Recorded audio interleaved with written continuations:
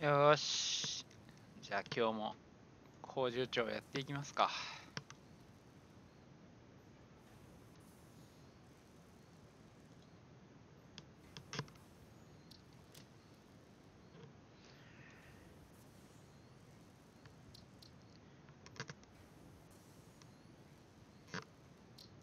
続き。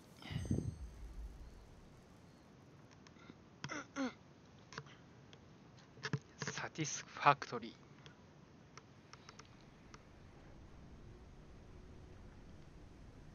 ー。よーし。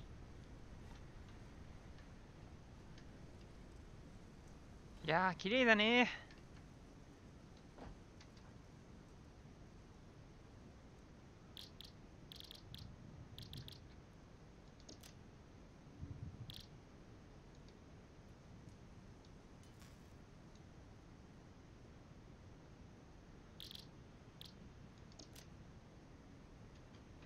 よし。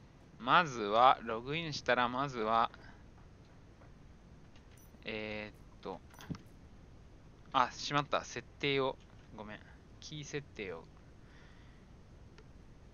あれ昨日最後にやったのなんだっけ？パブ G じゃなかったような気もするけど。パブ G だ。最後にやったの。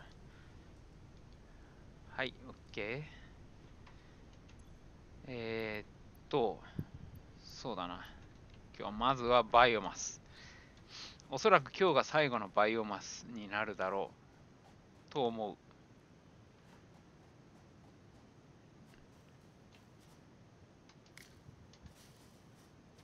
うので、工場も大きく作り変えないといけないな。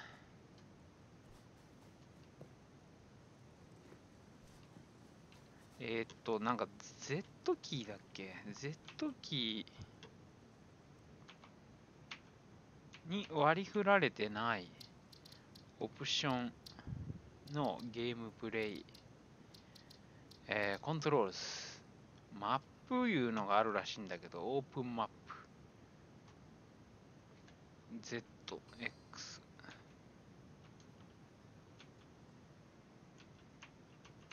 なぜマップが開かないのか？ M か？いや、M でもない。そう、マップがまだないんだよな、我が家には。あとは、ショートカットへの入れ方を知りたいな。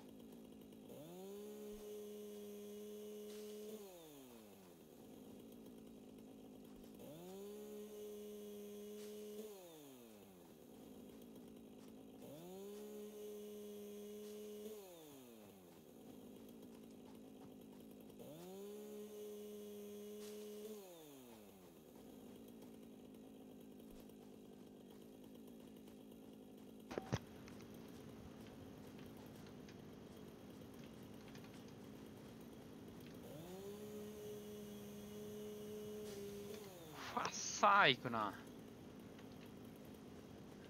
まだまだ伐採していくぜ。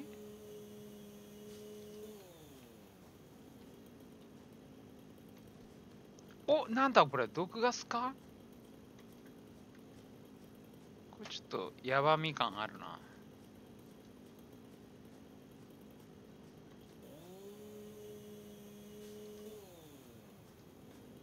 なんやあれ。ちょっと待って。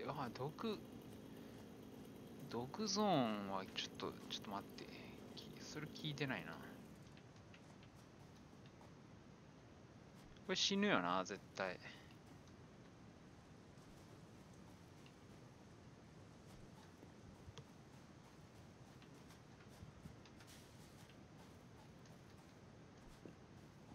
おお、こんな盆地があったのか。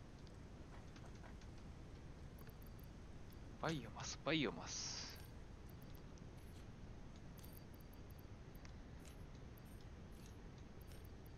えーっと、で、ナッツ。あ、ナッツちょっと一個食っとく。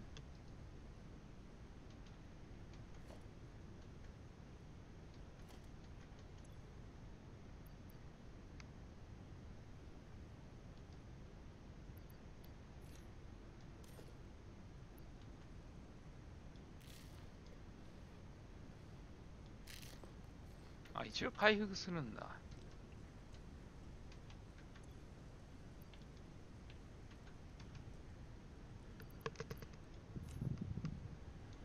ナッツ預け。で、なんだこれ。金糸。金糸なるものもとりあえず預けておこう。これ20スタック違うよな。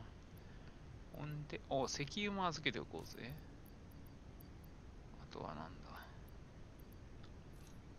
ベリーだろ。石灰か。ここれはまあいいか。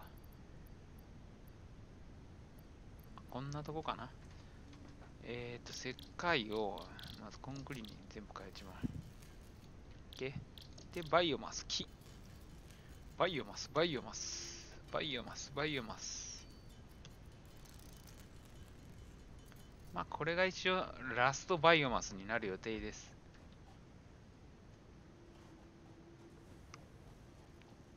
どうしようかな。じゃあ、先に近場のやつからやっていこうかな。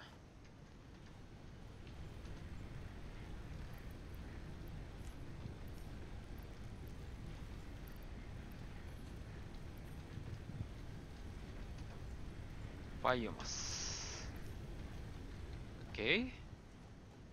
こんな、ちょっと、発電所を各地に作っちまったもんだから、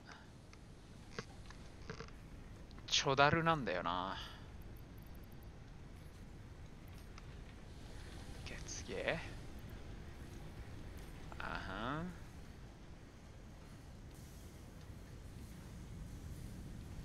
やっとるね、やっとるね、君たち。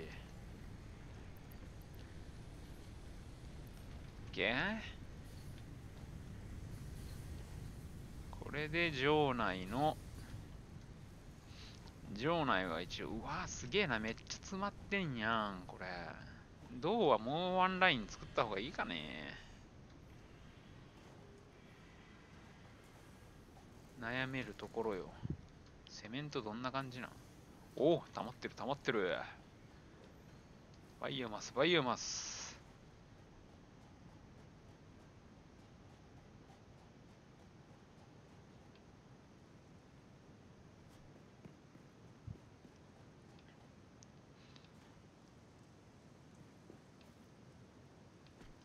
なんだこれ。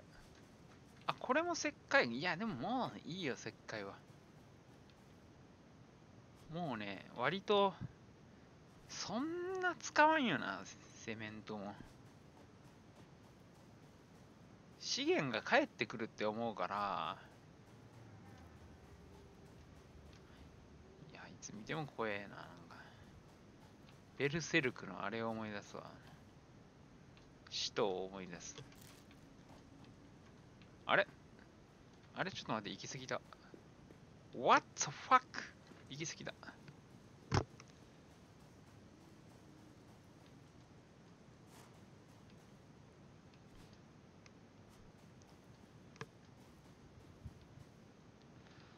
どこに工場を本当は築くのがいいんだろうね。あれこいつ掘ってなくね？ No power? あはん。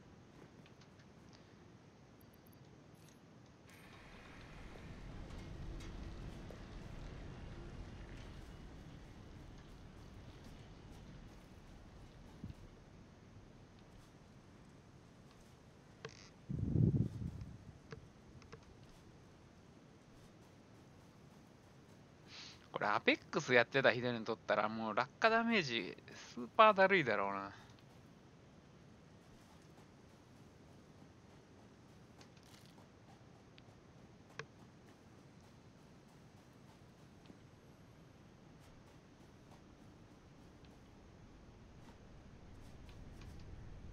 バイオマス、バイオマス。オッケー。なにこれ？これ鉄？いや、鉄はめっちゃあったんだな。全然昨日見つけられなかったけど。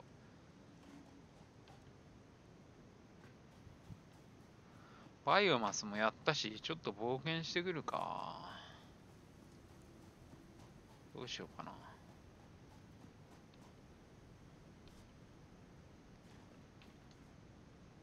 ていうかそう、石炭を探しよう。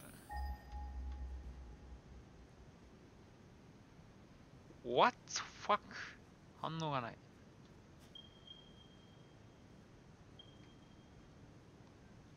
何これ SAM。拾うか？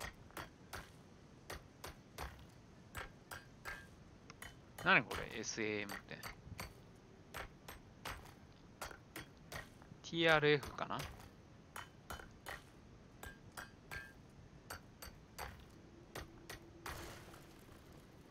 ススーパーなんとかメタルだろうな、これ。知らんけど。壊すなぁ、壊すなぁ。スーパーメタルだよ。ちょっと移動するだけでこんなに発見があんだね。新たな可能性で。分析かけるとあれか。なんかあるシリーズの。おやスマホに何か来たぞ。プロ野球開幕、どうでもええわ。しかも来てるのがジョルテからっていうのが草。ジョルテは求めてないって。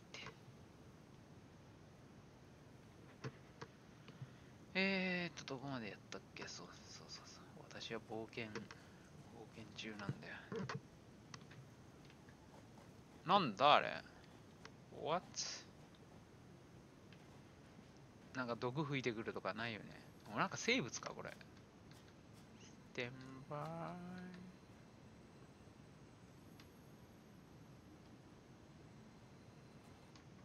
何それ拾ったんだけど、パワースラッグ。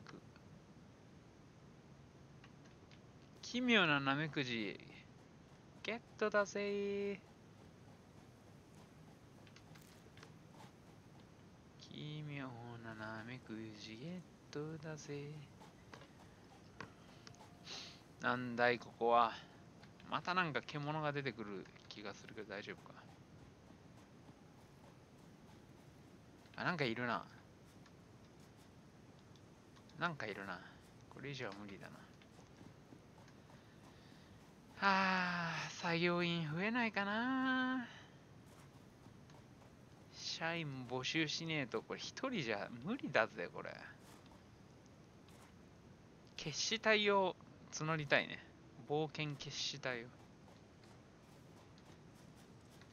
や、ほんで結局石炭はいいって感じだな。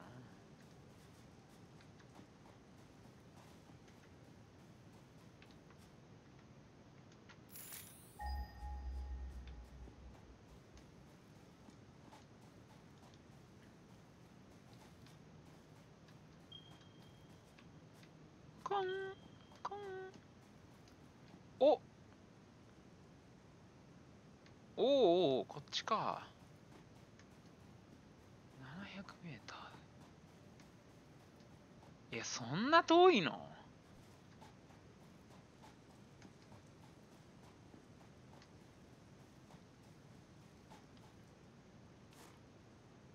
なんだいこれは。嘘嘘嘘嘘嘘嘘嘘嘘嘘嘘嘘嘘嘘嘘嘘嘘。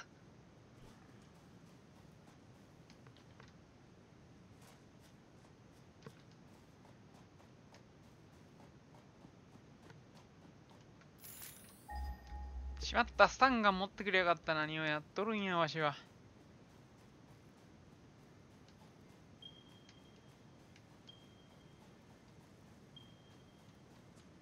この辺も見たことない景色だね。こんなとこで工場できねえよ。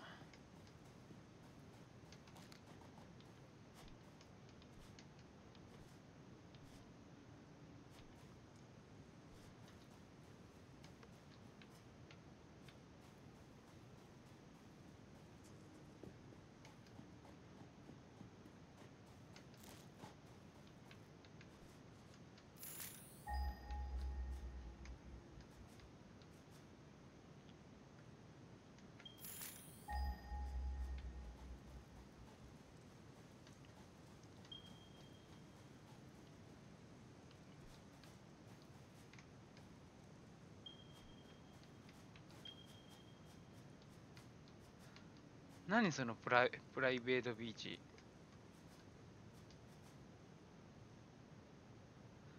遠いなぁ。石炭これどうやって引く。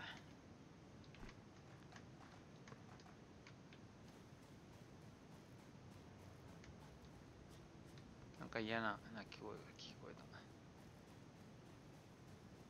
た。なんだあれ。一応取っとくか。花だろこれ。新種の花だろ。ただの葉っぱかい。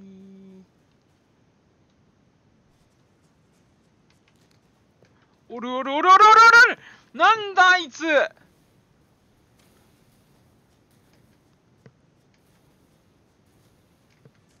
やべ。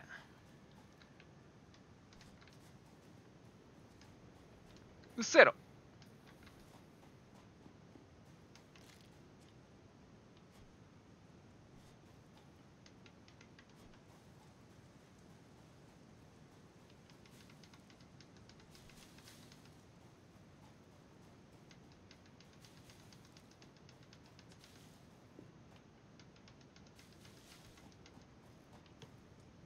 いや、怖っ。いや、あんなやつどうやって倒すんだよ。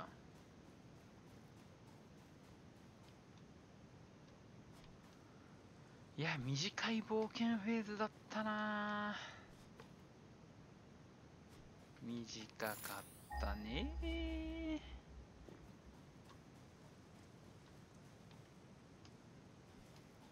ここら辺は平原なんだな。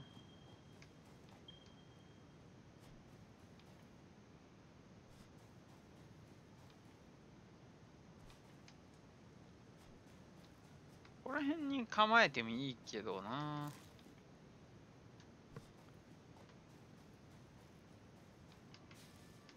ここら辺いいかもな。うっと。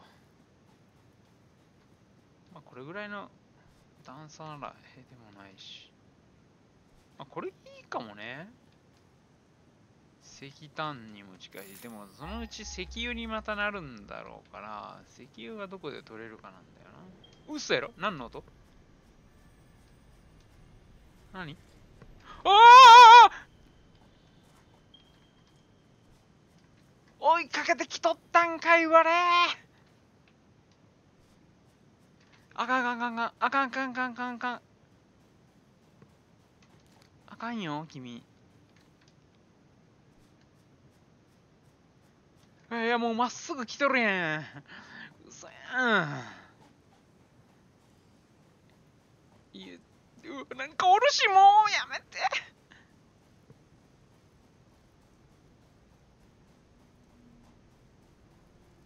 いや、おるおるおるおるおるおる、あれも敵や。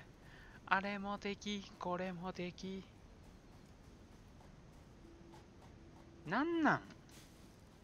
だる、なんか昔の RPG みたいな、どこまでも持ってくるタイプのやつか。やめてもらえません？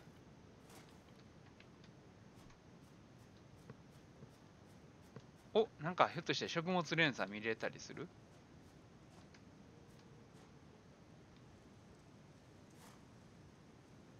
っていうわけでもない。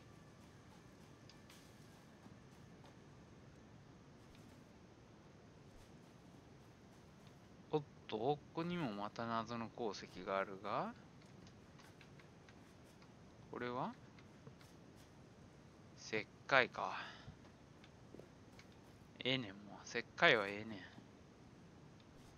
何これ？何これ？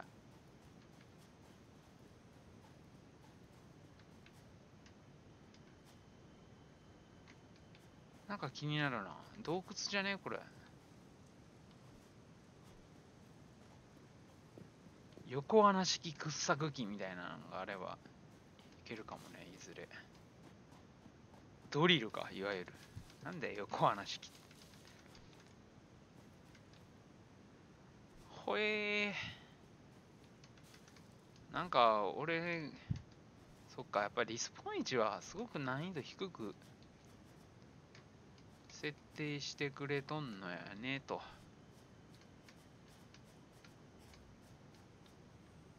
あ、これ上からやれるんじゃねえの？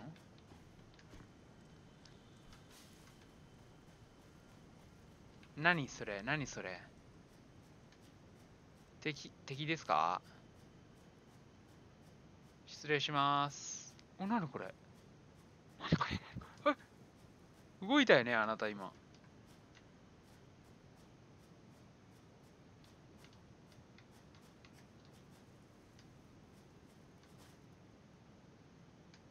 あっぶね。やっべ、これ生き物じゃん。でもなんか、即死するかな。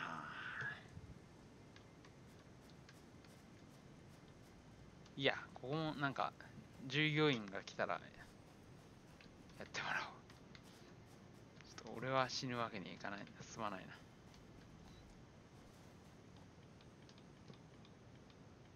悪いが、俺の命はそんなに軽くないのでね。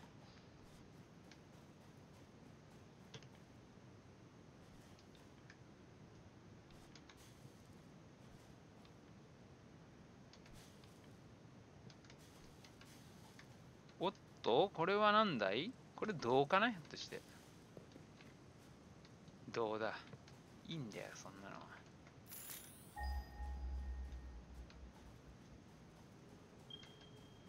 あ、こっちにあるやん。めっちゃ近いとこにあるやん、石炭。言ってよ。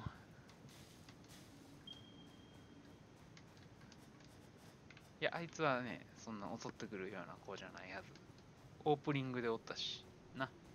大丈夫やな。な。オッケー。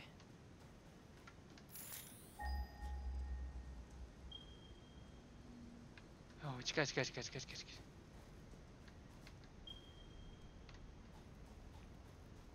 若干なんか変な音鳴ってるけど、大丈夫だよな。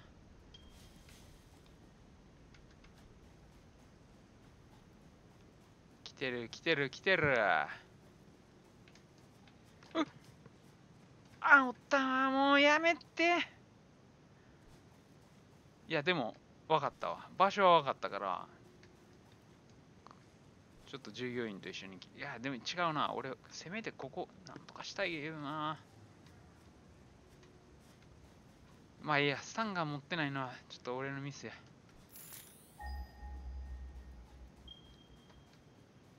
なんか、もうちょっとマシな武器ねえな。スタンガンとか。割と無理ゲー。割無理なんだけど、割無理。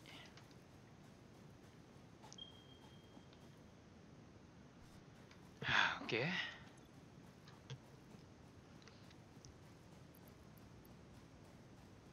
そうだな。とりあえずこれ嬉しい誤算だったな。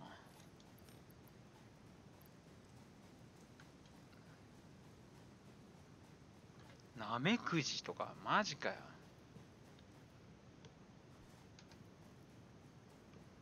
なめなめくじくじ、なめくじくじ。ああ、帰ってきたぜ。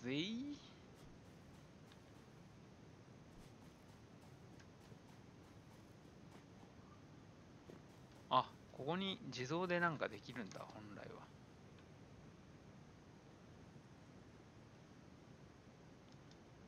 モジュラーフレーム的なね。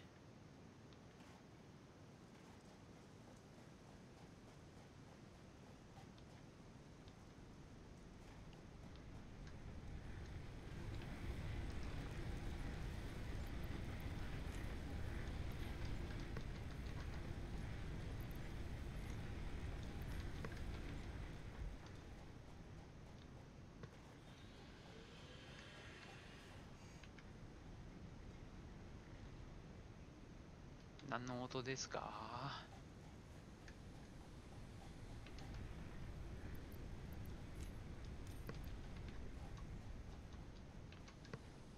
おうおう、溜まってる溜まってる。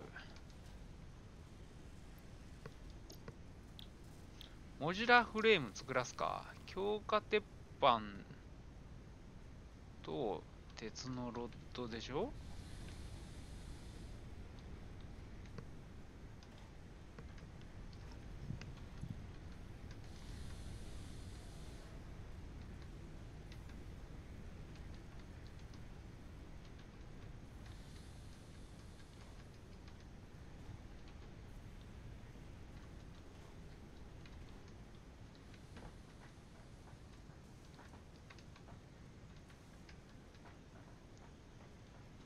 そやな。ちょっと、そうだ、いろいろ研究とかしよう。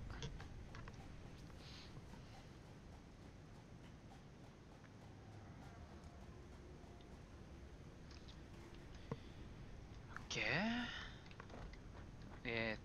研 QR。ちょっと待って、先、ハブ一応確認。OK。ティア4、鋼鉄の生産に向けて。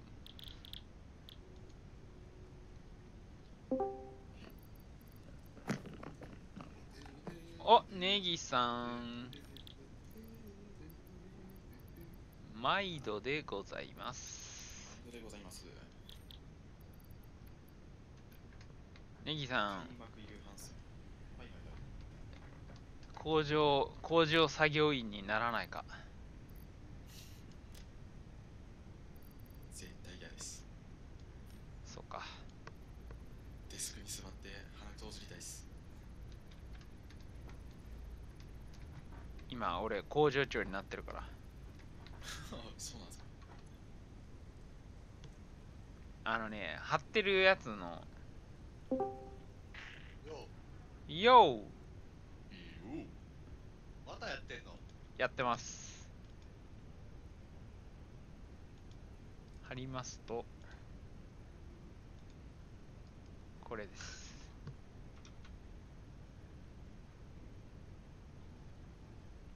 あれなんでサムネイル変わってないのかな？ PUBG になってんな。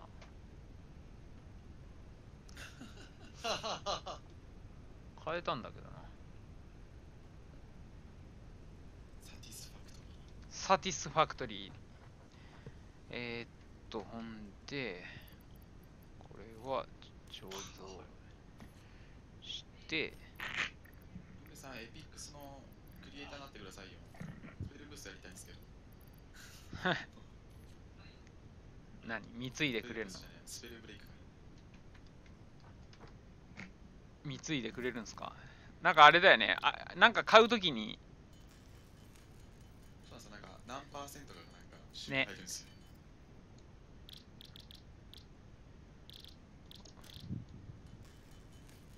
割と面白げなシステムではあるが、興味ございません。あららら。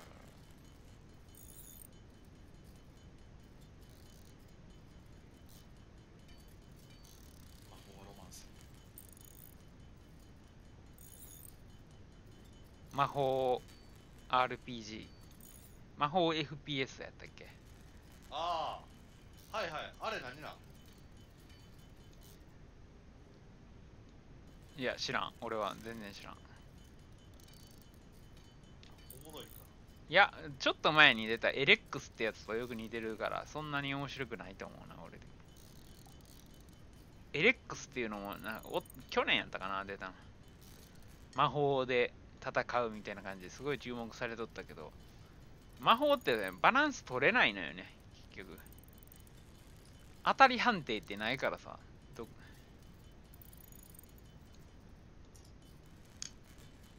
やっぱり銃とか、ね。ほんで、ナッツを預けて、で、木を預けて、で、あと、花弁を預けて、これを預けて、ビーコンは取り出して、ゼノザッパーは持ってるんだ。ゼノザッパーってなんだっけ？ショック。ルさん、作業芸好きっすよ。作業芸好きだね。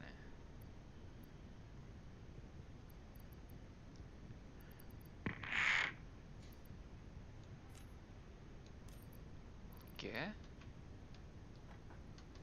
で、あとはコイルと、あれか。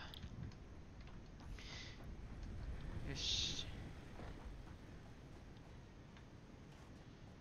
ドーライン動いてんねやろ？うん。コイルも作られてんじゃん。コイルはたっぷりあります。んで、さらに、あれだ。ワイヤーは自分で作るしかないとして、なんだ。そうだ、これを、あや、この機械止まってるやん。いや、さっきちょっと、これを作ろうとしてんやけど、あ、鉄のロッドやから、ちょっと待ってや。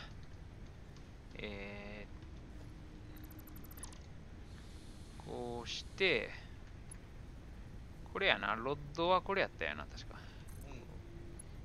ドーン。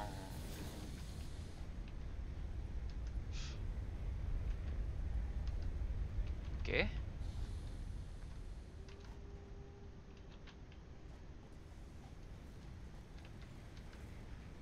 バイオマス、バイオマス。はい。まだバイオマスやってる。いや、さっき石炭を見つけてきたんやけど、近くに敵がおったから一人じゃ無理やということで、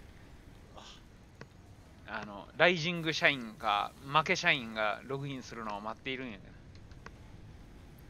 あ、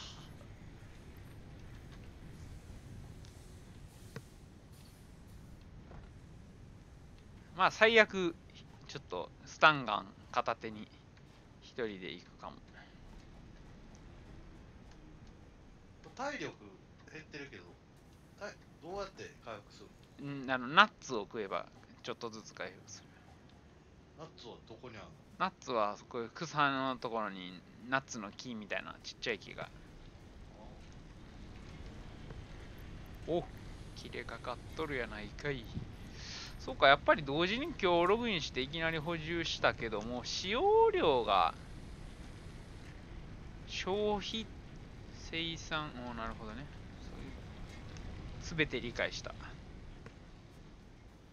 から、あんまり使てへんとこ、電気を使てへんとこは、あれなわけや。バイオマスの減りも少ないんや。ってことは、遠方値はいっぱいつなげずに、1個1台にしたら長持ちするっちゅうことで。長持ちするけど、それだけ、あれや。手間増えるやん。まあね。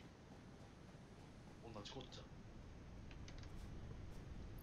ゃ。なるほど。これは1機やから、1機しかつないでないから減ってないと。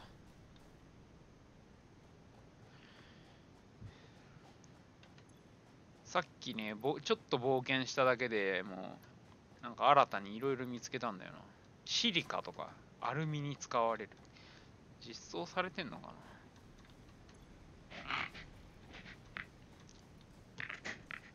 シリカとかあれやんけ。俺のリアルジョブ商材やわ。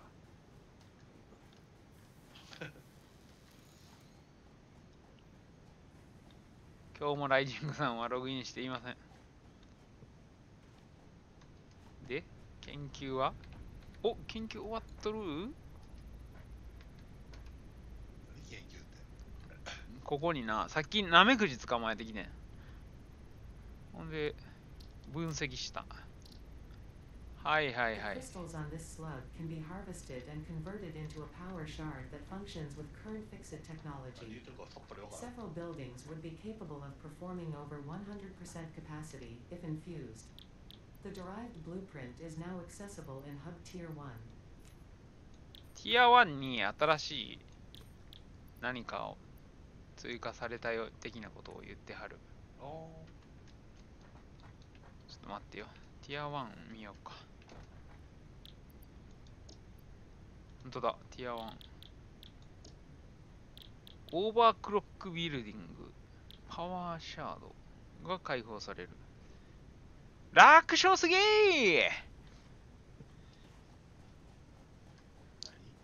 コイルと、でもティア1やもんな。秒で終わるわ。ていうか、こうしてるうちにこれ50個できてたりはさすがにせんな。コイル。15秒に1個。あれな。何？モーターがいい。ああ、その今の鋼鉄の生産ってやつを解除するのにモーターがいいね。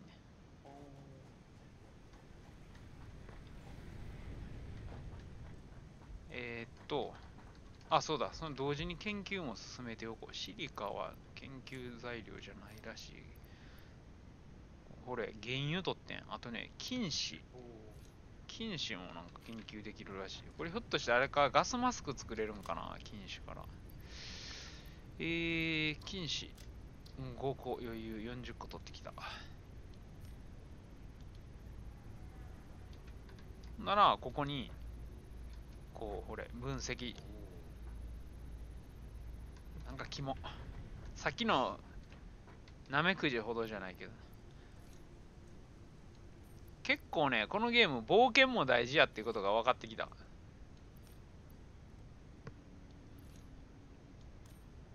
ほんで、あと、ショートカットに入れるやり方が分からん。ホットバーにバインドって書いてんな。あ、そういうことか。これか。ホットバーにバインド。だから、これを5。お、できた。じゃあ 6？ 7？ 8？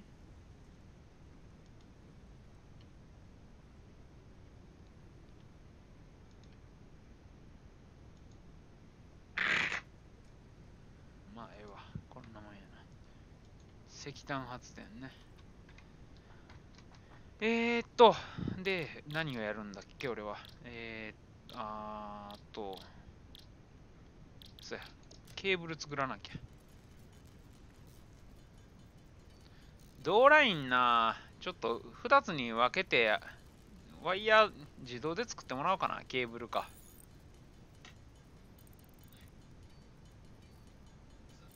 これが最後の手作りよ。200ぐらいやったらさ、楽勝やからさ、ついついな。これが1000とかに。そうやねん、そうやねん。社長。Y 賞工場長になったつもりが、非常勤の社長に指図される状態で。株主って呼ぶわ、これから。視聴者は株主だわ。そういうことだよな。こうだろ。こうだろ。んで、あとはあれが出来上がるのを待つのみで、だから、ちょっと待って。あ、そうやな。今からちょっとそれ先やろう。どうせ絶対ワイヤー必要やだな。何やるにしても。ワイヤーちょっと作っとこう。手持ち用にワイヤー、ケーブルか。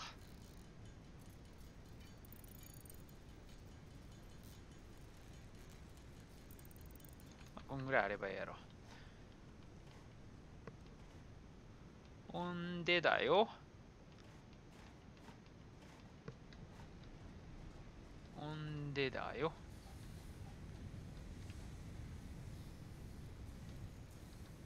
ここを分岐させればいいんやもんな。いや、違うな。焼きもに分岐しといた方がこれ効率良さそうやな。ぎっちりやもんな、これだけ。どう思う？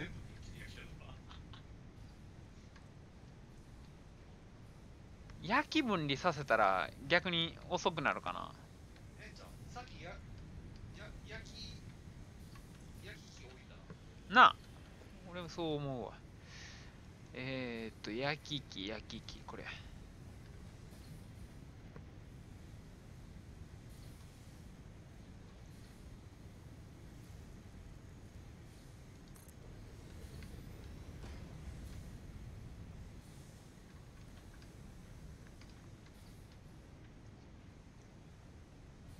ちょっと待って。で、生産の方、さっきつなげよう。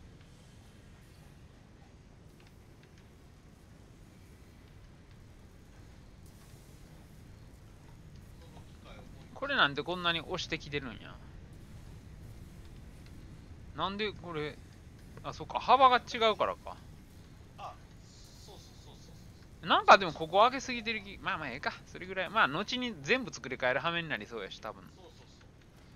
えーっと、今の最大工場を作ってい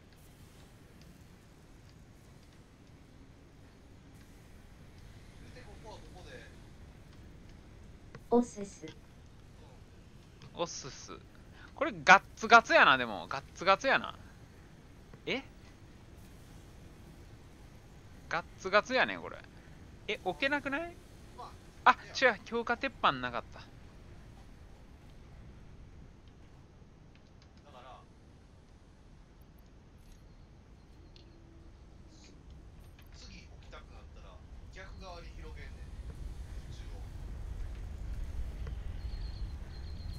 制作機。制これ作機やっ3000たっけ？円ぐらいしますよね。そうそう、3300円ぐらいかな。3380円だった気がする。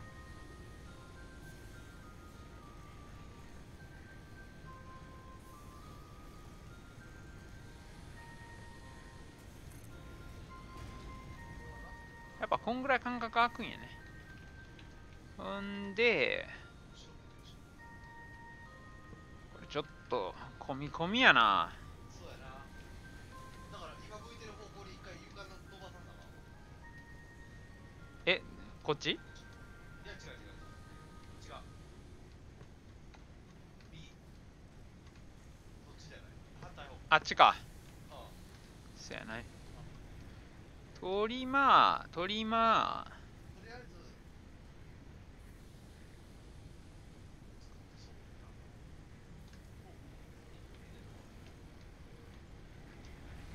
これ発電機とかはな、もっと上の階層にするべきやったな。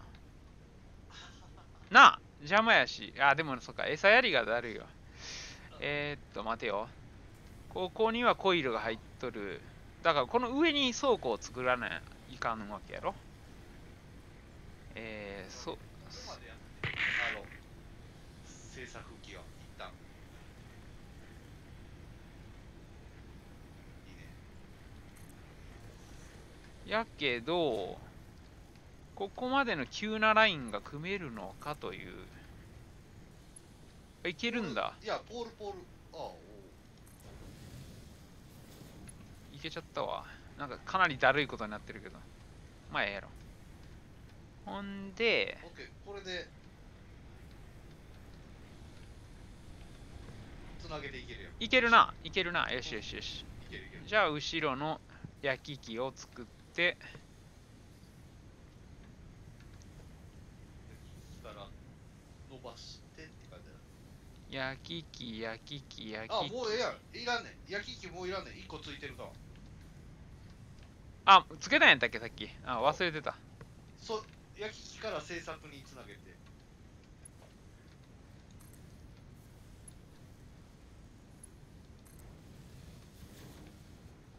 ほんで、ここを分岐やな。そうやな。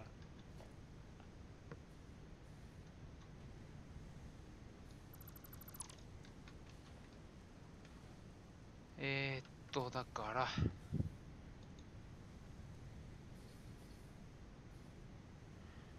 なんかいろいろ増えとるけどな。あ、なんかスピードベルトみたいなのも追加されてんな。いやスピード上がってる。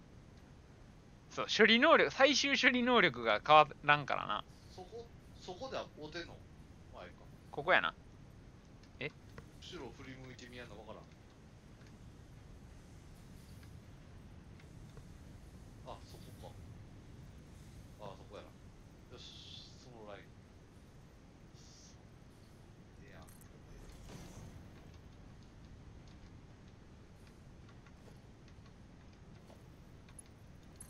そっち先つなぐかい。いや、機械とつないだやん。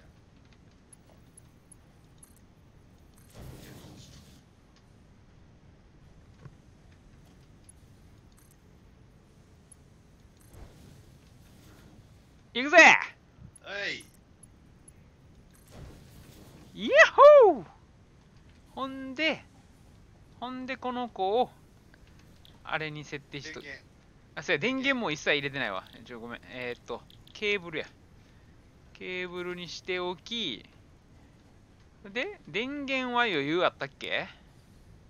一本だけあったんじゃん。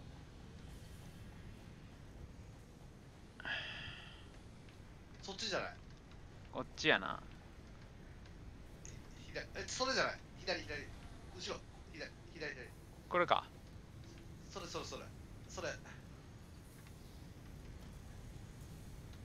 あ、もうないらしいわ。あ、ない。バイオマス。まあ、今だけ。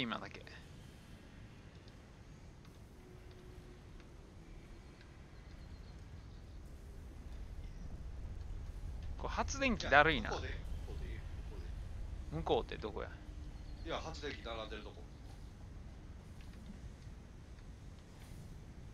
発電機並んでるところに発電機つけたらね。ここ？じゃ違う違う違う。さっきのとこや。さっきのとこ。最終制作地。ここか。ほんならバイオマスやりやすいやん。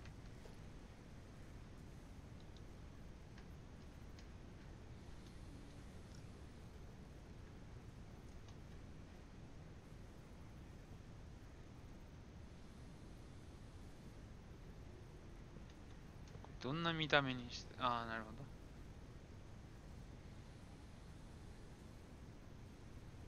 こうやな。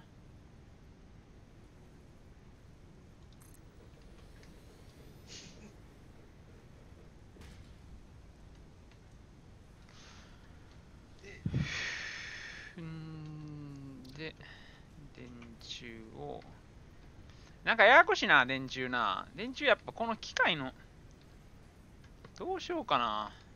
いや、どっちかに並べたらええんちゃう？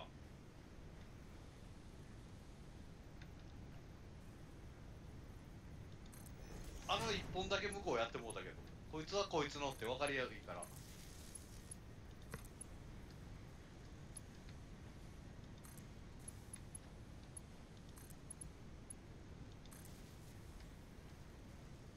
ら。え、これ以上電線を、は？電線が足りひん。いやいやいや。あ、違う違う違う、バイオマス、バイオマス。バイオマス、バイオマス。バイオマス、バイオマス。もう今日死ぬほどバイオマス取ったのに、もうこんなになってるやん。あれ？電源入れてないと。あかんな。あ、違うわ、選んでなかった。来たなー。で、最後何やったっけ？コイル？ケーブルか。ケーブル。なんかだいぶなだらかになったわ。二分割してるからか。まあ、ええんちゃう別に。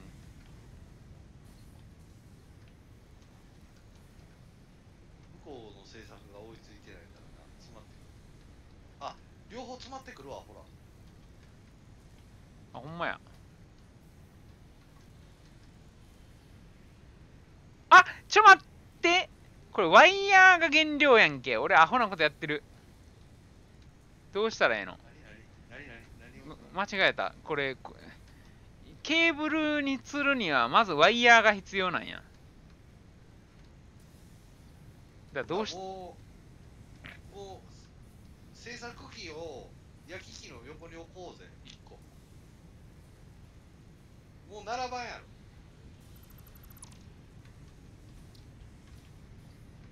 そういうことやな。うん。これ以上並ばんわ。だから向こう、今見てる方向の向こうに、土地を広げやんと。だから、とりあえず一旦ここに、そう、それでいいと思う。それでいいとどうや。いや、もうこれ直付けでええんじゃん。これ二重付けしたったらええんじゃん。どうなんこれ。あかんかな。思う。かめへんよ。動きにくくないか？動きにくい。どうしたらいいんだ。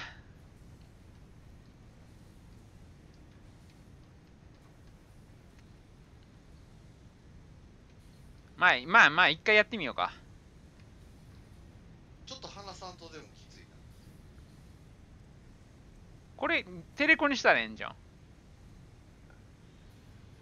あ、そうやな。グイーンってなるけど。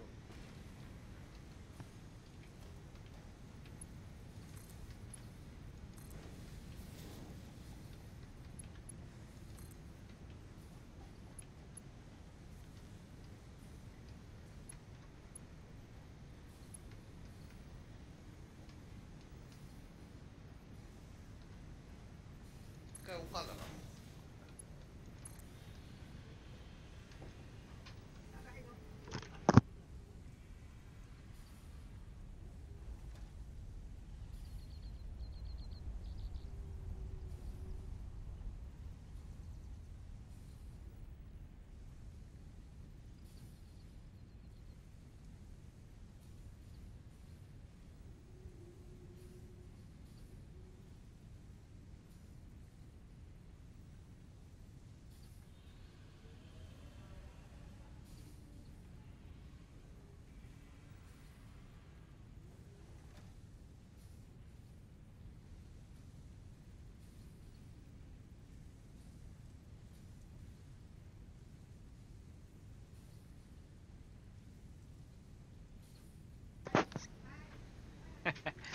ごめんごめん。あの、姪っ子から電話があっあた。大学受験合格のお祝いを渡したら、そのお礼にかけてきよっ可愛らしい。た。なあ可愛げがあるやんか。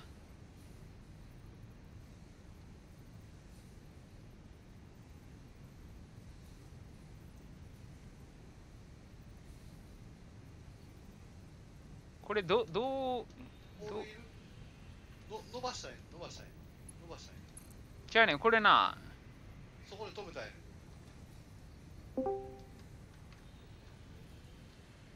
だからそういう意味じゃなくて、いや、わかるねんけど、なんか、侵害しているって出る。あ、これそういうことか。だからちょっと出さなあかんねん。そうそうそう。やけど、出されへん。せやねん、この間違えね、てんねんね。なんかね、ちゃうねん。この継ぎ目がなんかあかんらしいわ。だからこれを置いてあげて、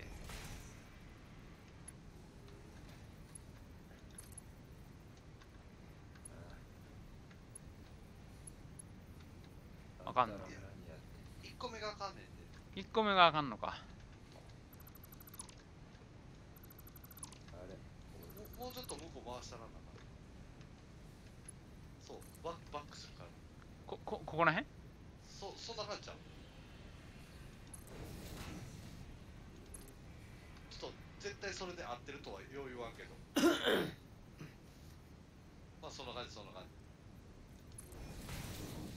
そうそうそう。それでいけんじゃん。いやどこ行くんよ。そっちに寄ったらまた邪魔してますってなる。待って。いや、ちょっと待って。わかった。すべてわかった。もう任して。わかった。これね、いや、なんかね、バグらしいんやけど、ここの境目には置かれへんから、俺が置いてあげなあかんねん、これを。コンベアポールを。コンベアポールなら置けるんやけど、ベルトで直でやろうとしたら、うまくいかんらしいから、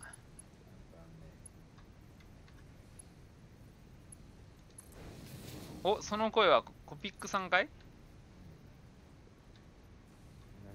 それ一発は無理や。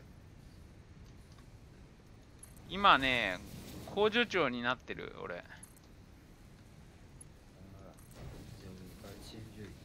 はい。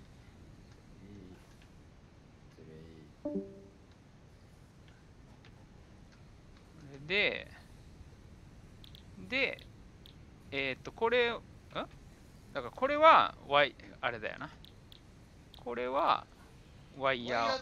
ケーブルを作るのにはどうしたらいいの？ワイヤーやねん。ワイヤーからケーブル。電源。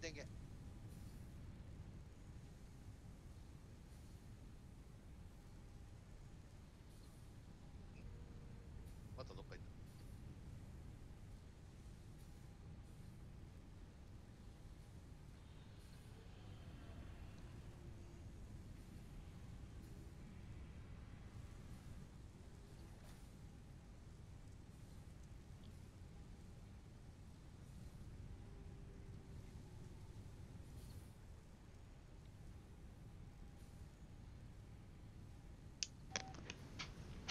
はいはい、ごめん。今度は甥っ子から許して。電源。これさ、俺、なんか、そうや、電源や。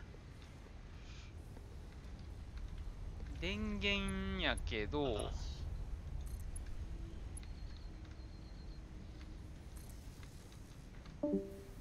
ワイヤー作ってできてる。であっちでコイルできてるからこっちでケーブルを作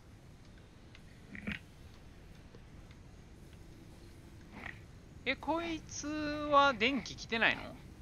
なんだこのマークは。来てるよ。来てなかったら赤になるよな。来てる。まだ来てない。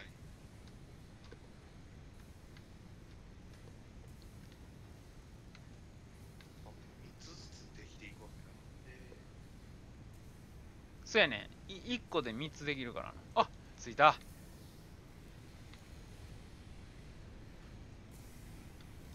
来てる来てる来てる来てる。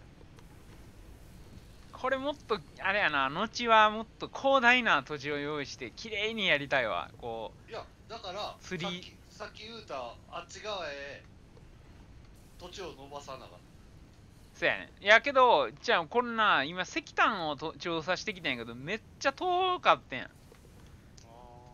た。石炭をこうやってスキャンできるようになったんやけど、はいはい。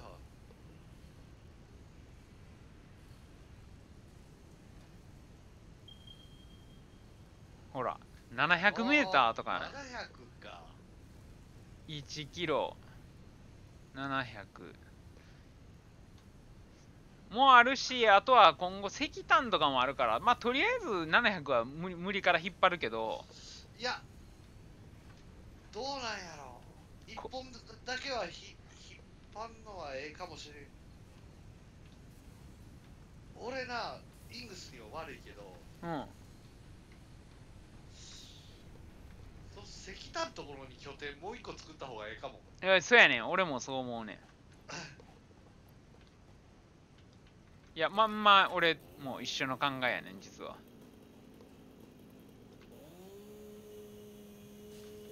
だから原材料をなんかね、このゲームのトラック開放したやん昨日。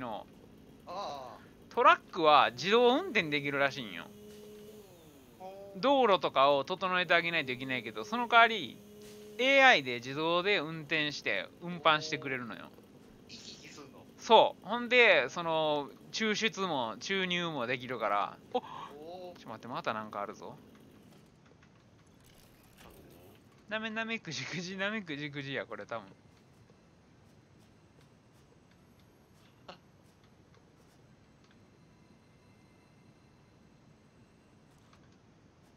えぐいやろ。いや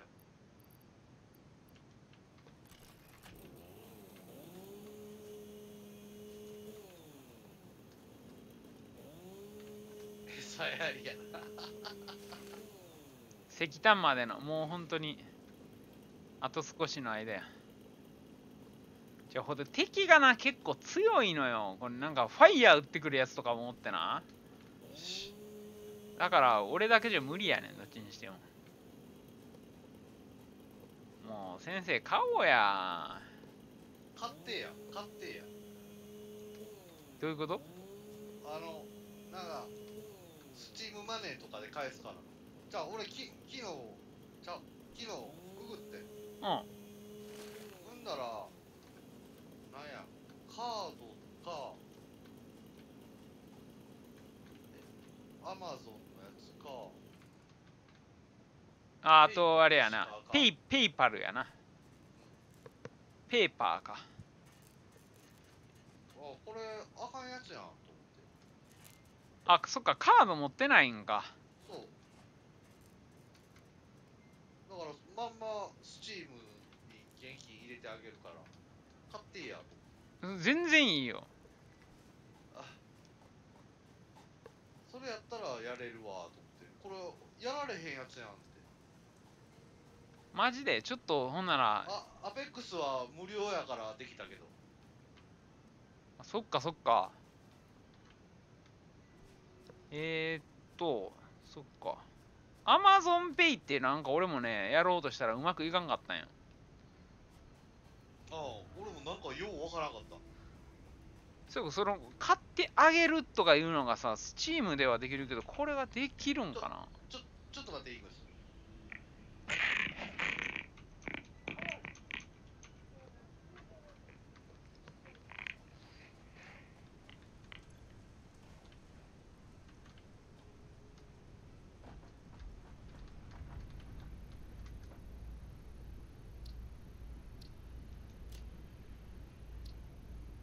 This mycelia can be used to create fabrics.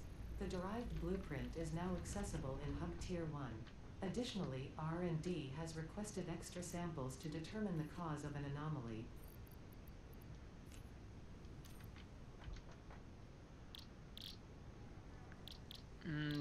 なんか言うとったな。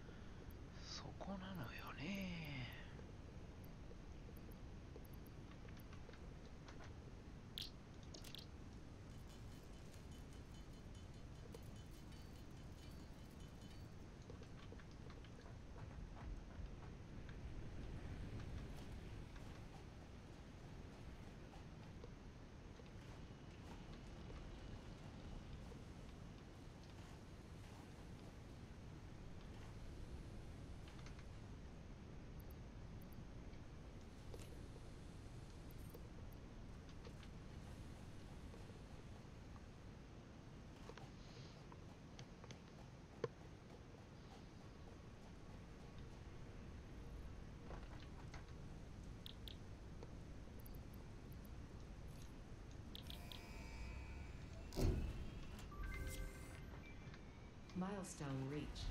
Steel production unlocked. Foundry and improved miner included to ensure efficiency.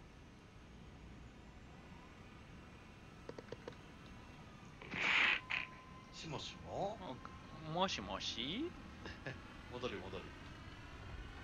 鋼鉄を解除した。おーナイスナイスこれさ、送るとかっていう機能ある？ちょっと待って、見てみるわ。ギフトがあるんちゃうん？いや、そこら辺がな、スチームは洗練されてるからな、もう歴史が深いから。あんのかな？スチームで出てくれとったらよかったのにな。いや、そう、スチームで出させんためにだいぶ金積んだらしいよ。このへえ。エピックゲームスっていうなんかいろいろなゲームのエンジンやな、アンリアルエンジンっていうやつを作ってる会社やから、お金はもういくらでもあるらしい。だって PUBG もパクられときながら、こいつらにお金払ってるからね、そのエンジン使用料として。それはなんか有名な話やから知ってるわ。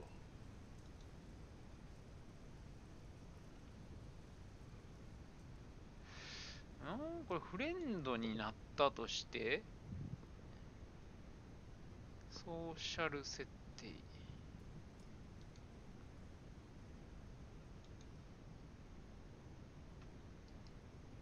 フレンドから削除とブロックしかないんやけど。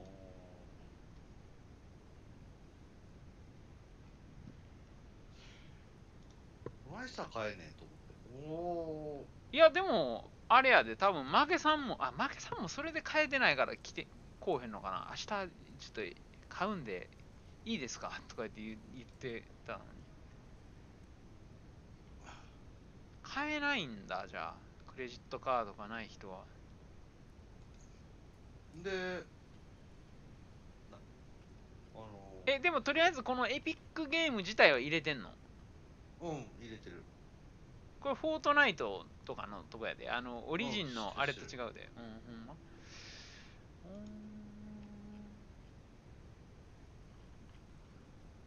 せやね、なんか。アペックスやってんねんかいや、アペックスはオリジンや。オリジンとちゃうで。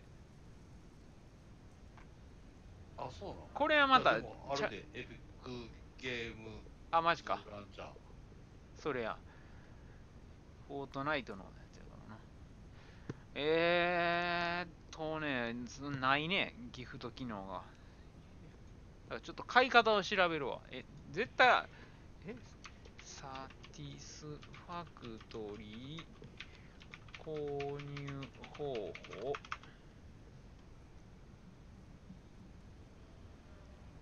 で、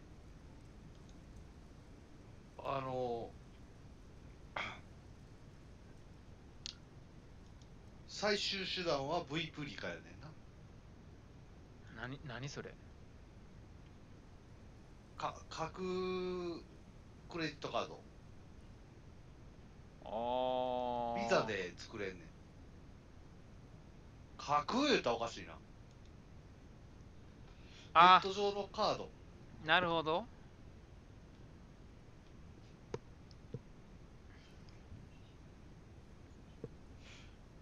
でも俺はこの家にある、あ、じゃあそうじゃないわ。銀行支払いせなあかん。コンビニ支払いが今できひんようになってんねん。ちゃちゃっとやりたいなと思ってもできひんかったから。でもペイパルはいけるんじゃうん、誰でも。ペイパルもカードを登録せなあかん。嘘？カードをそういうことか。ペイパルには登録せなあかんの？それやったらカードでええやんってなるやん。なるな。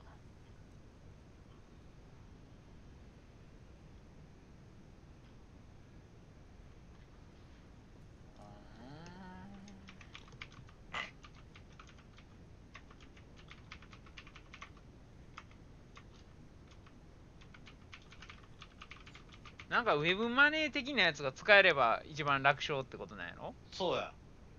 そうやね。そう。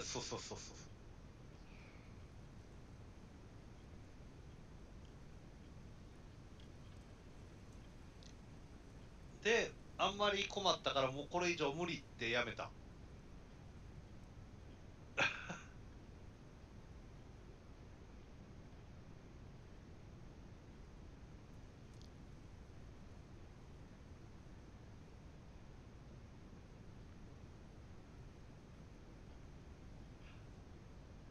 ペイパル、Your Amazon アカウント。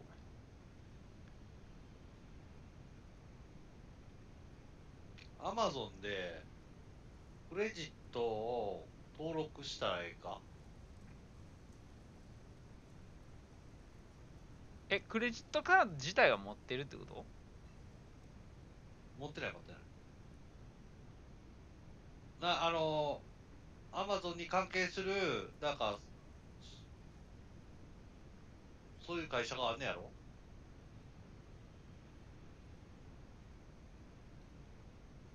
買おうとしたらそれが出てきたから。っていうか、それあれじゃん。いつきとかの方が詳しいんじゃん。いつきだって買ってるやろ。いや、あいつ PC 関係ない。ああ、そっか。ちょっと待ってよ。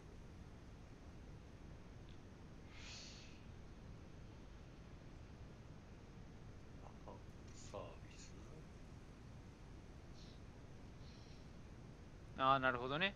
Amazon でワンクリック決済っていうのをできるようにしとかないと Amazon Pay はできへんけど、ワンクリック決済っていうことは、すぐクレジットカードを Amazon に登録してる必要があるんやで。だからこれは消えたな。ペイパルもマジなん？そうなん？ペイパル。クレカなし。ペイパルクレカがなくても利用可能にって書いてるけどな。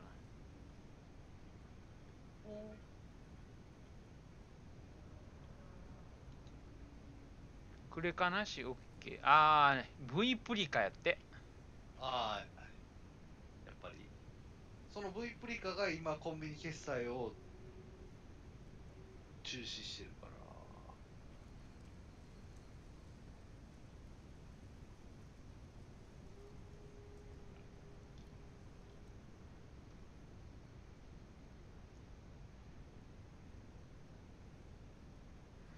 いやー、そう。だから、え、こ、あ、そっか。自分の ID で俺がログインして買えばいいんか。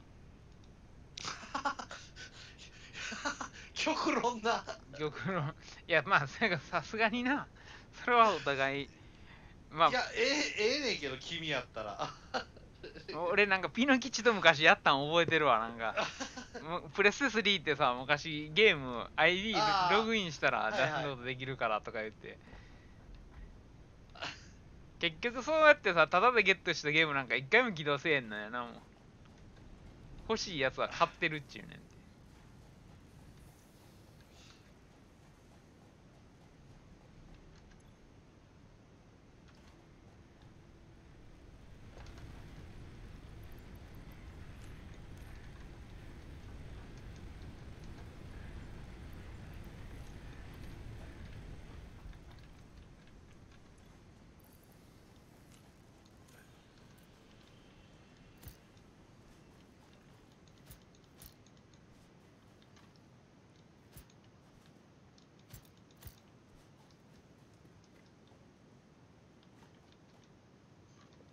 いや、これはちょっと何が何でも、なんとかしたいな、それ。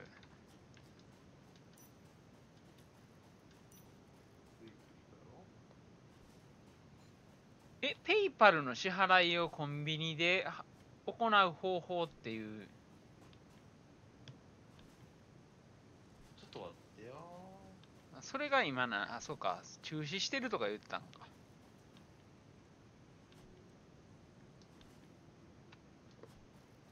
やっぱりな。あ、そうなん？いや、クレジットカードとインターネットバンキングしか今。やっぱり犯罪に使われてたからか。そうやな。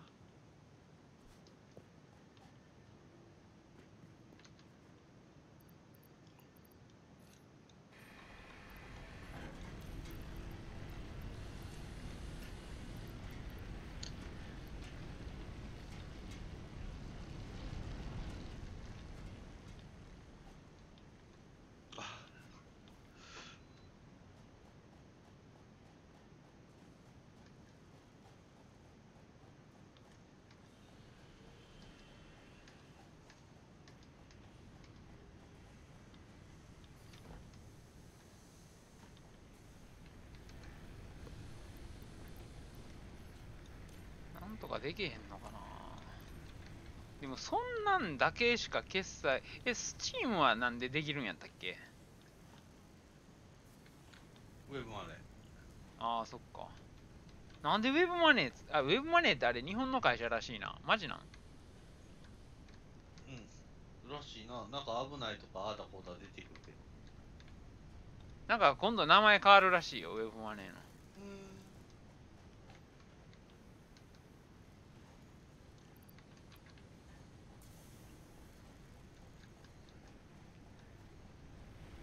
ちょっと待ってや。ポットが帰ってきてる。鋳造炉っていうのが来てるけど、何これ？2つの鉱石を合わせることができる。掘削機マーク2。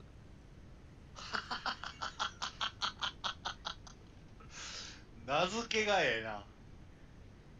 めっちゃ資源取れますって書いてる。やけど、それに使う原料がもう見たことない原料や。鋼の時代に入ってるんやな。そうやな。これやろ。マイルストーンの選択。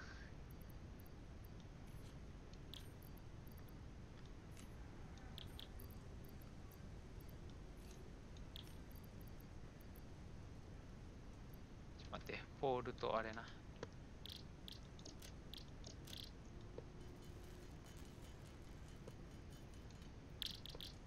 ポールな。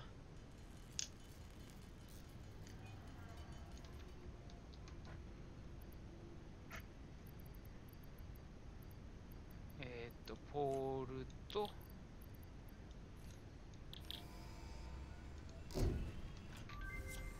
生産のオーバークロック。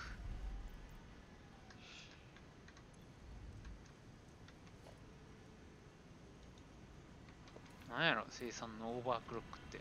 お前らもっと働けってオーバークロックできるんかな。あ、なんか増えてる、こう、クロック速度。おう、お前ら。パワーシャードなるもの。パワースラッグの粘液を圧縮し。そういうことね。何俺、あの虫を集めまくらなきゃいけないってことか。ちょっとこれ、あれやな。エニスさん来たら、ナメクジ探検隊が最初の仕事になりそう。とりあえずお前、ナメクジ探してこいっつって。ヘイヘイって言ってもらわないと。ヘイ喜んで。やば。もうバイオマスなさすぎやん。バイオマスゲーやからな。いや、ほんまな。なんとかできへんのマジで。もうちょっと、ライジングもログインしてないしな。なんとかできまへんのか。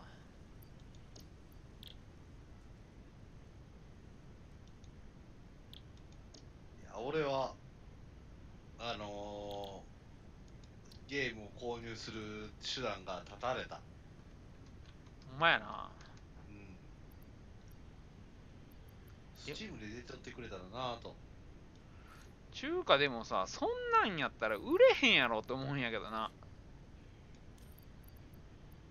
まああれか、クレカを使わん人の方が少ないんかもしれんな、ひょっとしたら。いや、違うよ。日本に限るやろ。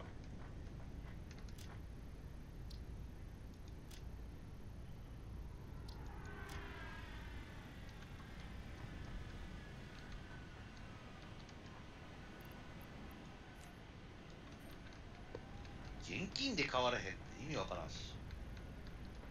ほんまやな。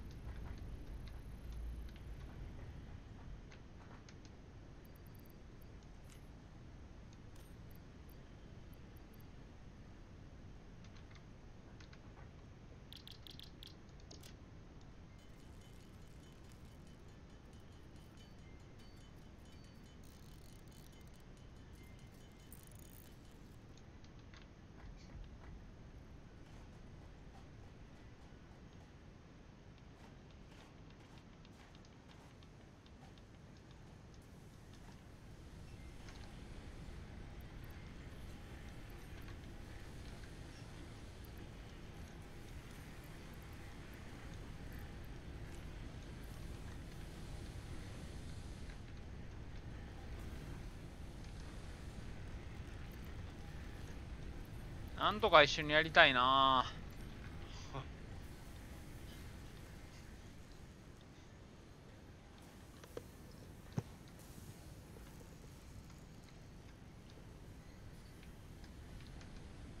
なんかな、俺、なんかできへんの。そのギフトに期待は今したけど。いやだからギフトじゃなくてギフトの機能がないやんだって。まあちょっと一回見てみてや、エピックの。ないよね。ないから。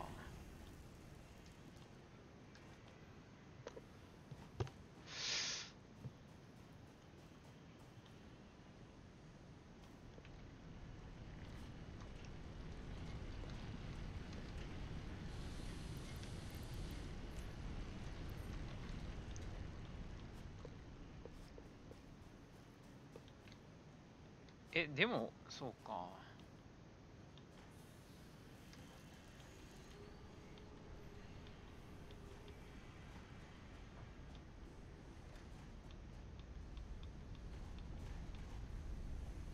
いや近っ、こんな近く飛んだことあったっけ。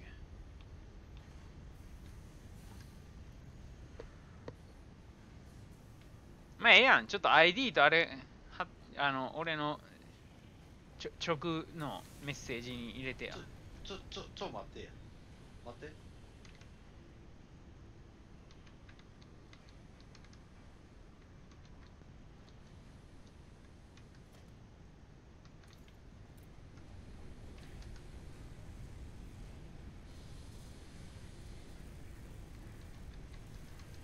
ああ、そうやな。ないよな。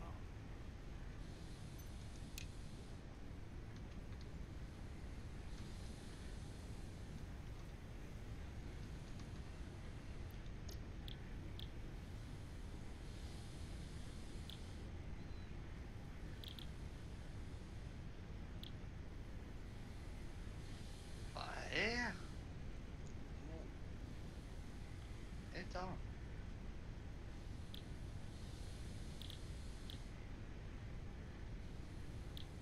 マジで。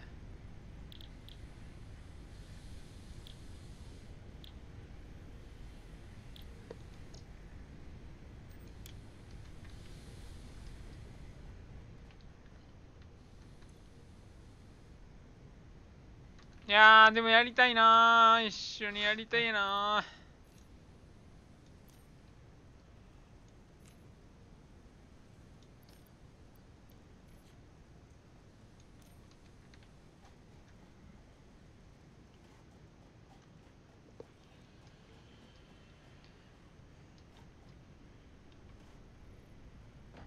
このゲームの最終目標は何なん？あ、それはもう考えないでおこう。だもまだまだその出てすぐのゲームやし、あれなんよ、もうロードマップっていうのは発表されてて、まだまだ今後いろいろ追加されてくんのよ。あまあもちろんその適正生物とかも含めてやけど。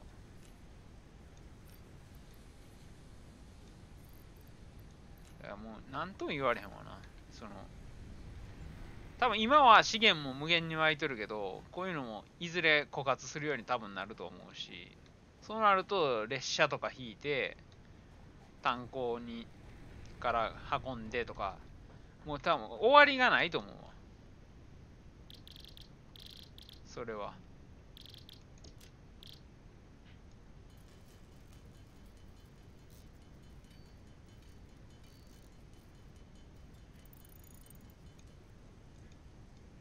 あ、トイレ。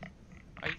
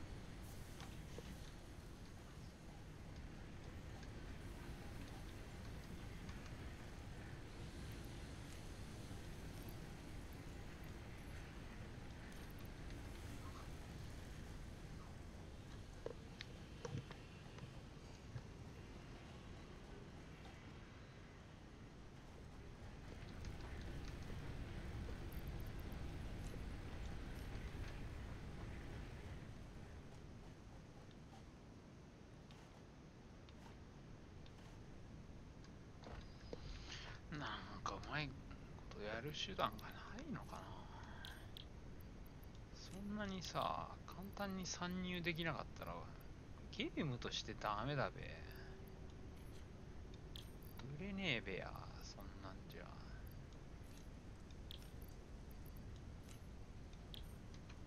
そこんとこどうなのよって話よ。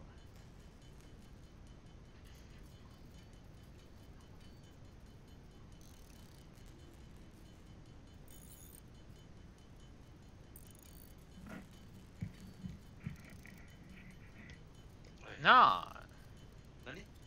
いや、そんなさ、間口狭めたら、これから売っていこうっていう会社やのに、あ売れへんやろ、そんなもん。ちゃんとせえよ。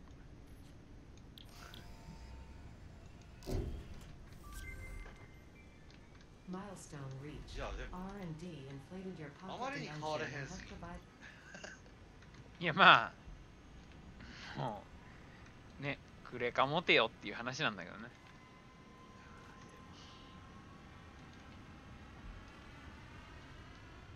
まあ、ここまで持たずにやってこれ取るからな、自分。うんだから、このエピックごときに、ほんま、なんとかせえよ、お前がって感じよな。何を眠たいこと言うとんねんちゅう。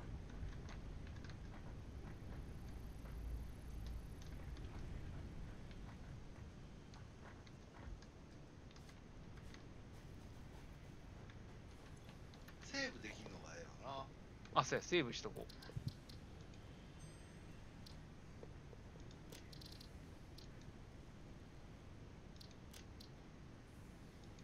そっか、セーブできるんやから、恐れず行けよって感じか。そうやな。めちゃくちゃにしても大丈夫。あ、まあ戻るけどな。ちょっと時間が。だからこれ、ちょっと待ってや、このコスト、これなんなん？これは、これか。鋳造炉か。違うな。これを作るのに要求されてるから違うな。組み立て機。もう組み立てになんか追加す、ちょっと待って。ここかこれでも違うって違う。多分違う。あれやんけ、銅のパイプ。ほんまや。鋼やし。あ、ほんまや。鋼のインゴットはない。どうしたらいいの？鋼は確か、わかった、炭素だ。炭化鉄やから、鋼は。だから石炭を精錬する。違う。ああ、そういうことやな。もう石炭フェーズやね。言うて。石炭フェーズなんやろな。やば、取り残され系男子だ、俺。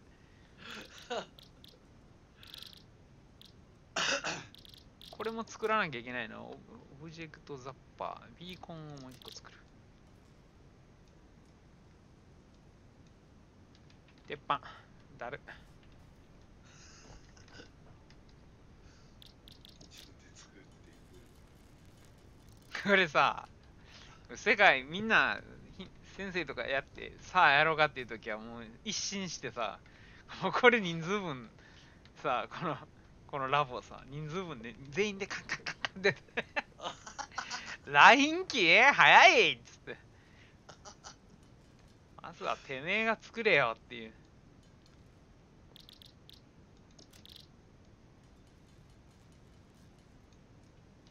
オブジェクトスキャナーをゲットした。オブジェクトスキャナーはなにこれ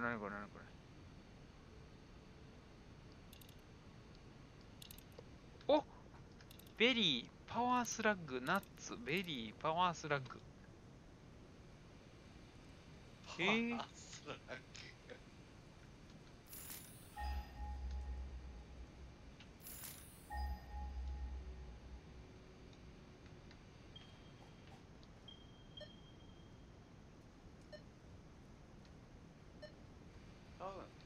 ワースラック。それ近くに来たら反応するやつじゃん。そういうやつか。こっち向いたら光ってって言うやつ。前は今日のところお疲れさん。あれまあでもまあなんとかサクッといけたらなと思って。おったおったマジで。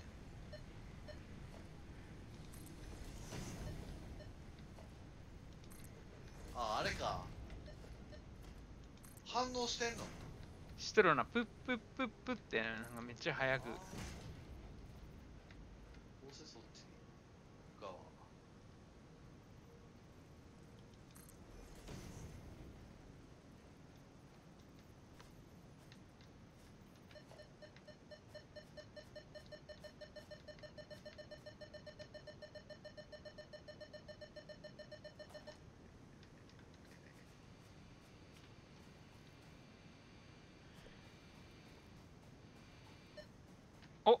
あれだ目でわかるやんけ。ま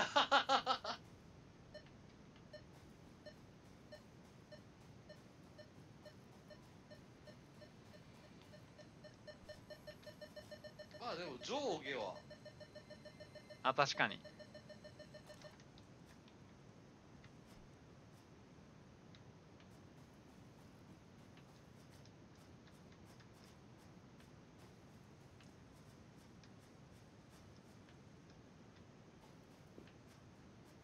これもそうやねんな。なんなんや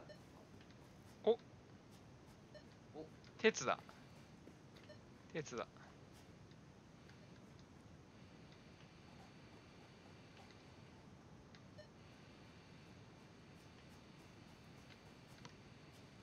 あ、ナッツや。これか。これなんや。これ石灰や。セメントや。音なくなったぞ。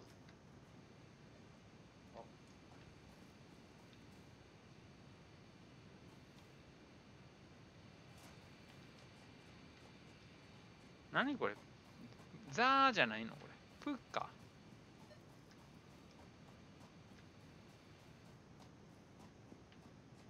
そっちやな。左。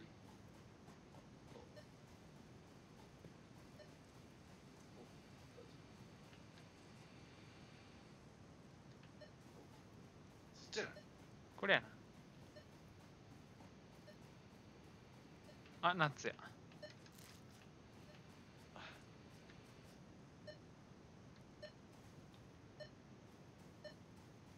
あったー。あえ、待って待って待って待って、やばいやばいやばい、なんか鳴ってる。待って待ってくれ。いや、まだ1回しか戦ったことないのに。あいつ、やってやるぜ。上がってきなさい。てってってってってってって。もう何逃げてんだよ、お前。逃がすと思っ逃げてないね、こいつ。これ、雲恐怖症モードじゃなくしたら雲なのかな、こいつ。これ、いつ攻撃すんのこれ。止まれよ、お前。どこやいた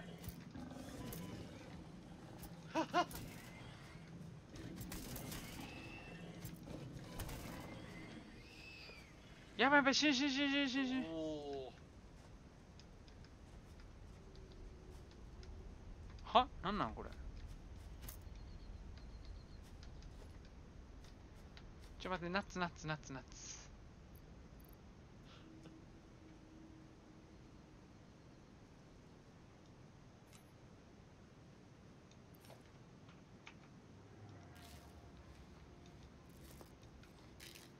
なんか今また、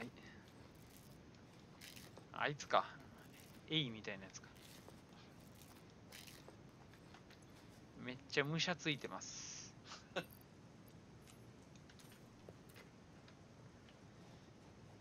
鉄はもうええねんって。これ絶対だから、そのうちあれやな。資源干されるわ。こんだけあるってことは、そういうことやろ。それともあれでも足りんのかな。お、なんやこれ。来たぞ、これ。お、未加工石英ってこれガラスやんけ。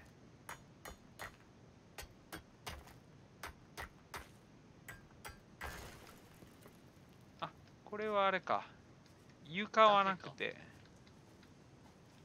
でも、俺何しに来てるんやん。あ、そうやそうや。あ、忘れてた。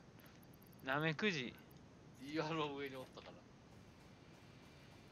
どこや。後ろ後ろ、真後ろ。あ、あれか。てか、あれも気になんねんけど。あれなんなん。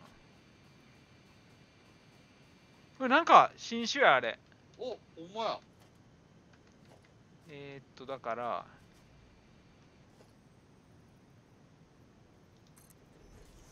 もうええやん。土台とかええやん。ベルトつないだらええねん。ベルトって。あ、無理やわ。別のプレイヤーが向かってきますって何これ。はどこに出てんの？いや、今なんか一瞬出てんけど。ライジングかこれ。ライジング今、ディスコードオンになってる？え？はなってない？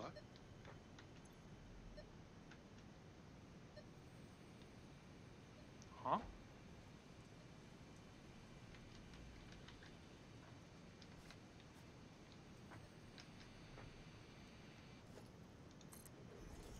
コンベヤー渡ろうぜ。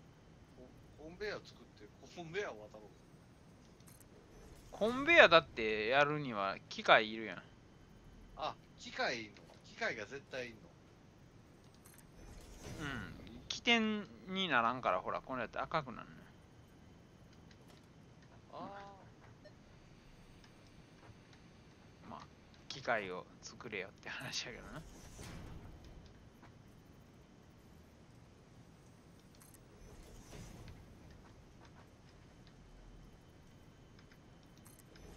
あ、フォートナイト。これフォートナイトの会社のやつやからな。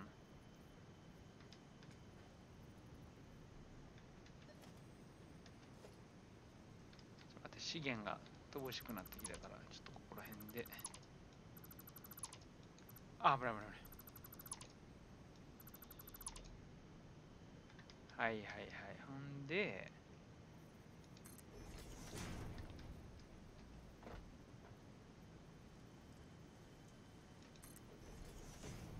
ゆくゆくしてる。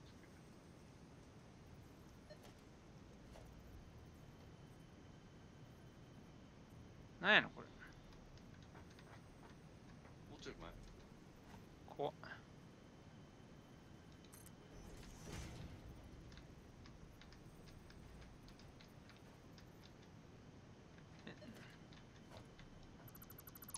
気のせいやったんかな。他のプレイヤーが向かってきていますみたいな。まさかと思うけど、これ、野良とか来ないよな。いや、そんな設定じゃないはずやけどな。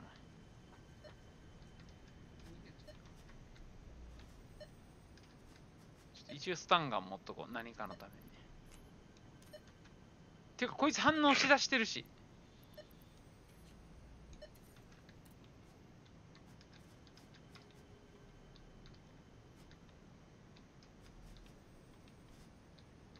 なんやこれ、なんやこれ。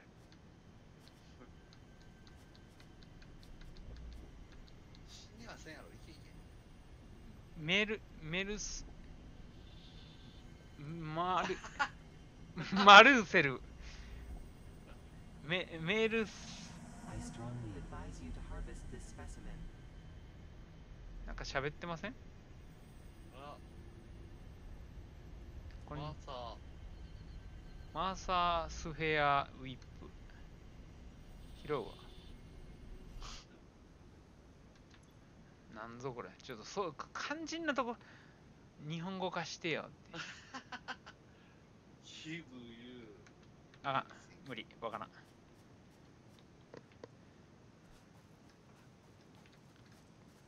見晴らしいいね。こう望遠鏡とかあればな。お、何あれ？何あれうなんやろん、アリ塚みたいな。アリ塚みたいな。ちょっと待って、どっから来たっけな。そこ。これ。え？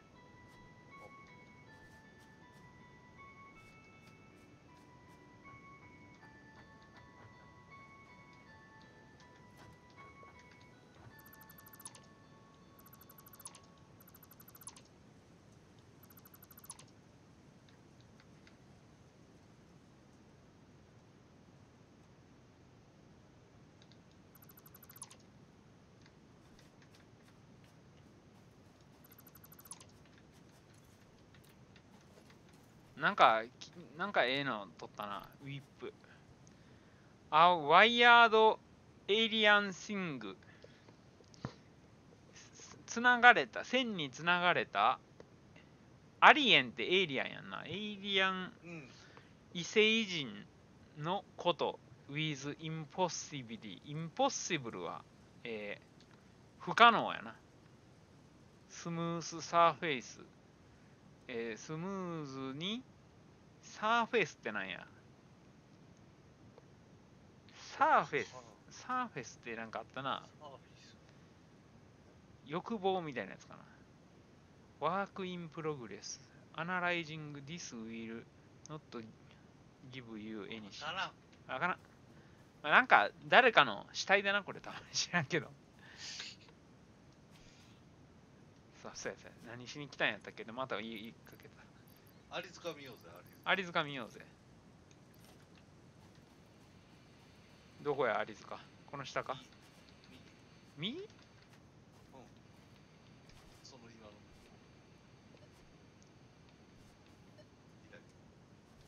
左下。お、ちょ待って、何これ。あ、どうか。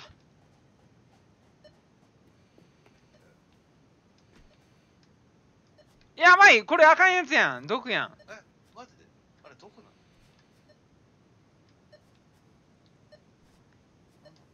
これ多分毒やし、ちょっとトイレ行ってきます。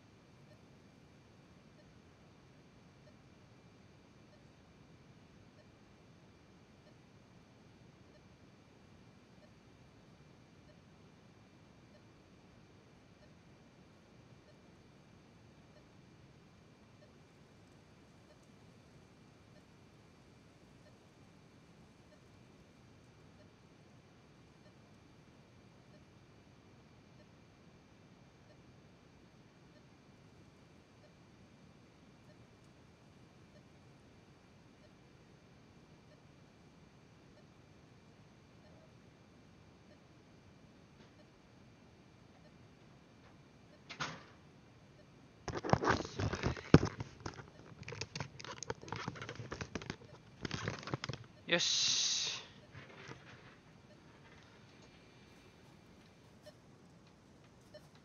いや、これ無理やな。取りに行かれへんな。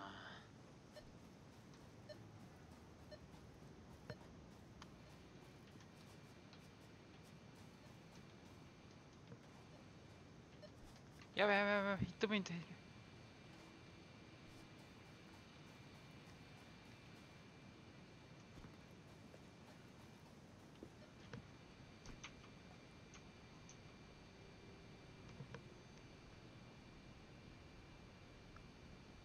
ライジングさん、いないんだな。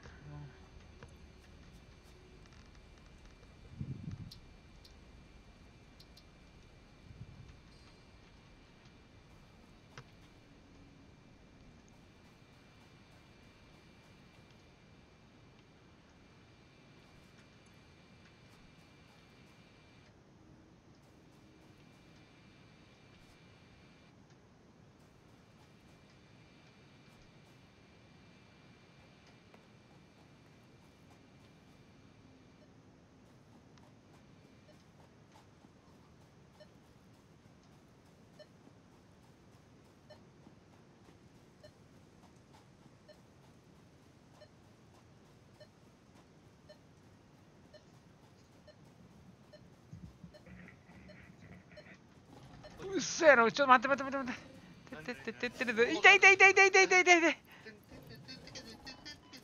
こいつにやってやるよ。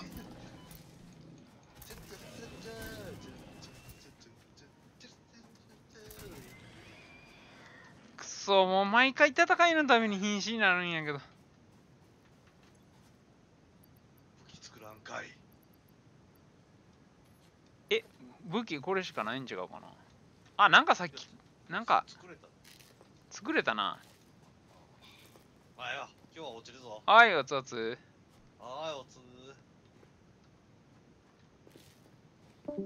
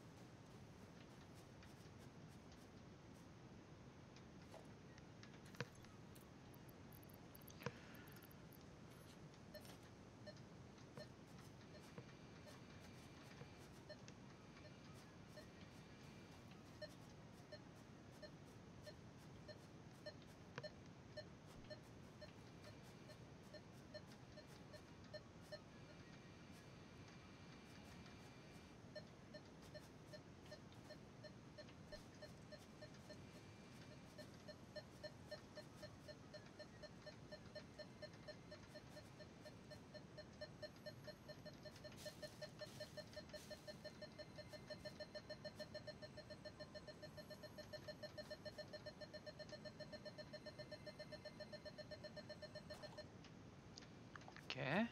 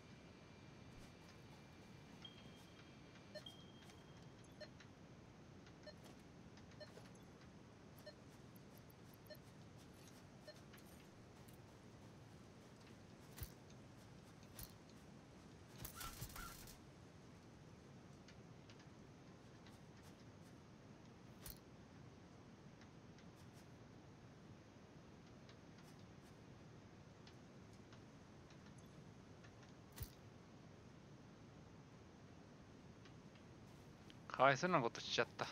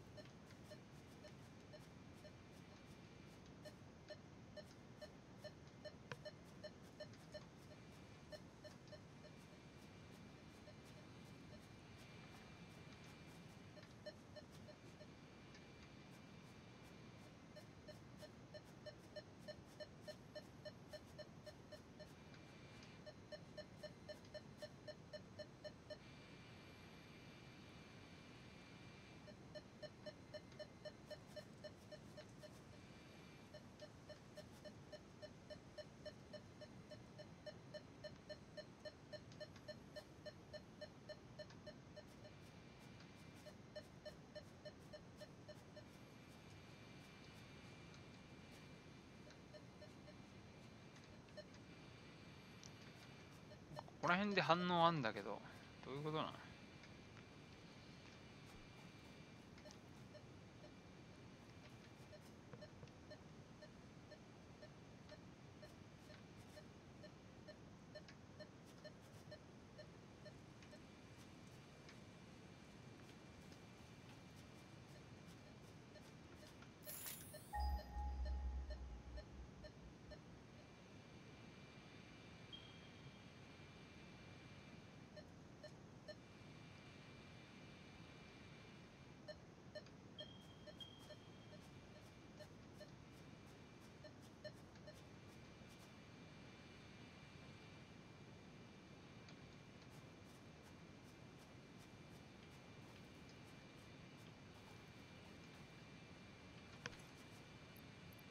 前は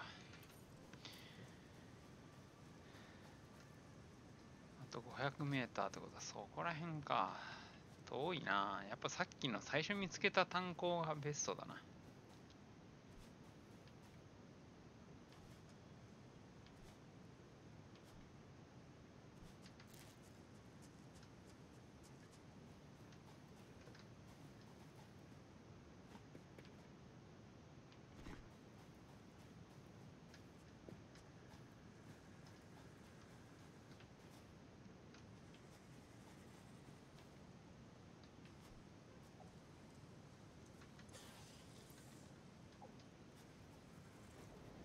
うっさ。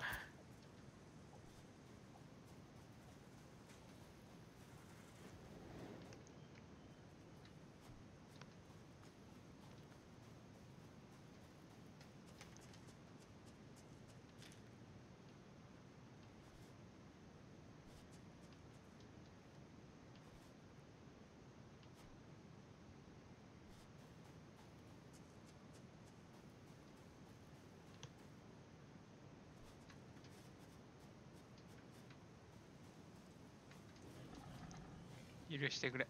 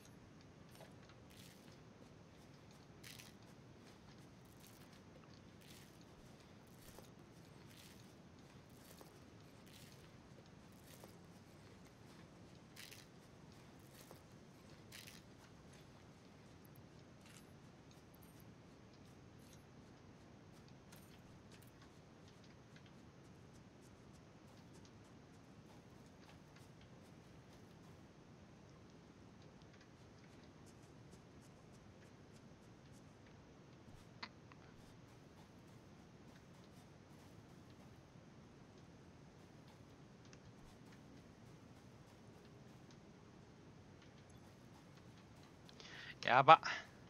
バイオマスやってないから止まってそうだな。ちょっと切ってくか、帰りに。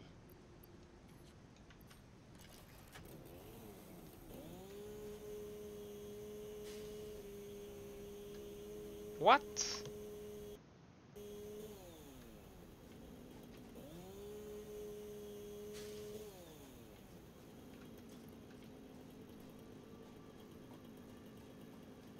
い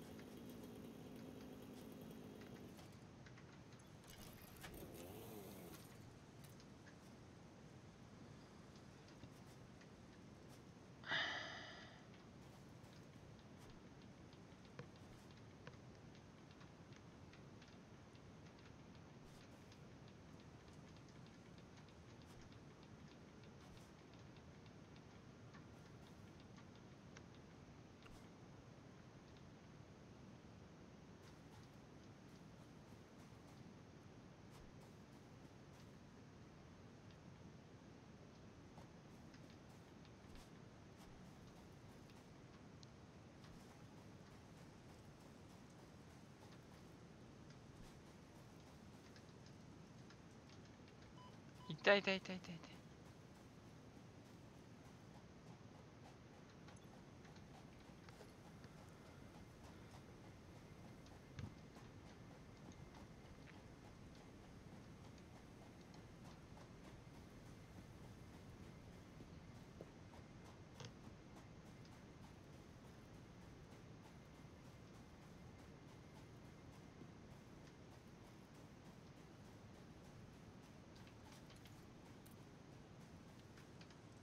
ああ、やっぱり案の定止まっている。バイオマス、バイオマス。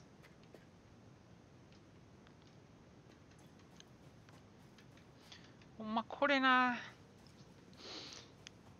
もういち早く石炭化しようか。今日中にしてしまうか。まだ9時やし。できれば誰かやってる間にファイトしてくれる仲間が欲しかったもんだぜ。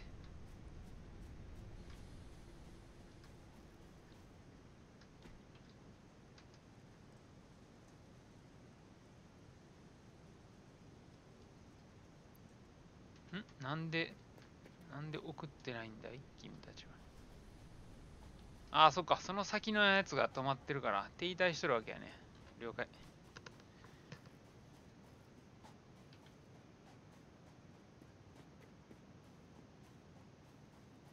ちょ待って、でも、そうや。これだけ取っとこう。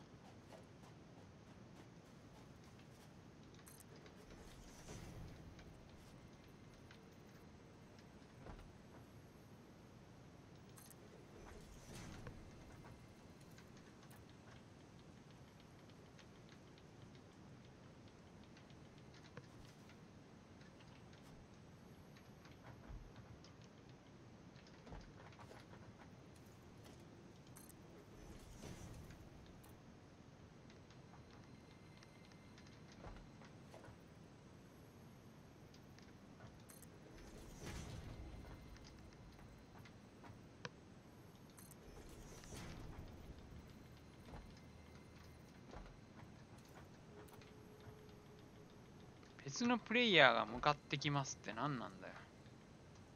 気になる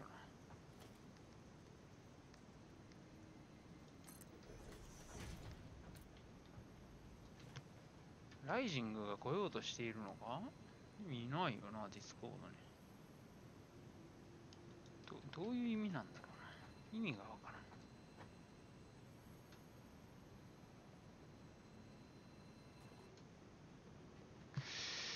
意味がわからない。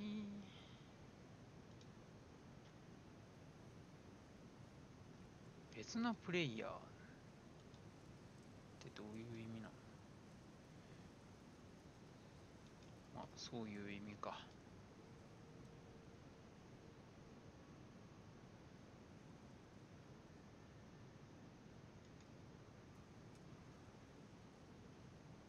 まあ、ええでしょう。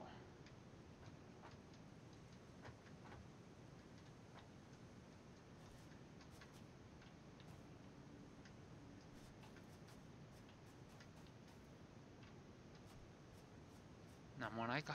まあいいわ。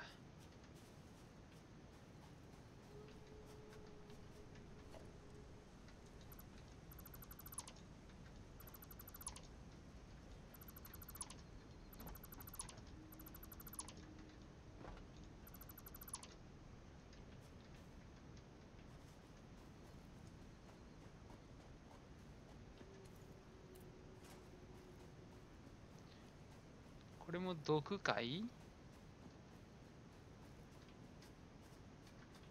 ここまで行ったらダメか。あ、ダメなんだ。了解了解了解了解了解。わかったわかったわかったわかった。ダメージでかすぎだろ、毒は。もう。ちょ待って、もうせっかくだからもう一回補充しとこう。いや、いいわ。補充する必要がない。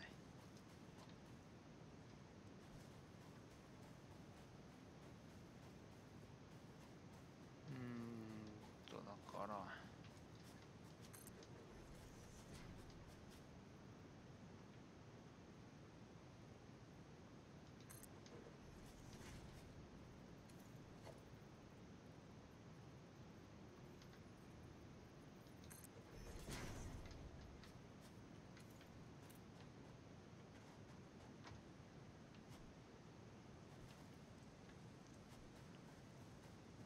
これな、ほんとなんとかせんとな。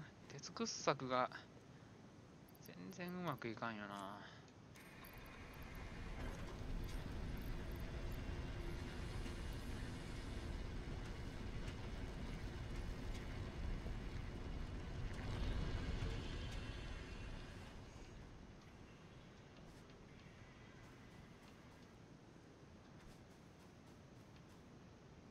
うん、見事に全部止まっている。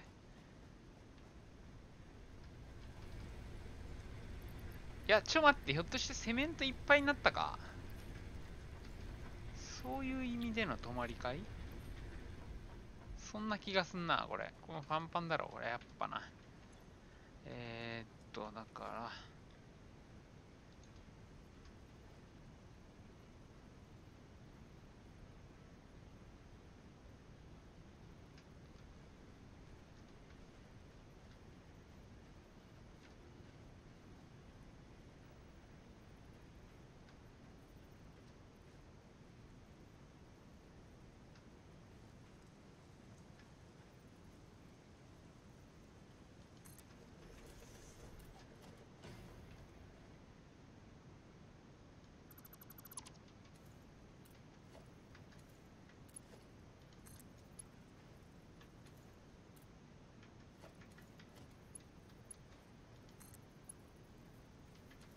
はいはいはいはい。プレートが足んない、プレートが足んない。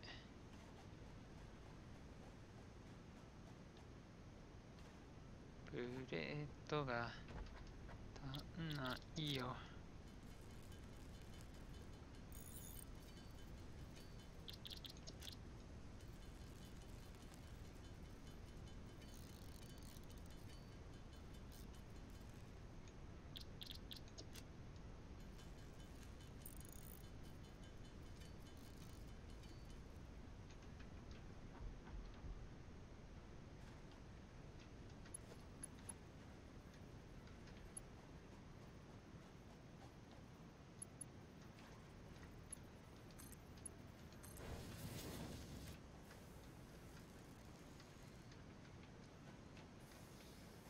OK？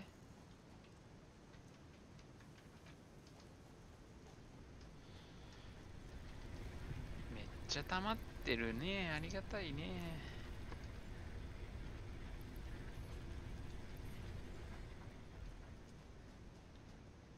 ここも止まっている。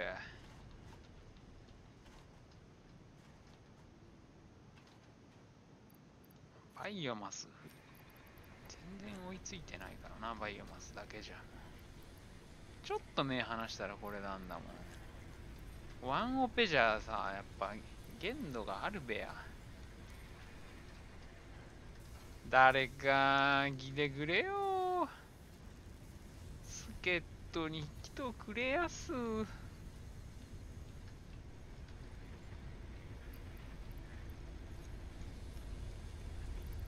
こいつはでもあんまり減ってなかったよな。だから、そっか、製作機。あ、こいつ2機しか繋がってない。ひょっとして。だから余裕あるんじゃん。まあいいけどな。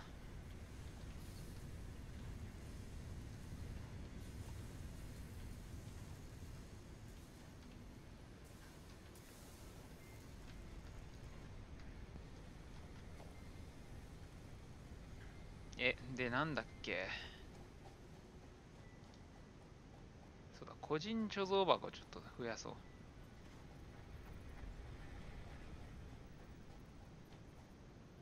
個人貯蔵箱を、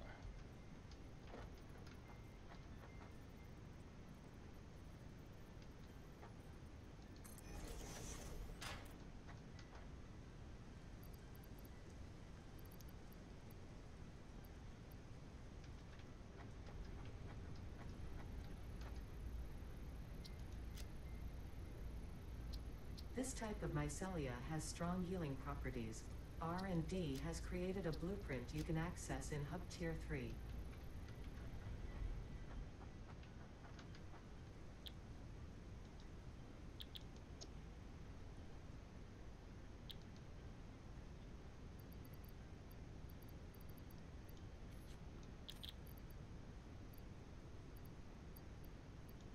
ホイールと、あれか。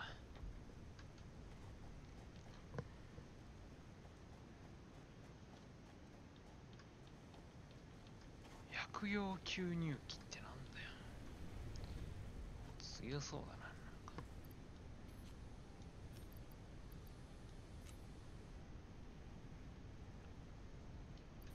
ほんでだ。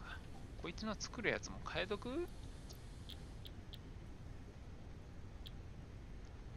モジュラーフレーム作らしとくと思うたら、そういうことな。上級素材をさらに要求してくるわけだが、そいつはちょっと厳しいな。これもうほんと狭すぎるわ。全然ダメ。わかった。もう全然狭すぎるわ、これ。ツリー状にしていくしかねえんだって。そういうことだわ。ツリー状に広げていくしかねえんだってば。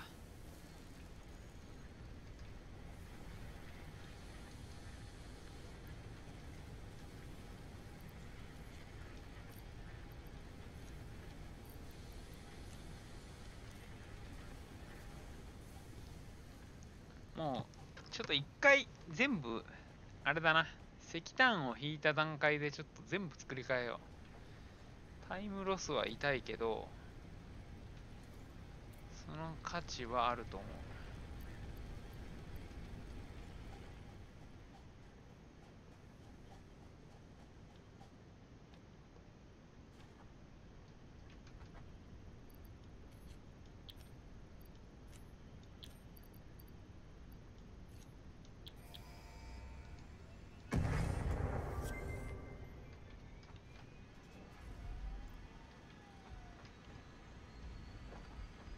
新しい装備。いろいろ来てるぞ。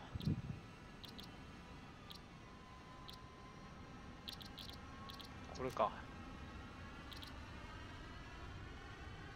ベーコンだけ。なんだよ、それ。ゼノバッシャー。あ、ゼノサッパーをもう一個作って、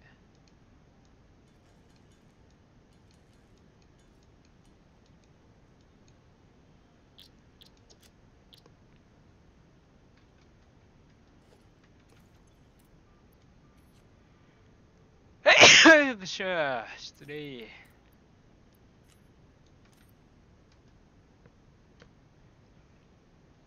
で、ワイヤーと、これだ、フレームだ。モジュラーフレームちょっと多めに作ってこう。モジュラーフレームを、強化鉄板また作らせないとな。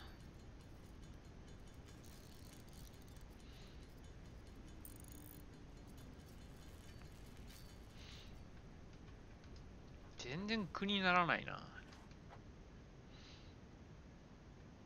じゃあ、あとワイヤーだ。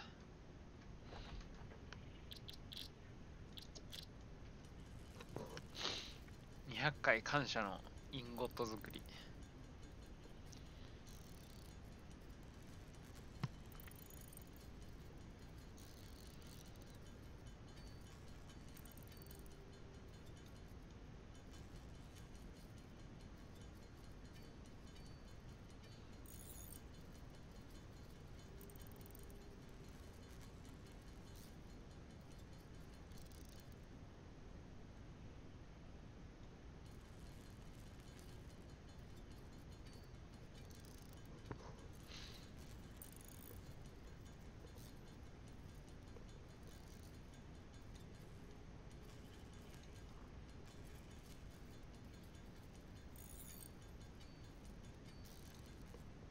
あっちっち、あっちっち、あっちっち。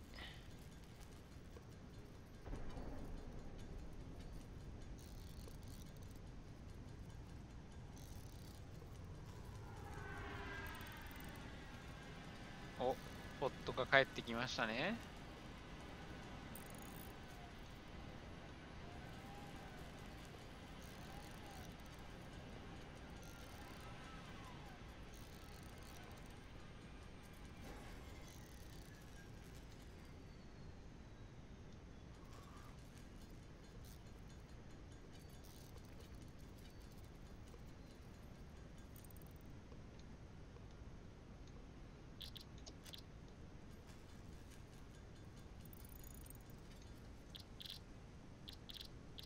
パワーシャード。このインゴットを作るには鉄鉱石と石炭か。まあやっぱ石炭なんだよ、すべてはさ。石炭なんだって。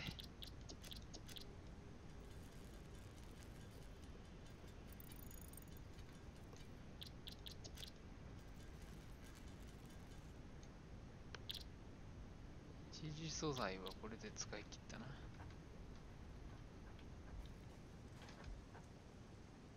ゼノザッパー作るで。ゼノバッシャーや。出ました。ゼノバッシャー。これか。エクスキャリバーじゃねえか。お、いいね。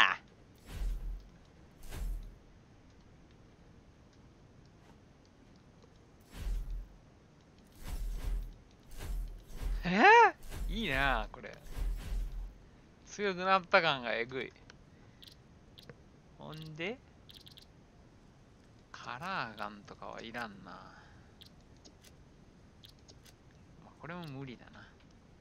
ビーコンちょっと作っておくか。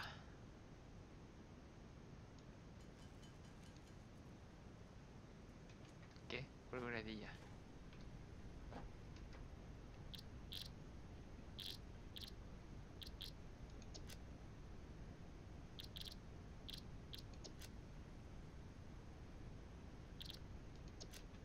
で、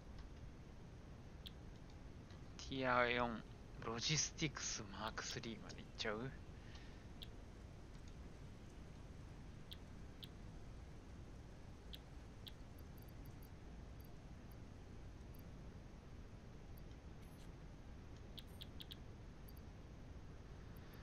これとこれと、あ、これ違うんだ。コイルでいいんだ。2500個。あるね。で、これと、なんか新たな要求が来たぞ。手作業で作れないやつかな。待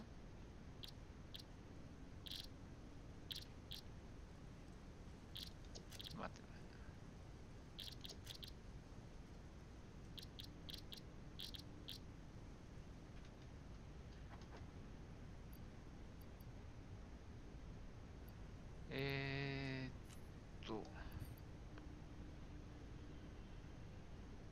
生成するのがないもんな。未加工石英は何なんだよ。結構なん研究にもならない。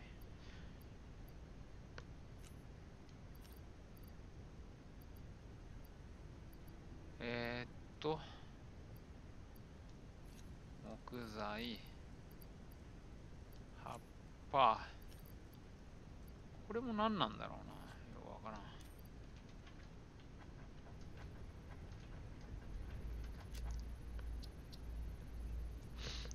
布地っていうのもないし。まあええや。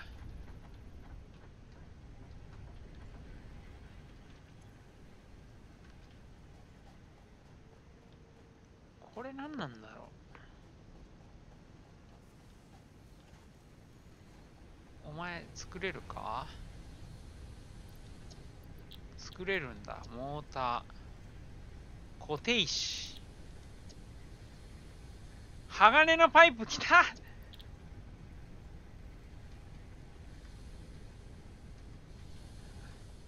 あれなんか作ってなくない？これあ、そっか、これにしてるからや。ごめん。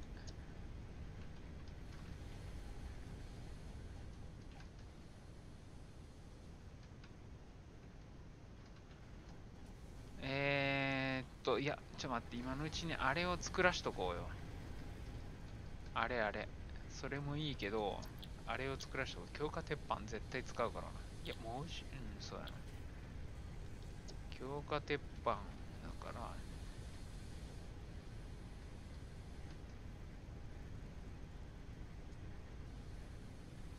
違う。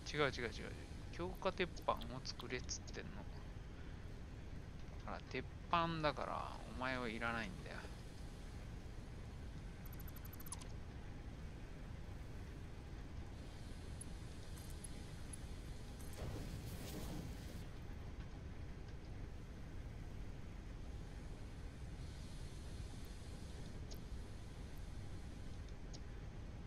た来た。あ、やべ、もうバイオマスがない。だるい。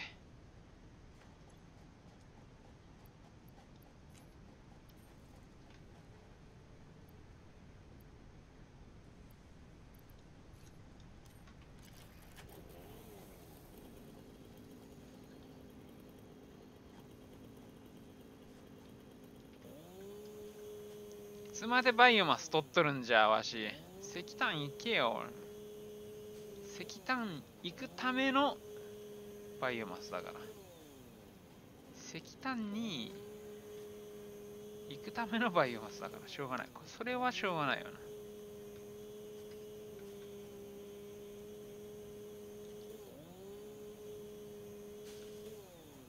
そうそう、石炭に行くためのバイオマス。それはしょうがないですねってやつ。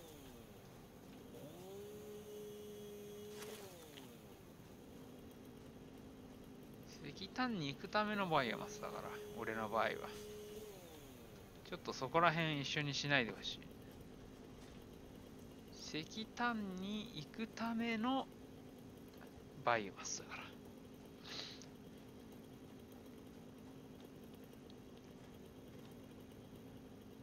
石炭に行くためのバイオマス。これまだ2日目でまだバイオマスやってんの多分地球で俺だけだろ。おい、ちょ待って、何これ。これ銅か？銅いらん。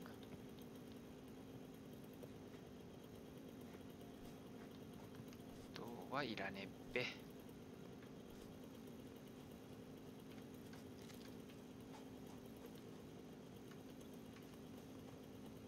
そう、これが気になってたのよ。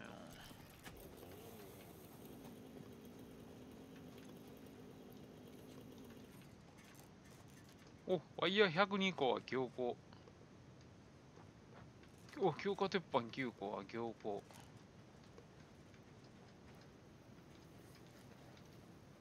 お、強行強行。お、モーター。ありがてえ。あ、ありがてえ、これ。何これ。すげえありがてえんだけど。これモーターか？ありがてえ。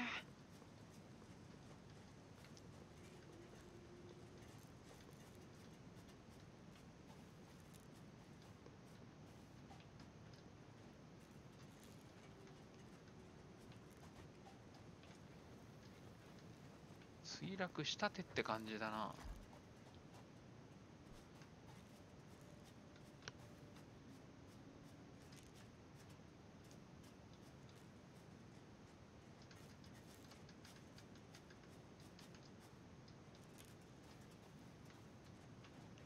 高架ポットを開ける。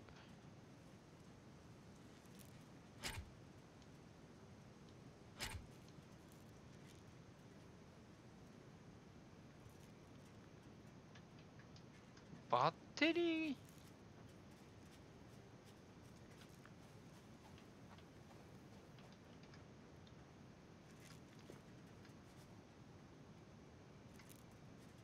ああ、そういうことか。引っ張ってくればいいのね。はい、ケーブルがない。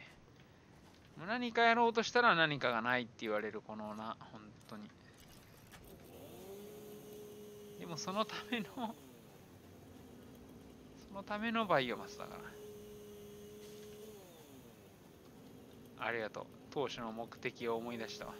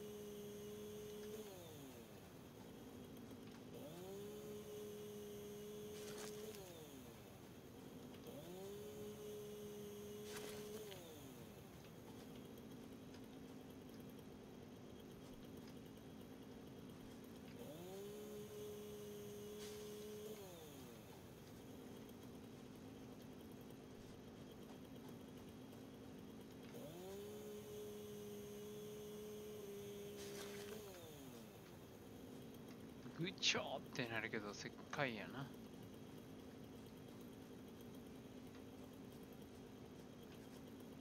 いや、やめて。ちょっと待って。エクスカリバー。エクスカリバーどれや。あった。我、戦いを挑む。参るぞ。待って待って待って待って痛い痛い痛い痛い。嘘でしょ。うわ、あかん。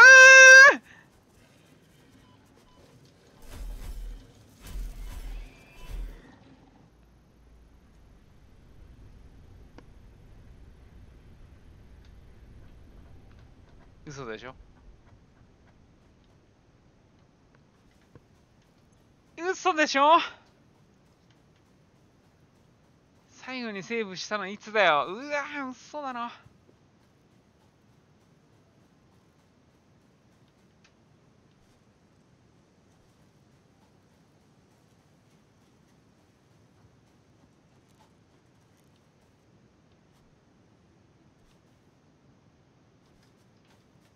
あれか俺の下へ。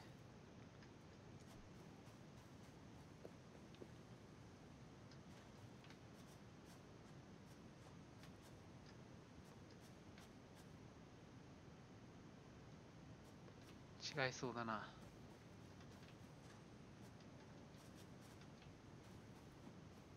ちょっと待って待って待って待って。マジで。ロストはないから。回収できるよな。さすがにね。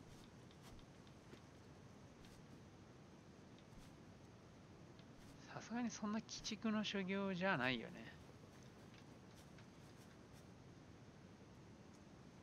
いやでもひでえ話だよな。エクスカリバー持っての1戦目で初ロストだもん。ひどい話だよ。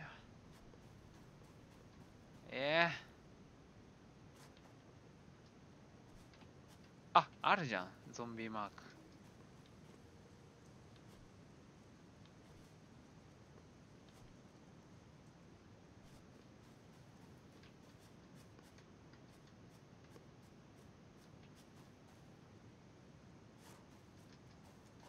頼むよ。敵ちょっと湧かなくしてよ。頼むよ。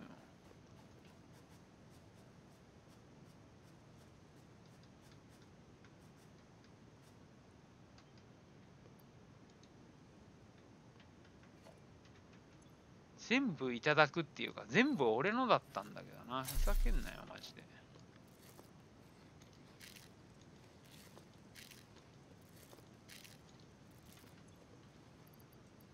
いやー、ちょっと待って、本当に。シャレ効かないんだけど。一匹は倒してたんだな、俺も。じゃあ、あと2匹じゃん。やってやるってばよ。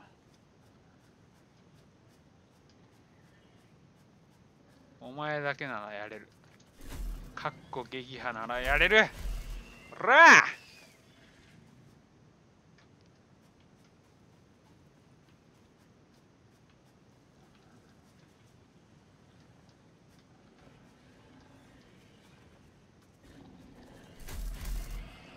アクション。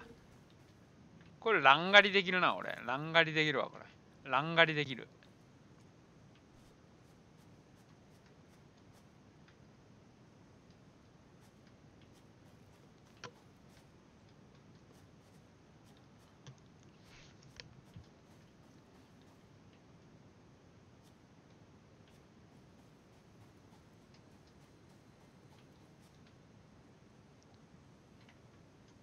なんかあるな、あ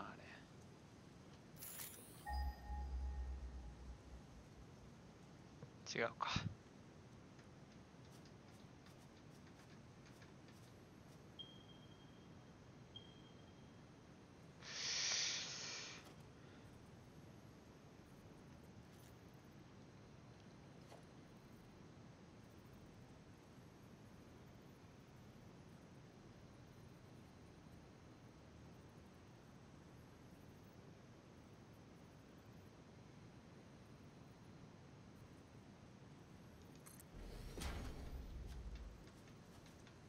うっそやろ、ちょっと待ってや。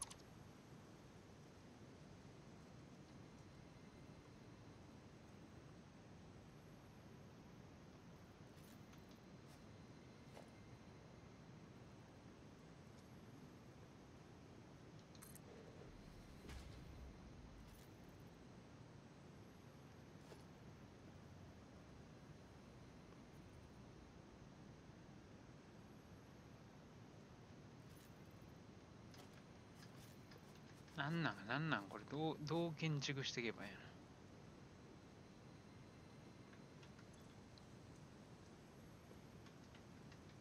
これ階段はどうなのよ、階段は。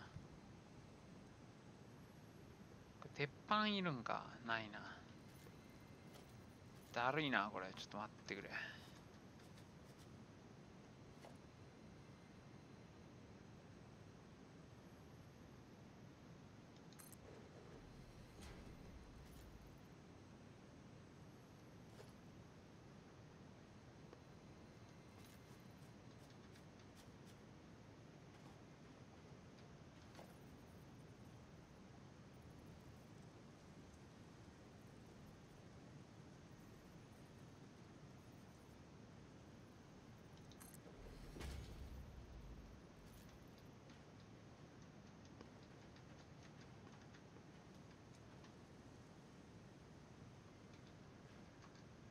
なんか、ここ普通に来れてた感ある。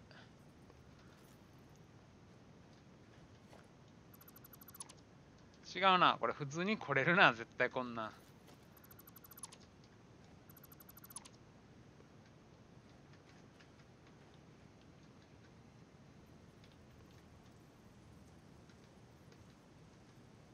せやろ。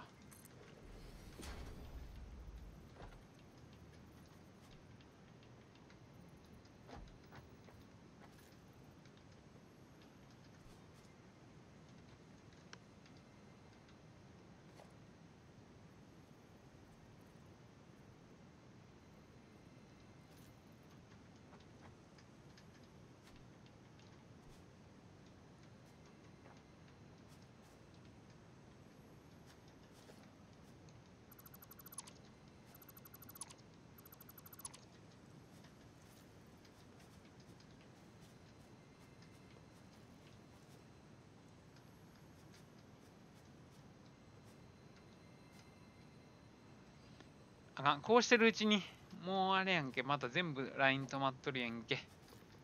何をやっとんのや、君は。前は、せめて、ちょっと。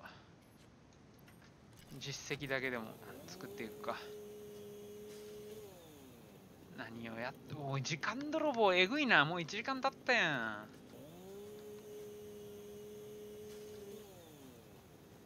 っていうか、こっから普通に行けた件について。あぶね。変な土台作らんでよかったわ。ちょっと待って、もう一旦戻って、生産に戻るべきか。いや、いいな。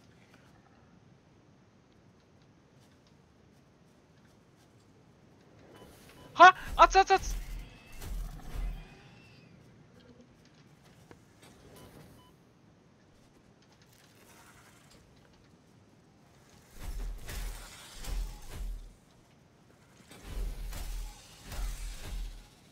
やったったぞ、ほら。ただちょっと待とう。ちょっと待とう。これ死ぬわ。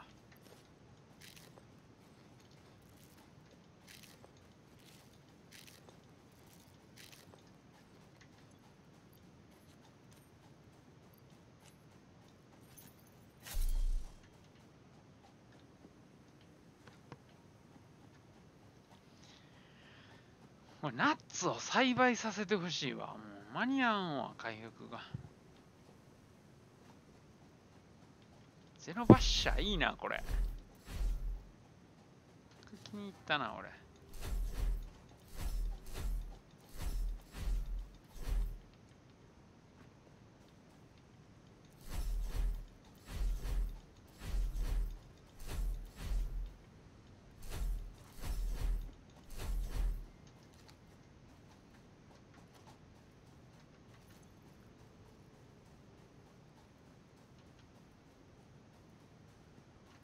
もう、ナッツ作っとくか。ですよね。止まってますよね。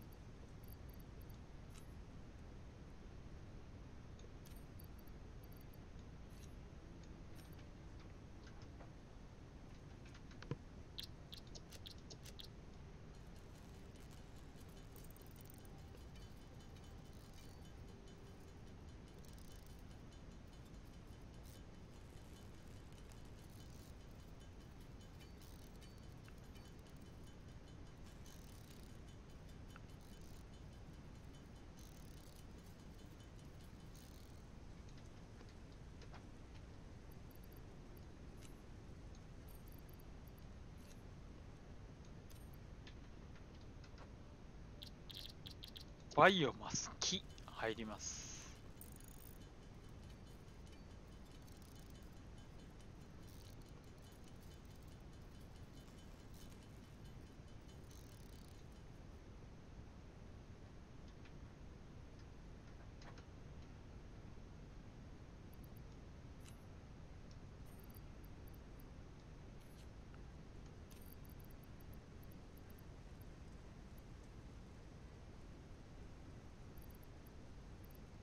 もういらんの預けておきたいけど、とりあえずこれはちょっと当分使え。これも今は使え。これは絶対いらん。これなんかめっちゃ圧迫してきたな、花弁の分際で。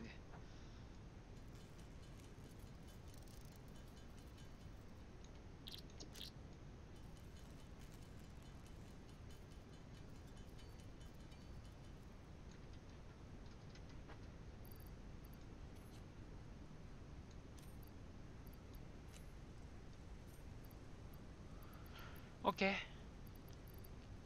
木は木。はい、OK。でこいつらはなぜかいつも残ってんだよな、ギリ。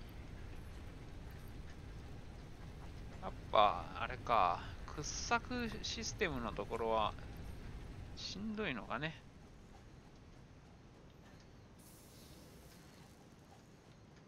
あいつも短期やから持つねん、意外と。しんどいのはこいつやから、もう、そこまでするしないよな。よし。いや、でもな、鉄がな、何回も止まられるの、激しくだるいから、やっぱ作っちゃおう。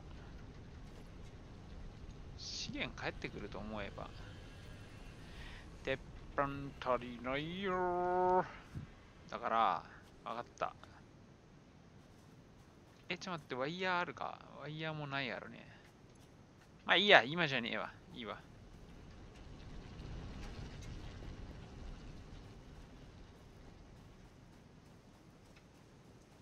とりあえずあいつだけやねん。ほんま、あいつだけなんとかしたらな。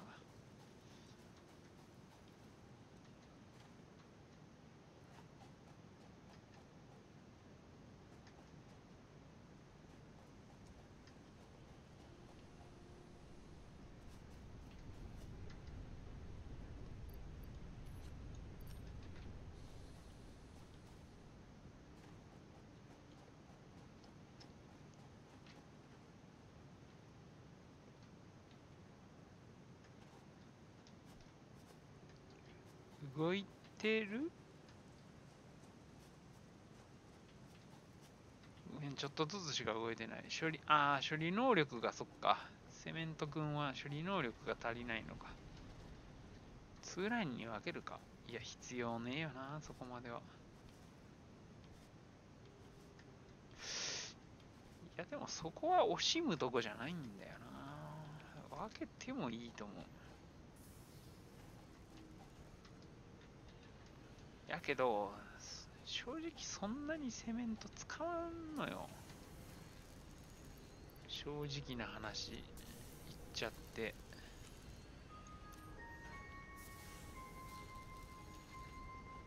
そこなんよ、問題は。拠点も一新するべく取り組んでいます。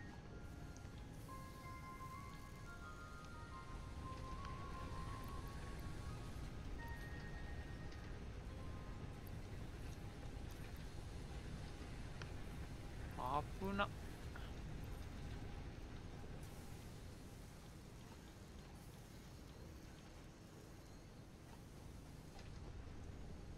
そう、これ以上上のティアにはもう俺は行かれへんことは確定してんねん。石炭がないから。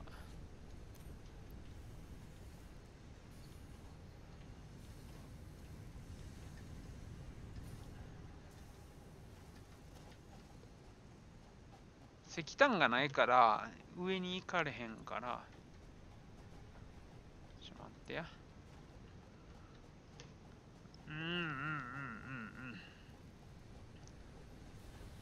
一応各パーツいくらかは持っとくか。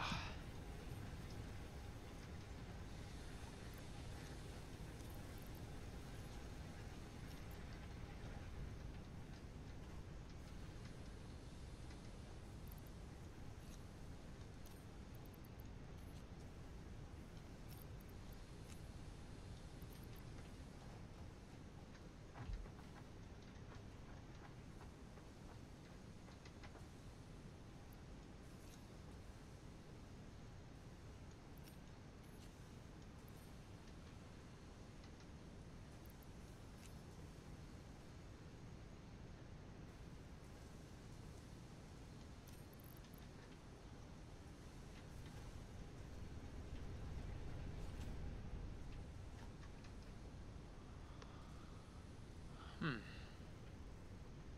2500もいるんだってよ。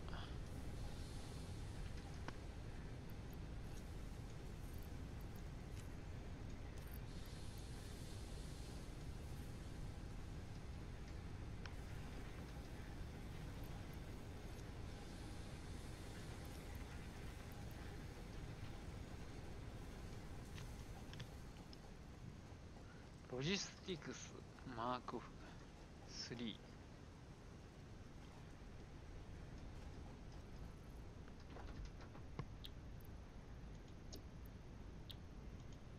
なんかティア1に増えてる。布地着てる。先にこれやろう。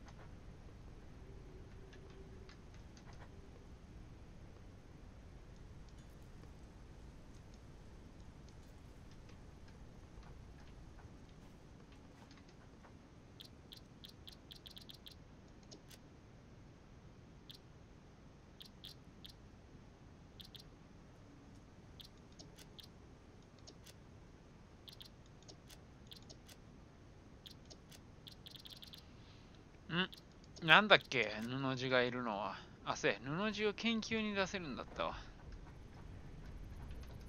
布地を10個も。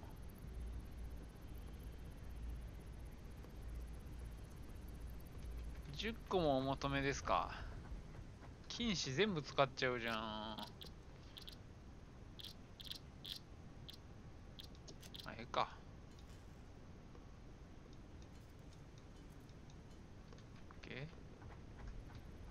まあ、ええやないかい、ええやないかい。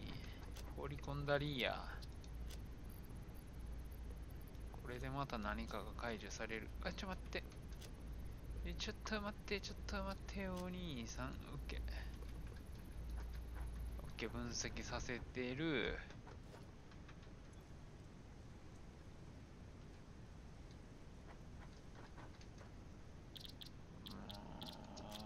バイオマス、バイオマス。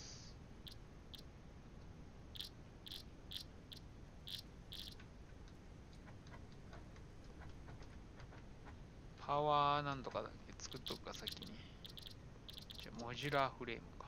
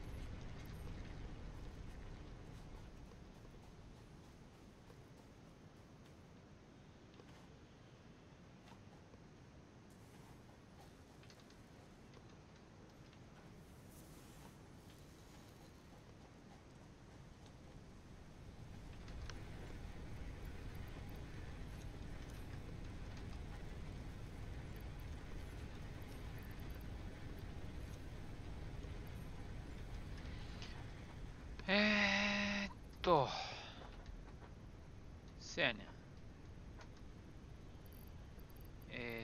これを収めて、これを収めて、これを収めて、またパワー文字フレを作っておいて、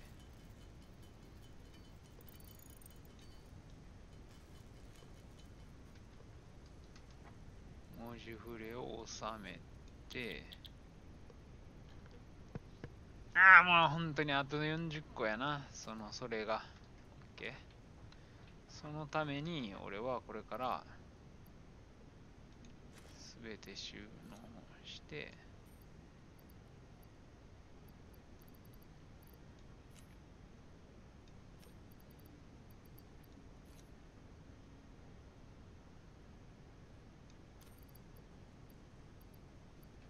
いや、すべて収納したらダメじゃん。すべて取り出す。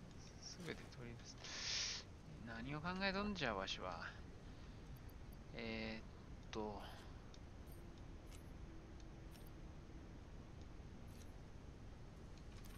こう、なんとか、掘削機レベルマーク2。マーク2にはせやねん、まだ無理やねん。単純にこいつを持ってくれやんや。オッケー。ロボ持ってるか、俺。ロボくれ。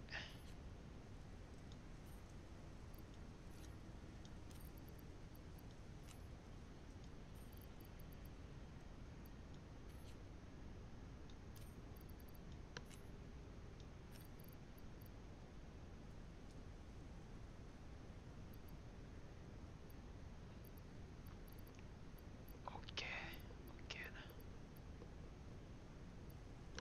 これいらんな。金糸も預けとくか、一応な。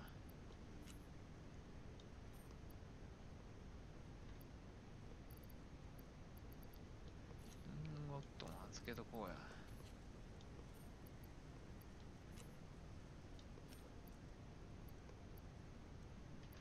や。よし、行くぜ。行くぜよ。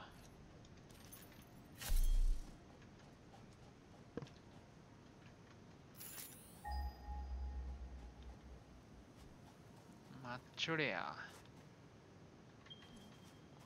ワイヤーもあるな。オッケー。鉄板もあるな。よし。よかよか。俺が絶対に石炭を取ってくると言ったら取ってくるんだよ。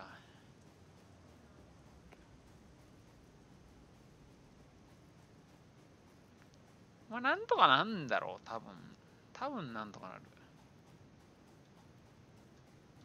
これは何ですか？加工石英。一応いただいておこ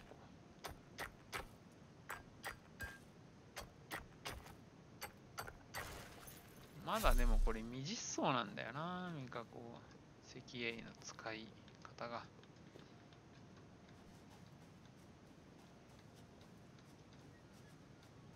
ちょっと待って、一回セーブしよう。セーブゲーム。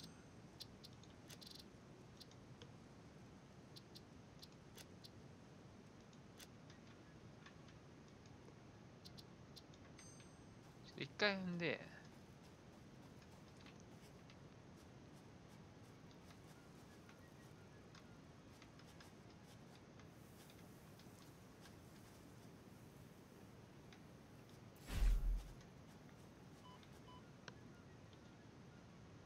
なるほどね。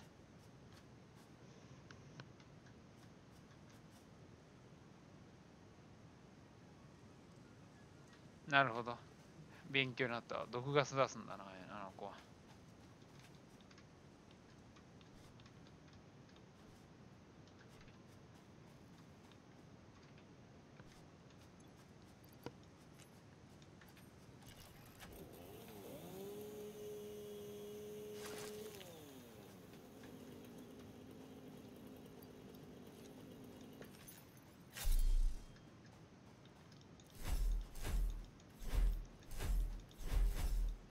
音なれんけ。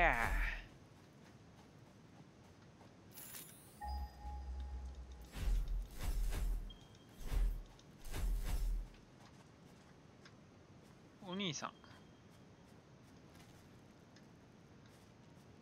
お兄さん大丈夫だよね、どうもくん。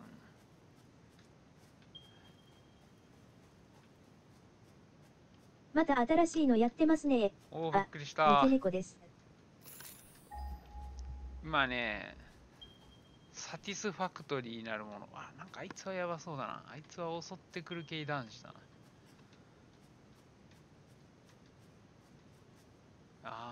怖え。あの動きの速さは、やつは、こいつと違うだろうな。これね、なんか、ロープレ風に見えるけど、これ、工場を作るゲームなんだよね。工場の新素材を取りに来たんだけど、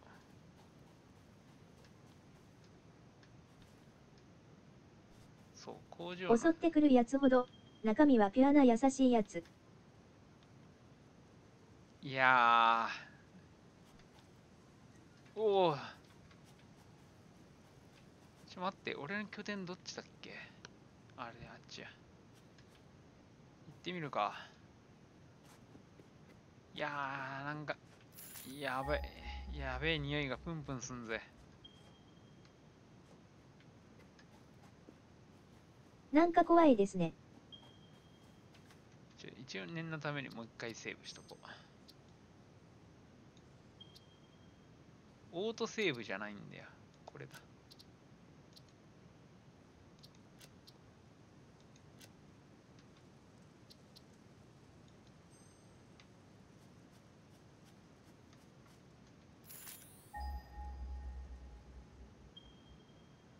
200メーターだろ？あいつ、いや、目が赤いもん。もう撃ってきてるし、もう撃ってきてる、なんか。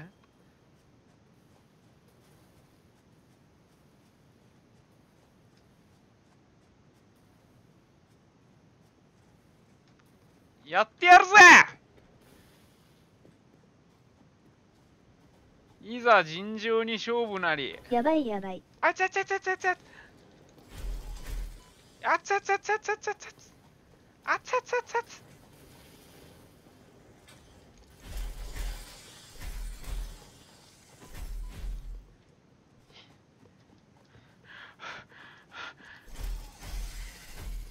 倒した倒した倒した倒した。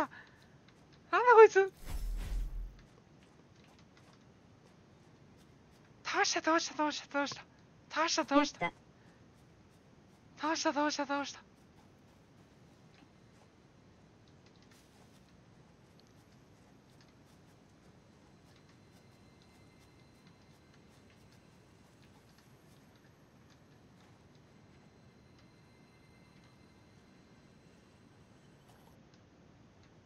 なんだそれ。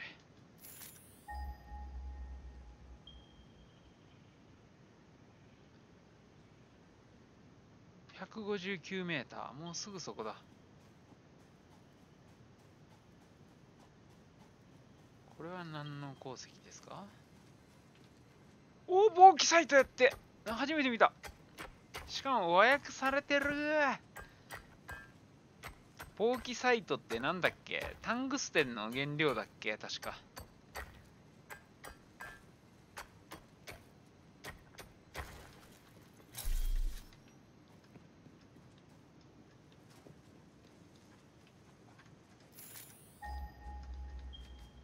そこか、そこか。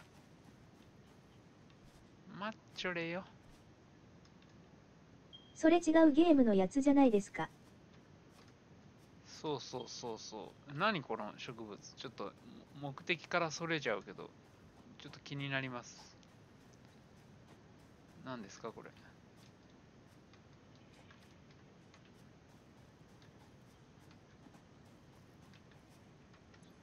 なんか切ってみるか。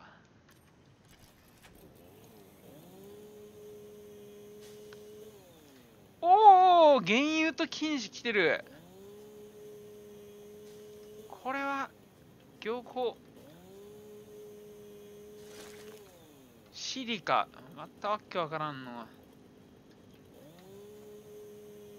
やばいなこれ。ちょっと今回の旅はかなり得るものが多すぎる。金糸はちょ待って、なんかある。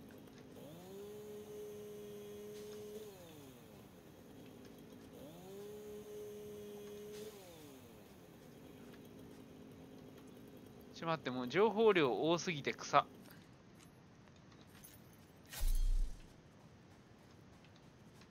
ワイヤーうま。ちょ待って、何あいつ敵なの？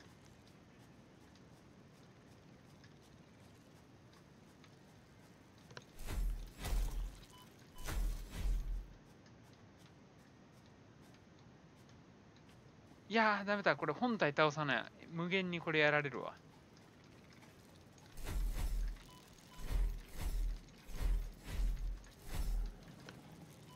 あっちあっちあっちあっち。負けんぞ、お前。負けんぞ。おらー。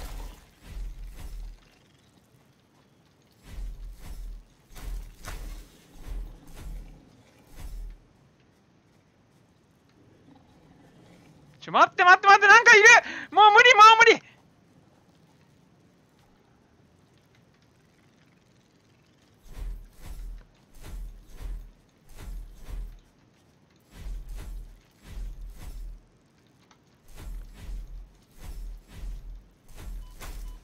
やばいやばい、死ぬ。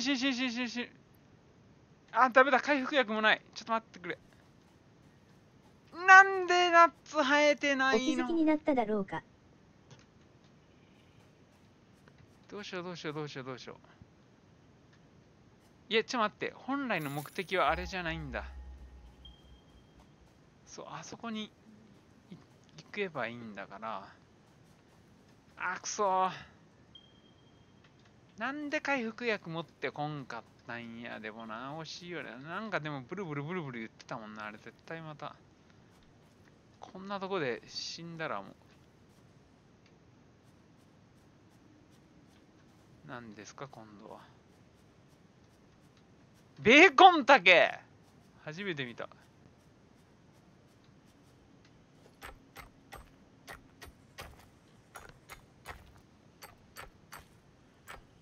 何これ、またサムかよ。サムの鉱石。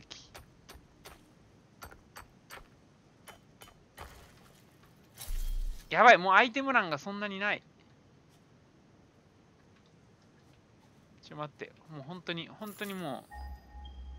本当にお願い。だから、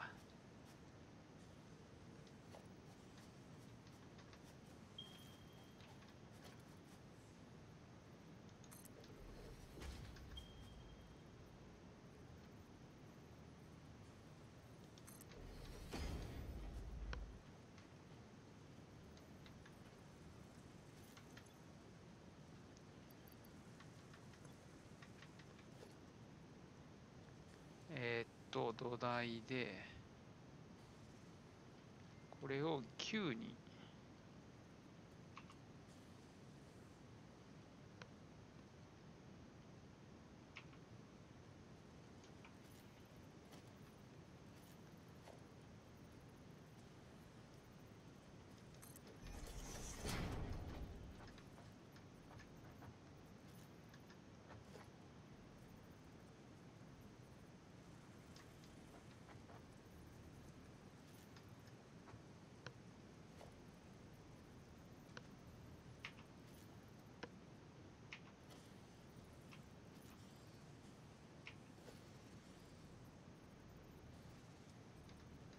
何よこれ、何よ。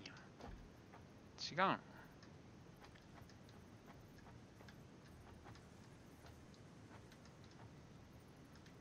違う。俺がやりたいのは螺旋階段なんだけど。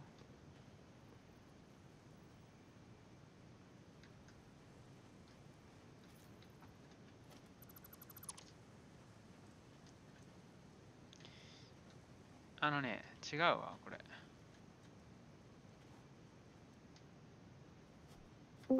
階段を作るイングスさん。見てしまいましたね。だから、ここで、ここういって、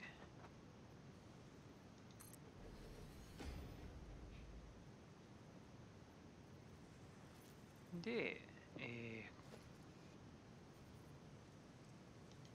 こういて、気づいたらもう10時半だったな。帰り。どうもです。こ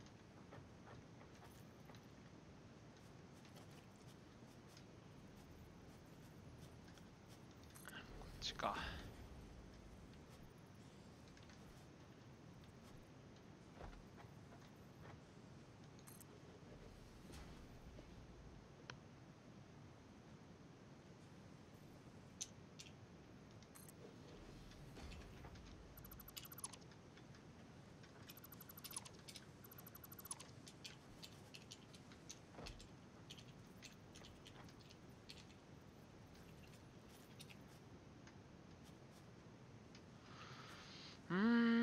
だからこうか。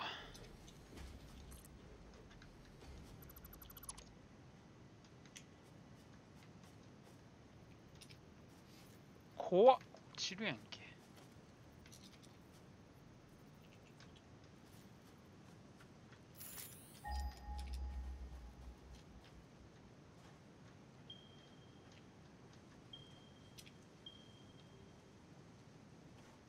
なんかいい、なんか、ちょっと待てよ。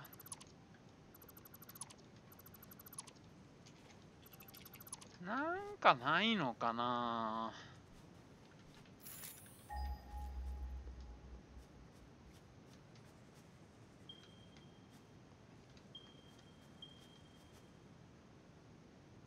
あれ違う違う違う違う。石炭石炭。そこだろ。うん、そこだよな。そこに行くためのなんかないの。いや、こっち行ったらな、さっきのやつらがいるからな。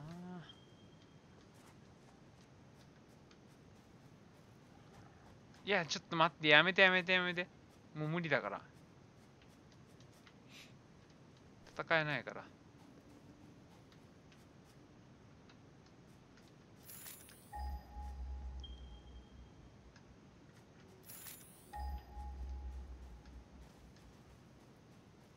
そっか、展望台みたいなやつで行けば。怖っ。気持ち悪いな、これ。襲ってこないのがね、本当に、せめてもの。ただ何かの条件で襲ってきそうで怖いんだよな。何かあるとき突然。バランスでしょ、体の。気色悪いな、俺なんか。展ずっ望とミスがタワー。不快になってくる。お、いいぞ。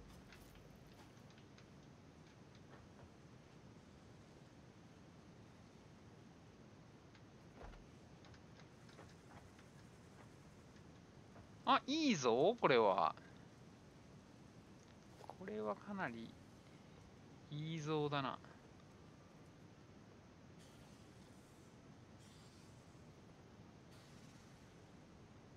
なんか上にもいる。ちょっと待って、あかん。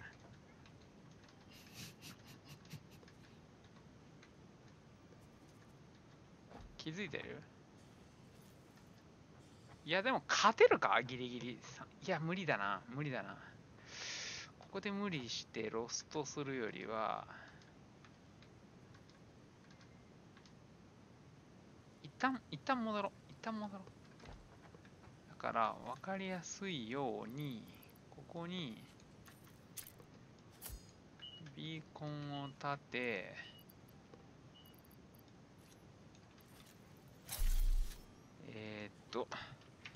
石炭鉱山、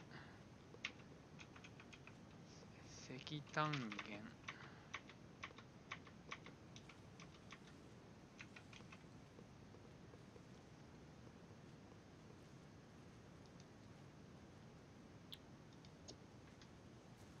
石炭源な。で、一旦帰ろう。回復しに帰ろう。いやーもうここら辺ちょっとやべえな、どう猛だな。ナッツねえな、ナッツなかったら、ナッツあったら帰らなくてもいいんだけど。あ、そっか。違う違う。そのための探査機を俺は拠点に置いてきてしまった。よし。ナッツ探索機は忘れた。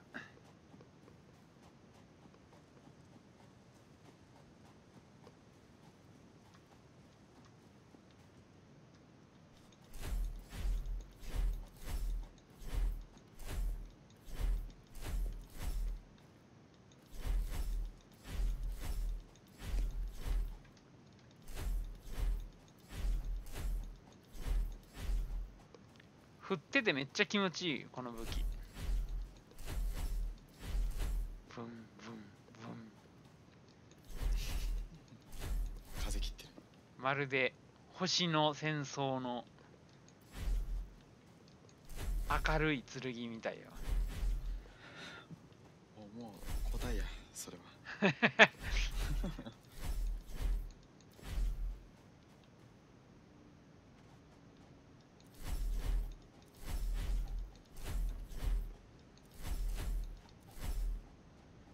お、まだ珍しい。コンベヤ動いてるじゃんやけど、一応ちょっと燃料だけ足してくるか。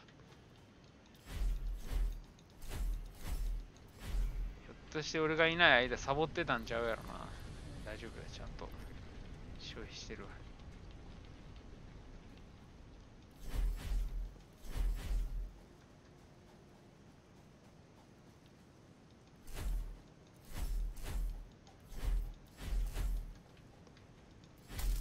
あ、やべ、殴ってもうた。こ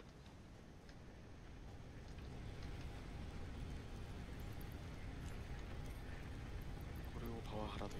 そうわか、りこれやすいですねね、ライジングさん、昨日ログアウトしたままほったらかしになって、なぜかキャラは落ちずにずっといる。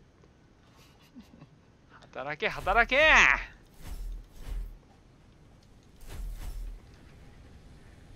ブラック企業だぞ。現在ワンオペナウ。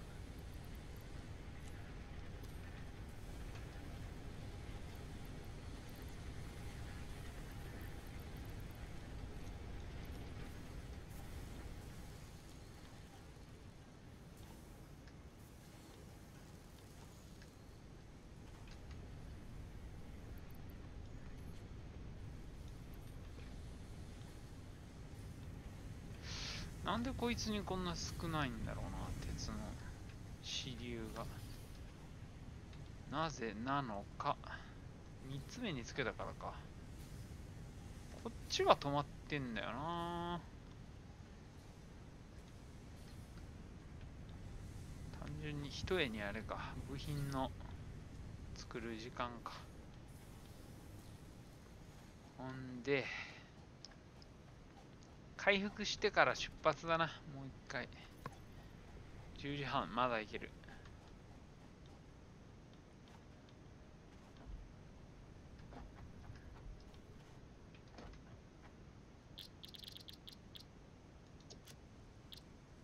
ベーコンだけ取った。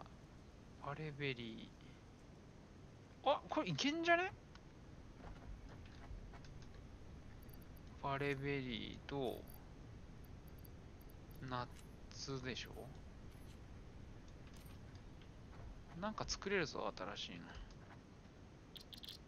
メディカルインヘイラー、インハラ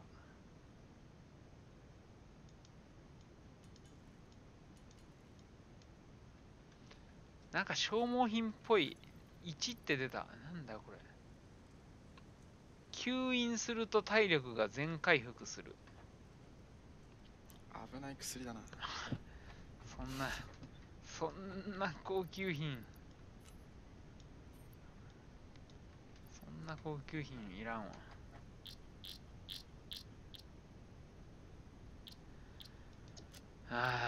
こういうの作りたいけどね、何にも作れないんだよな。何をやるんだっけ。そうだ、バイオマス。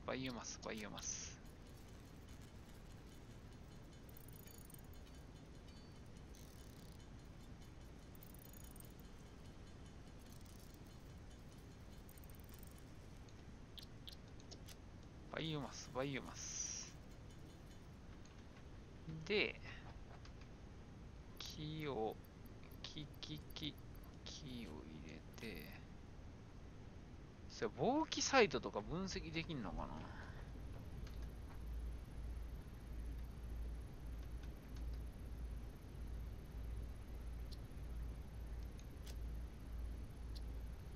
This fabric is suitable for the creation of parachutes. The derived blueprint is now accessible in Hub Tier 2. しまったな、ベーコンだけあんな回復薬に使わんといつでも探せるようにこれ分析しときゃよかった。やらかした。よし、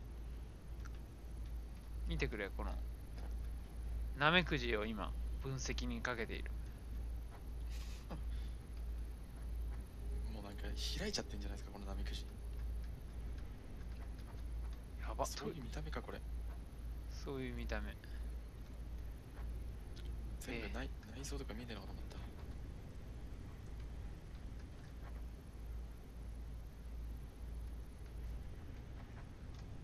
ペット。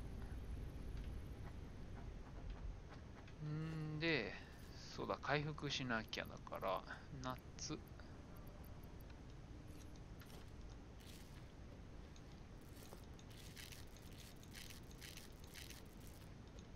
よし。今度こそ。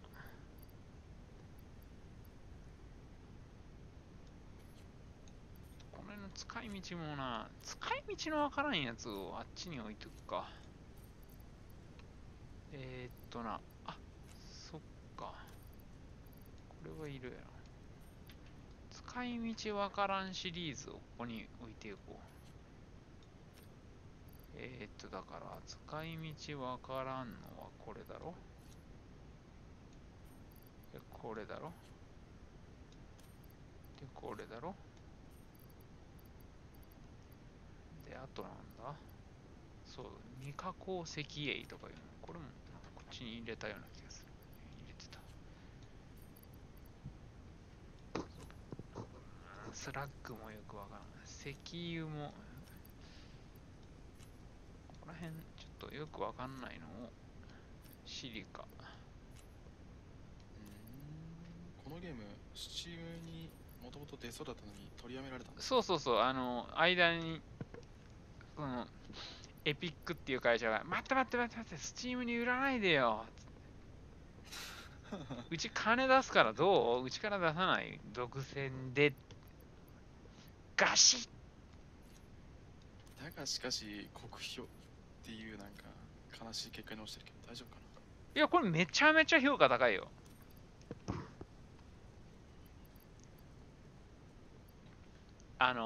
エピックに移行されたのがなんか気に入らないみたいな。ああ、そう、それは確かに叩かれてるけど、ゲーム自体はめちゃんこ面白い。シムシティ系苦手なんですよね、自分。あ、シムシティじゃないね、これは。ファクトリオとかいうゲームがあるらしいんだけど、そういうなんか工場シミュなんで、シムシティではない。全く違う。シムシティではないのだよ、君。はいはいはいはい、なるほどね。理解した。全然分かってない。草。完全に理解した。そういうことね。コンクリ作っとこう。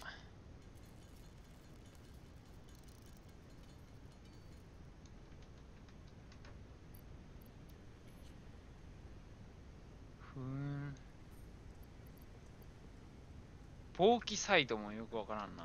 防気サイトって今分析できたっけ？ないよな。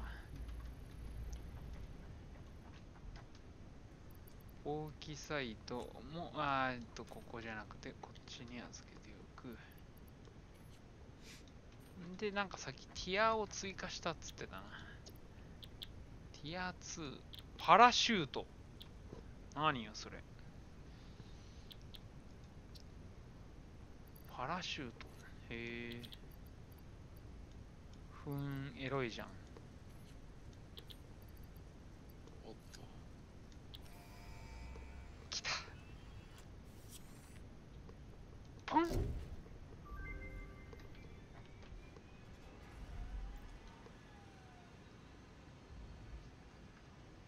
行っておいで。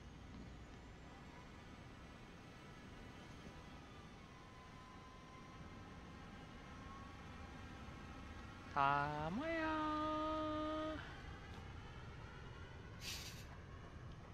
ナッツもしながらなんか言ってるぞ。このナッツ、なんかやばいね、色が。ー。やばいよね。なんか、ムチムチムチムチって中からなんか変な虫出てきそう。なんやったら昆虫の本体みたいエイリアンの卵っすよ。な。ね、やばいよね。めっちゃうまいよ。パリポリ食ってるもん、俺。パラシュート。ああ、ここで布地を使うわけか。なるほどね。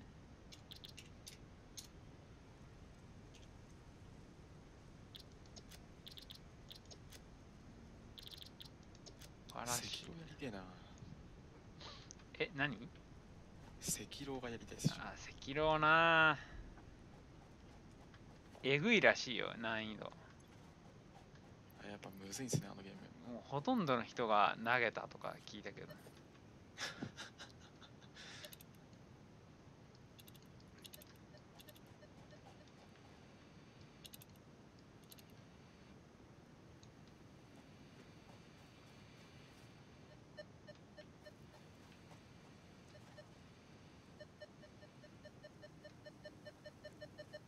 生えてねえじゃねえ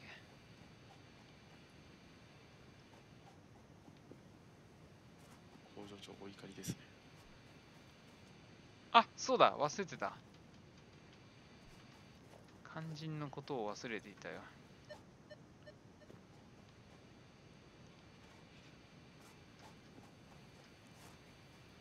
これうるさいな。いいや、これ。ちょっとやっぱり、ゼノバッシャー持っとかないと不安だわ。工場長、もう一人じゃしんどいよ。もう誰か、ある意味ブラック企業っすね。そう、ほんとワンオペだからね。負けさんやるっつってたのにな、結局今日来なかったし。てかね、多分買えないんだと思う。なんか、約束してましたよ。そう、日西さんもこれ実は買おうとしたんだって。だけど、はいはい。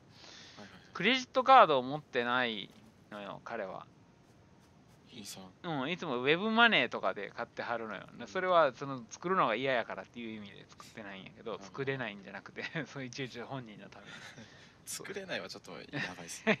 危ないっすね。なんか、触れちゃいけない気がする。触れちゃいけない気がする。そう、まあそういうのがあって、あれですけどね、審査いらないなんか、プリペイドみたいなのはありますそうそうそう、プリペイドを入れればいいんだろうけど、結局、その情報すら落としたくないみたいな。いや、そのね、あとはペイパルっていうのと、アマありますね。アマゾンペイの2択らしくて、アマゾンペイは結局アマゾンにクレジットカード登録しなきゃいけなくて、で、ペイパルも、何これ ?What?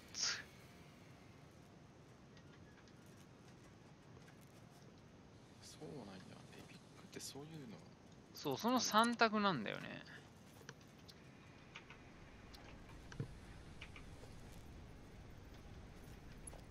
最近じゃあれですけどね、LINE でもプリペイドカード作れますしね。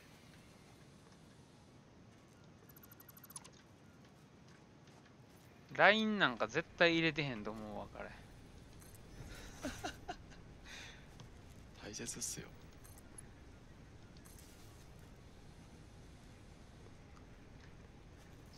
何これ携帯会社の電話番号より必要っすよ。LINE バッテリーが破損400ミリアンペア。これはノーコネクション。決済とかもないんか。え、400ミリアンペアってこれ20個いるってこと？ふざけんじゃないわよ。じゃあ40ミリやん。だからもう1個作ればいいんだよ。俺ってば天才。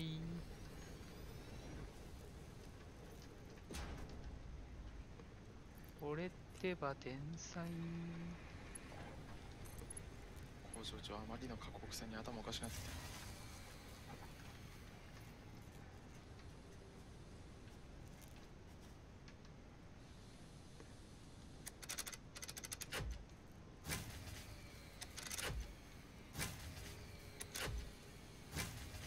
モンハンまた新作でんの？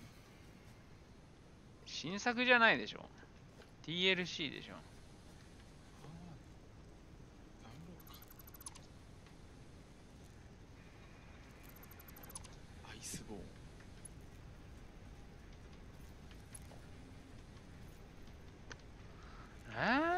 なんで？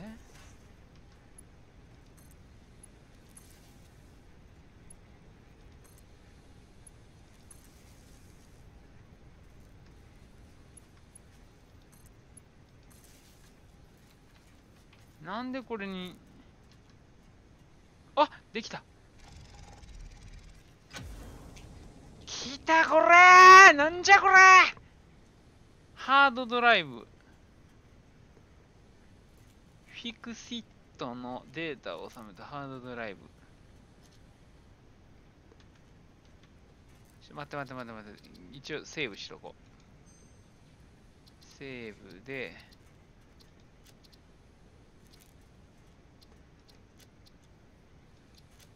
OK？ で、ゲーム再開で、これを取る。そして、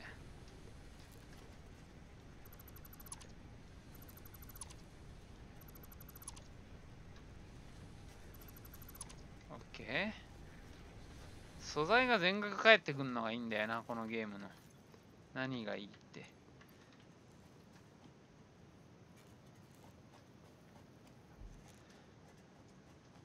違う、俺は何をしに来たんだっていうと、あれだったわ。炭鉱を取りに来たんだった。どこだ？炭鉱予定地。石炭源、これだ。そう、このゲームね、すぐ目的忘れちゃうんだよね。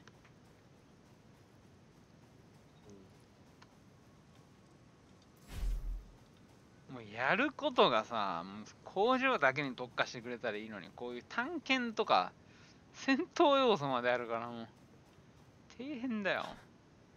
ほんとワンオペはきついんだよな。こうやって何かやってる時にバイオマスが切れたら止まっちゃうからさ、工場が。誰か一人いてくれりゃ、お前回しとけよっつって出ていけるんだけど。もしくはお前なんかちょっと探検してこいやつって。消したぐめやっつって行かせれるんだけど。それも。さっきググったんですけど、3380円でしたっけ？そう。まだ金額するんですよね。いやーでもこれあれだよ。夏になったら値上がるよ。これアーリーアクセスだから安いんだよ。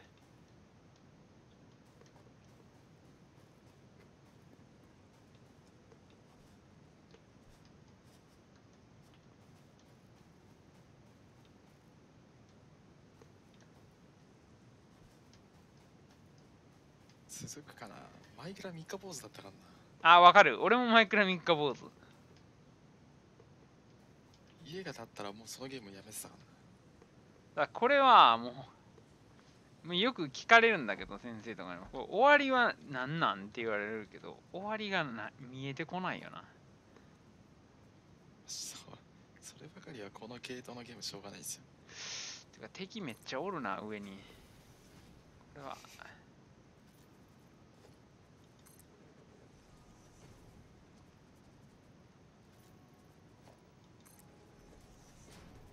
これは熱き戦闘が。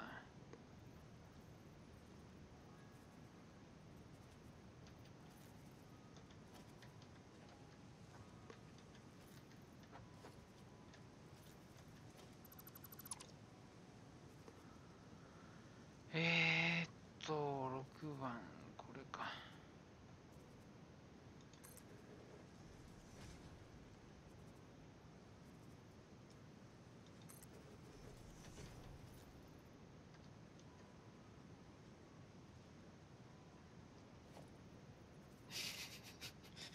ヒヤヒヤする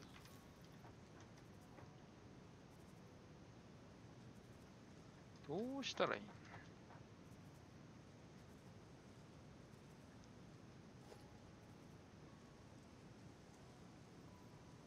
こいつの横に置こうか。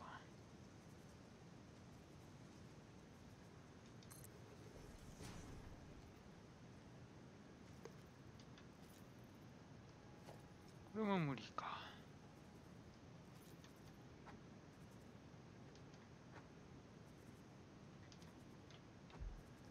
オッケー。うっせ！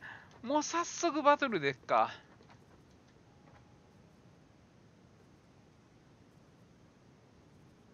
ほんでだ。で、もう一個、大盤振る舞いや。もう一個、展望タワーをここに建てたったらどうや。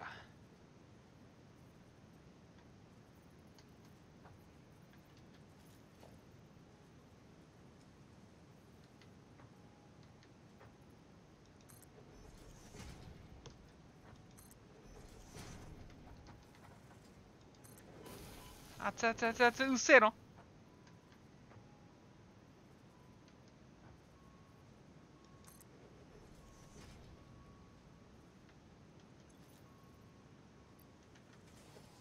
いやーきついわもう。接近する前にこんだけうっそやん。もうちょっと待って。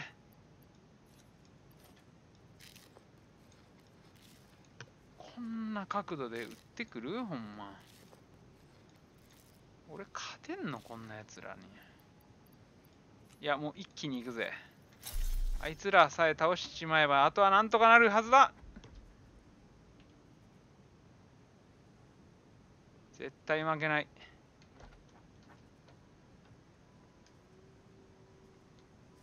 かかっておいや。お前か。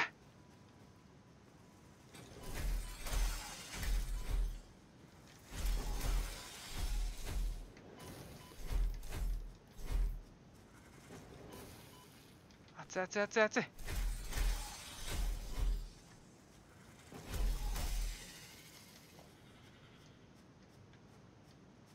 勝ったか俺。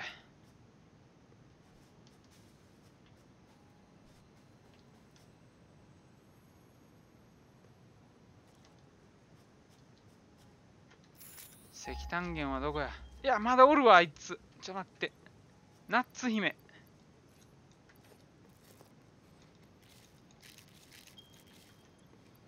オッケー。お前だけ殺しとくわ。おったやろ今。おったな。隠れても無駄無駄無駄無駄無駄無駄無駄無駄無駄。めっちゃおるやんけお前ら。うらうらうらうらうら。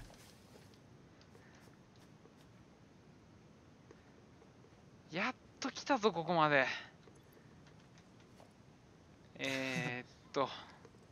10時半から30分が経った。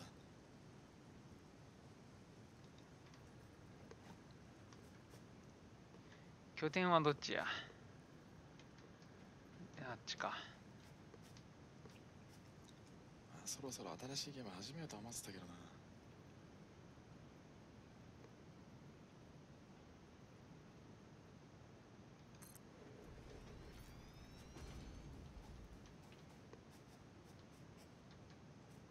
もう1、2ヶ月様子見ようかなこのゲーム。2ヶ月は経ちすぎだな。1ヶ月だな。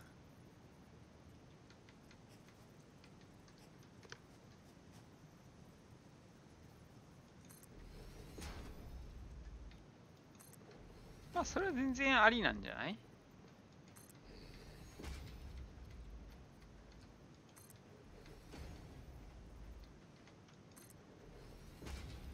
天空の橋をかけていく。その前にちょっとスペルブレイクのパックを買おうと思ってるからな。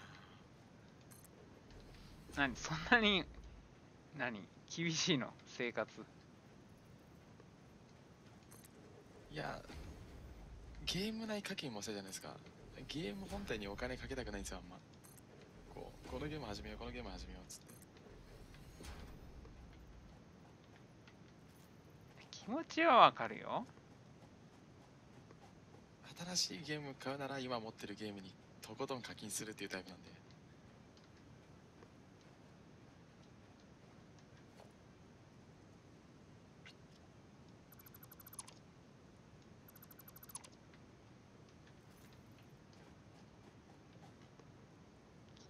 気持ちはわかるよ、そりゃ。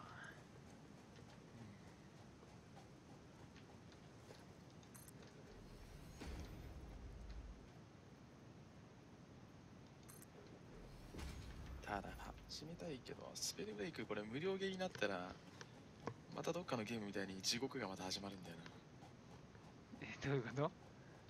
人外との戦いが始まるんですよ。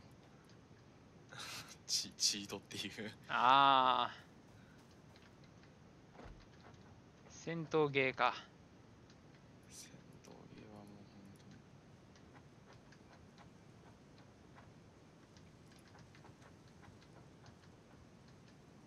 もうチートが絶対いませんって公言するんだったら1万でもいいから買ってやるわ。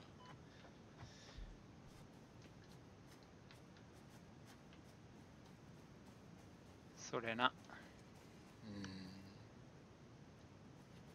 チートの一番悪い点はさ、こいつがほんまにうまいやつなのかっていう、プレステ4とかやったらチートは絶対ないから、もうほんまにもうありえへんやり方されても、あ、こいつマジうめえなって単純に思えるけど、PUBG とかの場合は、その発射レート、マジみたいな、マクロじゃないのとかもあるし、もうあからさまにそれ見えてますよねみたいな。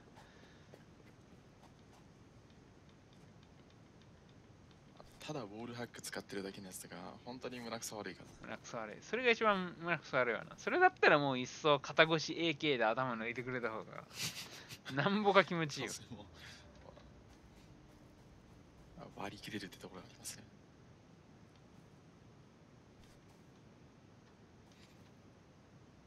最近になってからまた自分通報するようになったんですけど、もう通報の報告がすごいんですよね。 PUBG 起動するために出てくる。あ、もう最近はなんかあからさまなやつが減ったから、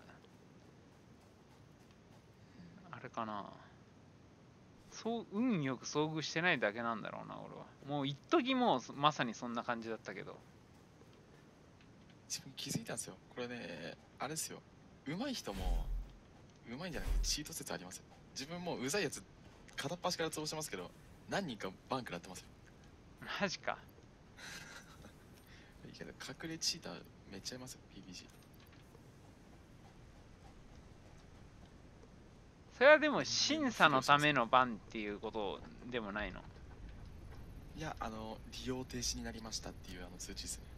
ああ、やっぱそうなん The だ。 crystals on this slug can be harvested and converted into 2 power shards that function 何 with 日から何日 perfect までっていうのも来 technology. ますけど、 Several buildings would be capable of performing over 100% アカウントの利用は停止 capacity されて if ますってのもありますけ infused. ど、 The derived blueprint is now accessible in Hub Tier 2.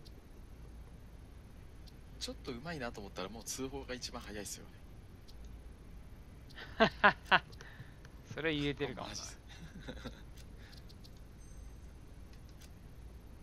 なんかさ、PUBG の大会とかでも G2 までは、グレード2まではオンライン大会なんですよ。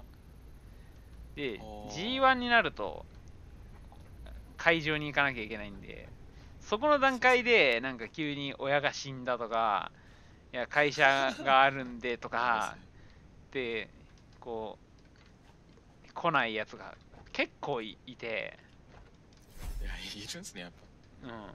本当にって思っちゃうよね。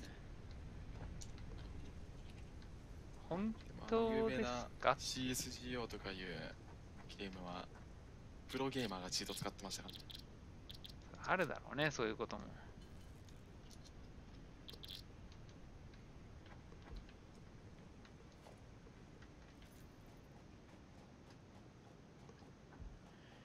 強制解散ですって、そのチームかわいそうに。チーターと、プロゲーマーでチーターといえばなんかインド人のやつ、すごいなんか。そうですね、それですね。あれが CSGO のやつですよ。あれか。去年のアジア大会。大会中になんかな、こう見られようとして、ちょやめろやみたいな感じで。そうそう。本当に茶番すぎて、あの動画。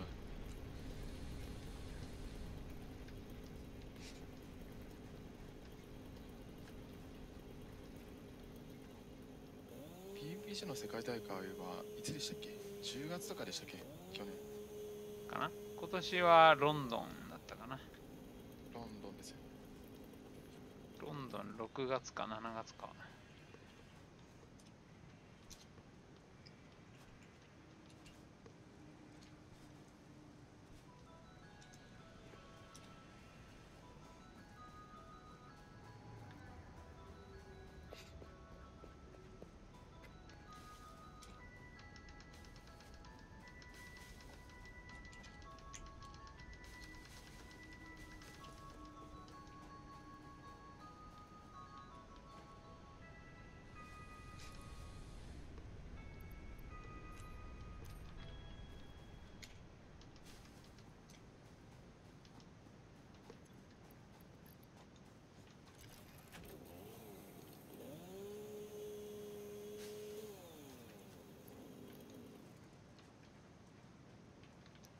今年はスキン買うか。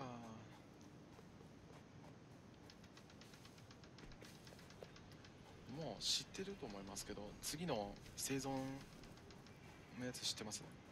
ああ、なんかテストサーバーに来てたね。なんか、とうとうバッグもスキン来ましたね。あれでしょ。花柄の2バッグとか。ハイドロバッグみたいなやつでしょ。そうですね。あとは、とうとう新しい顔が来ますね。顔追加とか草生えるわ。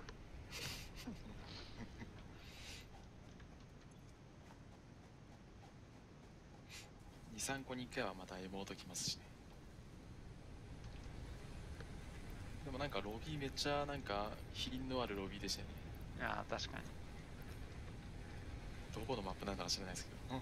あ、やっぱマップ増えるよね。多分マップですよね。違うのかな。なんかどっかの部屋なのかな、あれ。マップ増やさないと、だってもう、買ってくれないでしょ、パスだけだと。あとはもうそろそろ DLC にしてもいいレベルですけど、マッチングしなくなりますよね。そんなことしたら。ああ、DLC は終わりの始まりやね。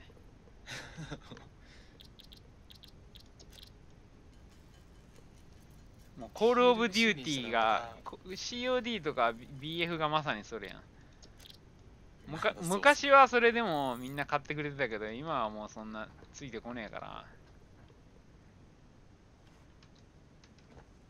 よりそチートは減りそうですけどね、DLC コンテンツ。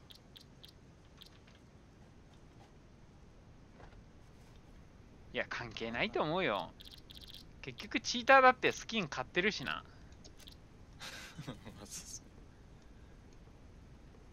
堂々巡りっちゃ堂々巡りっすけど。そうそう、あんま関係ないと思うな、俺。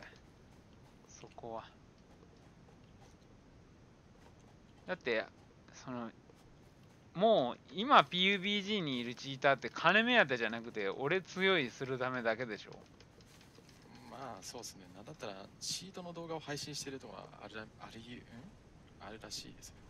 昔はね、儲かってたから、あれで。スキンをガチャ箱で。ピタッと止まりましたよね。うん。5000円台とかのスキンは。新しい警察官の服とかももう出た時からそんな高くなかったし。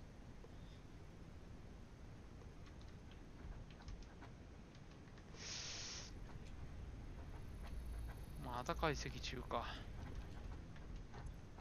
せやな。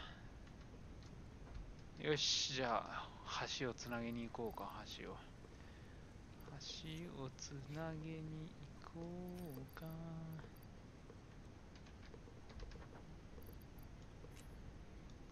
一応プレートなんだっけ、プレート37じゃ全然足んないから、これはなんだっけ、プレートと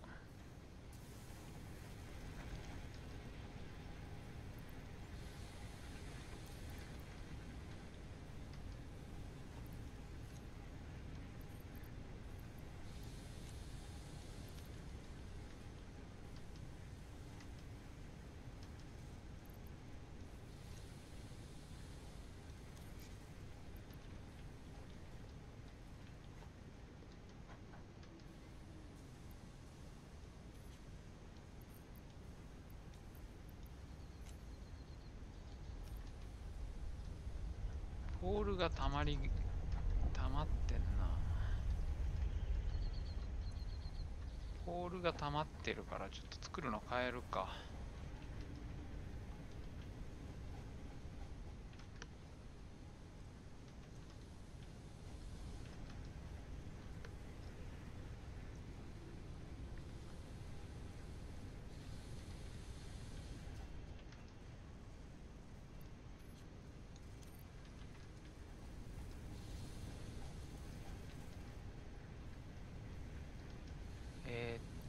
モジュラーフレームにして、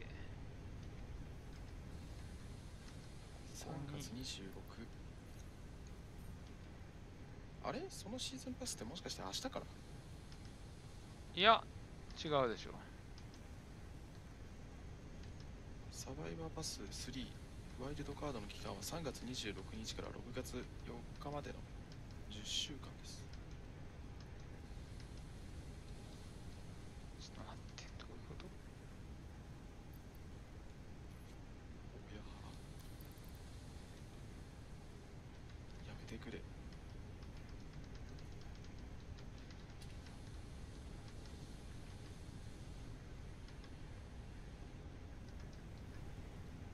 あ、ダメなのか、これ鉄板が来んのか、絶対に。はあ。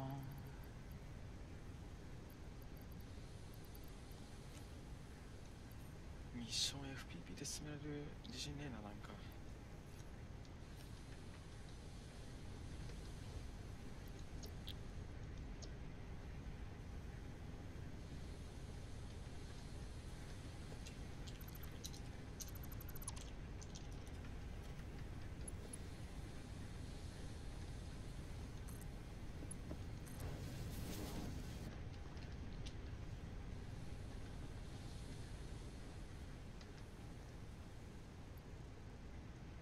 ミッション FPP でやらなきゃいけないの？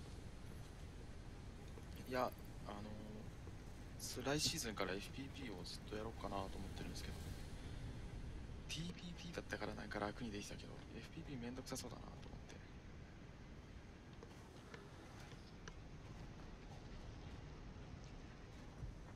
思って。でも FPP をと思ってたけど、FPP だとダメって人は意外と多くて、コピーさんとかもそうだけど、そこで分かれるのももったいないし、まあ TPP でいいかなって俺は思い出してる。まあ両方できるようになればいい。最近 FPP ずっとやってるんですけど TPP が若干できなくなりつつあるんですよ。なんかこの背中からエイムが出るのがもう気持ち悪くなってきちゃいました。背中からエイムが出る。三人称後ろからグンってサイトを覗くじゃないですか。もうあの時間が気持ち悪くてしょうがないですね今で。あそこからのこの焦点がまたちょっとずれるのも気持ち悪いです。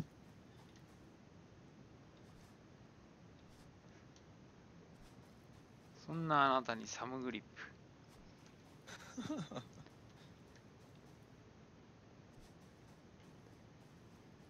キャンデートセットつけるとクロスヘアが変わるんだ。それは初めて知った。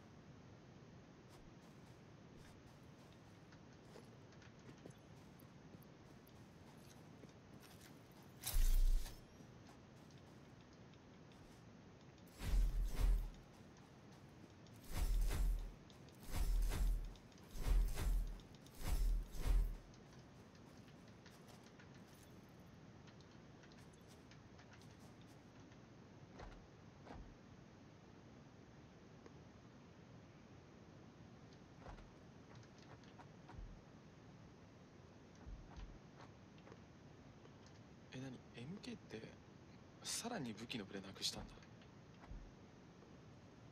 そうだよ、えぐいよ。これ以上ブレをなくしたらもうおかしくなってきちゃうけどな。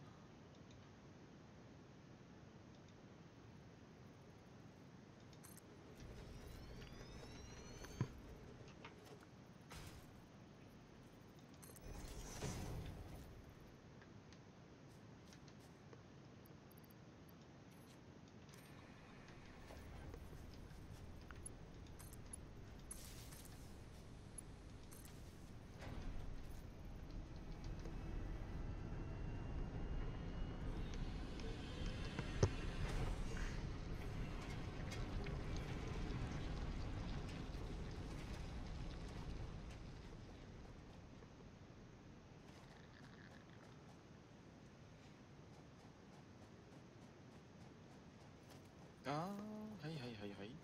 なるほどね。日本時間だとシーズン3は3月の27かららしいです。へえ。もうあさってです。違うな。あと1時間で日にち変わるから明日ですね。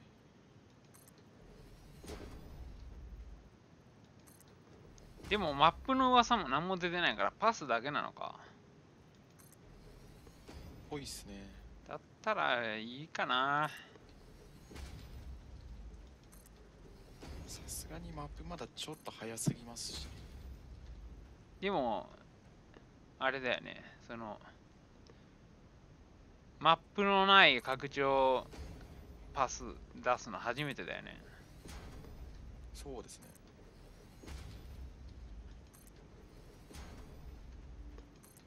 ワイルドカードっていうパス名ですし、マップの匂いすらしないですね、これ。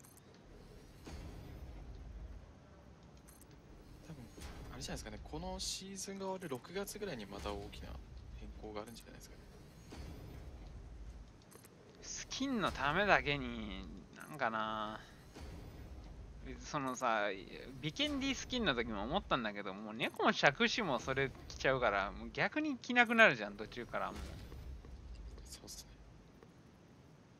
なんだったら自分も今、あれですかね、一等最初のグレードから出てくる服とか着てますしね。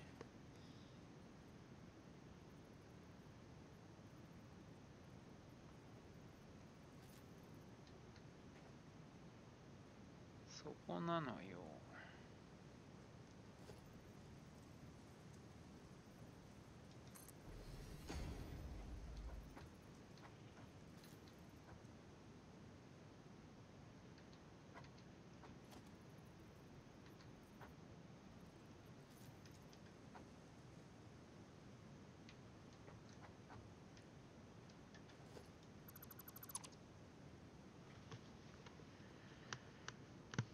この下にどうやって伸ばしていけばいいんだ。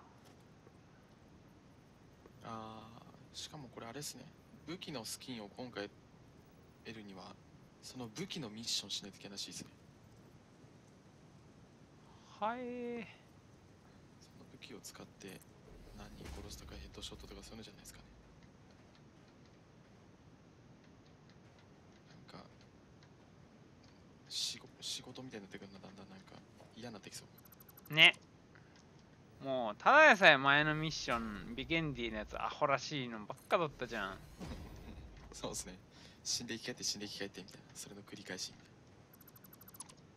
たいな。なんだっけ、なんかすごいアホらしいなったよな。潜れとかさ。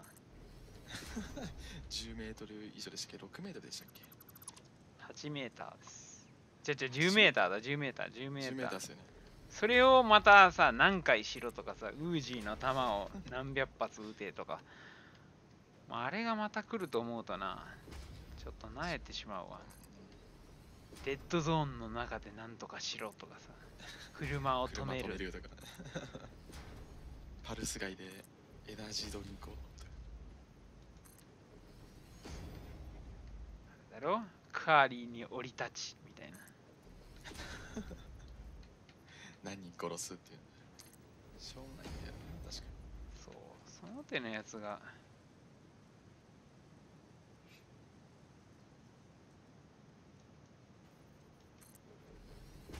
まあでもちょっと流行っただけのゲームですからね、スタルド PUBG は。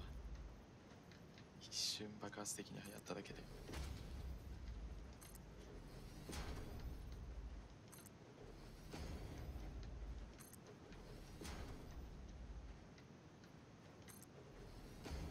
2年後にこのゲームはあるのかな。それあるはあるんじゃない？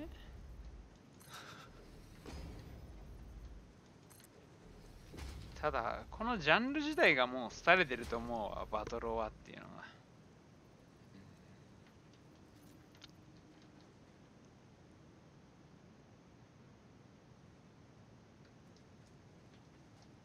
もう APEX が最後の多分火種ですよね。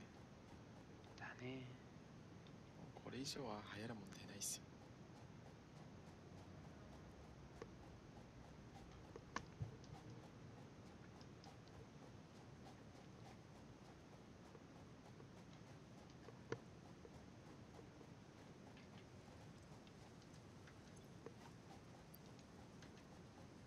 てことはだよ、水曜日もしかしてアップデートだからゲームできないんじゃない？何にも今回でもそういう告知来てないよ。しかもシーズンは3末まで行くはずなんだけどな。どうなの今 PUBG 起動したらそんなん出てんのかな。昨日も1試合しかやってないかな俺。ああ、昨日中にやってないです。サティスファクトリーの虜になってるから俺悪いけど。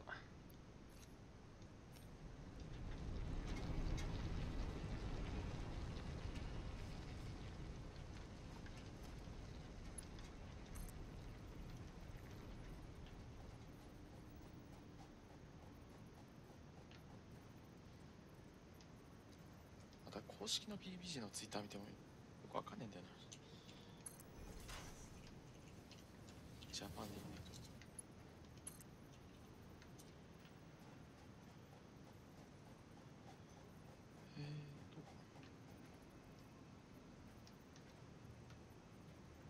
あ、今日で2周年なの？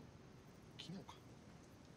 おととい。2周年記念でなんか、ね、ただでやれよな、パス。多分それのシーズンパスなんでしょうね。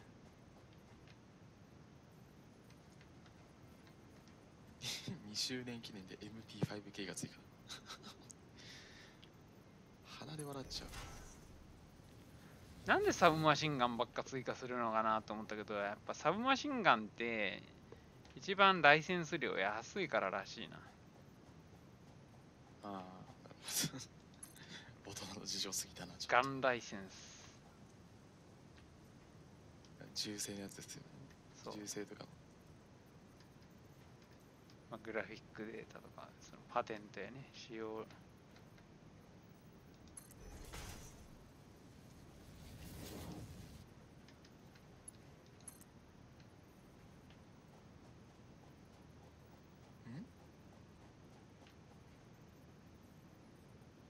なんやねん、今さっき DMM のニュースで見て3月26、7って言ったんですけど、 PUBG ジャパンの公式ツイッターだとそもそも27日のメンテナンスを延期することになってます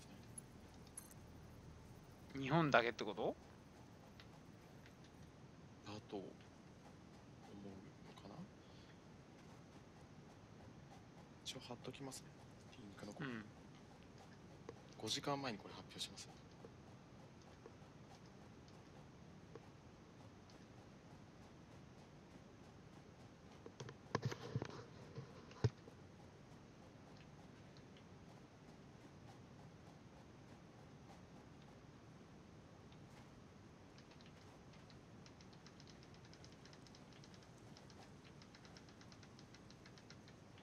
2周年記念で速攻つまずく PUBG って感じだな。記念もへったくれもないよ。もうほとんどずっとやってる人なんかほとんどいないんじゃない？みんなチーターが嫌で1回はやめてるでしょ。チーターがないならもう終わりや。知ってる？昨日かなんかにゾタックかなんかのなんとかカップ、道場カップとかいう大会が開かれたんだけど、デュオの大会、公式大会でグラフィックボードのメーカーですよね、ゾタックって。かな、なんか知らんけど、でそれさ、そのクレストゲーミングザナドゥっていうその一部リーグの選手とかも出て、視聴人数700何十人だよ。いやそれもうね、普通のなんか MMO のさ、なんかパッチノートの発表の時とか、どんなゲームでも1000人台とかいくのに、もう終わってんだよこのゲームはよって感じだった。そうですね。終わりすぎてんだろうがよ。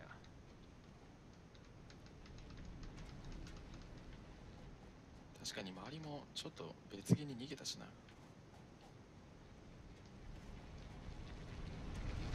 今じゃレインボーをやり込んでる始末だから。リンボーは草。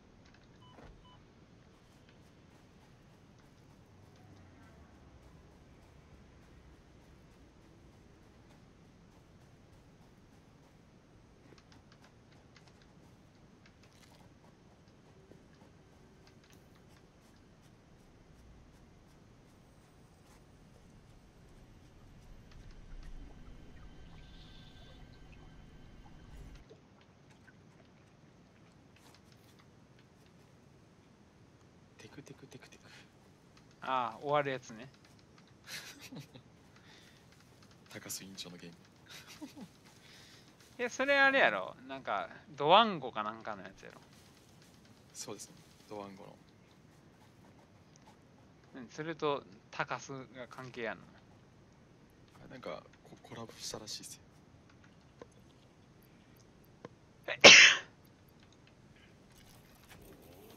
ほとんど何に使われてるかも分かってねえだろ。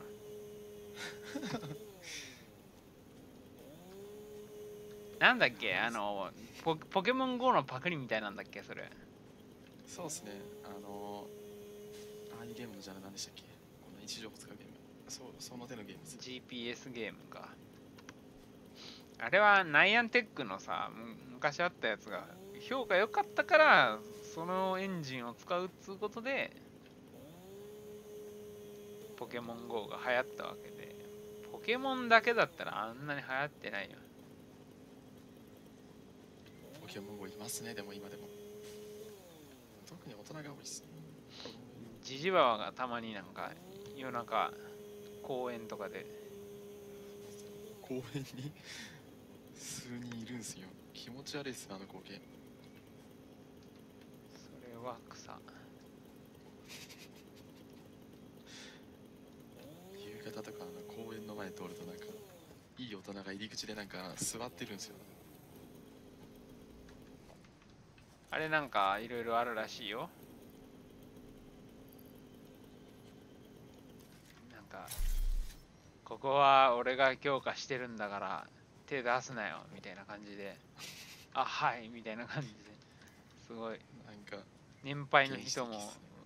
なんか若いやつに従ったり、逆に老人にここはこの人のあれだからみたいな、荒らしちゃダメだよみたいな、あ、はいみたいな感じで、君新参でしょみたいな感じの世界観らしいよ。ダメだよ日本のここ、縦社会もそう来てしまったか。ここはダメだよ。なんか物騒っすね。ここはあれだからって、なんとかちゃんのあれだから、トレーニング場だから使っちゃダメだよとか、何君囲いになりたいのみたいな感じで、あ、はいみたいな。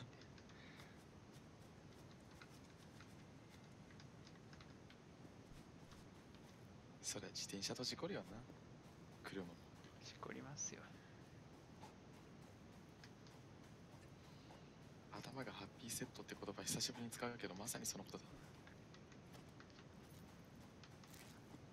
この画像っすよ。今なら高須委員長もらえるってやつ。いらんな。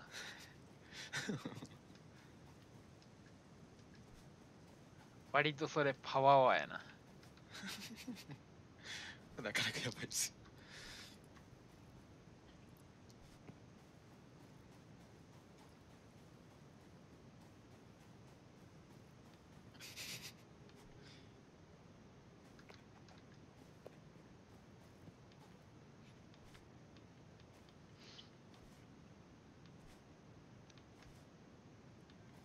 エピックゲームにギフト機能ってないんですか？そう、ないのよ。なるほど。あったら日西さんに送ってたんだけどね。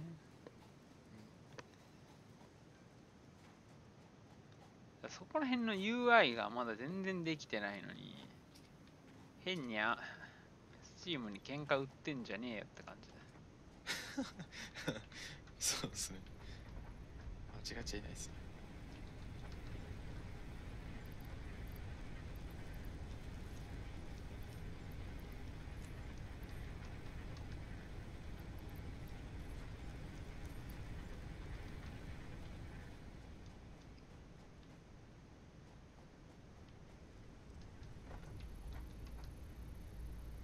おうおうおうおう。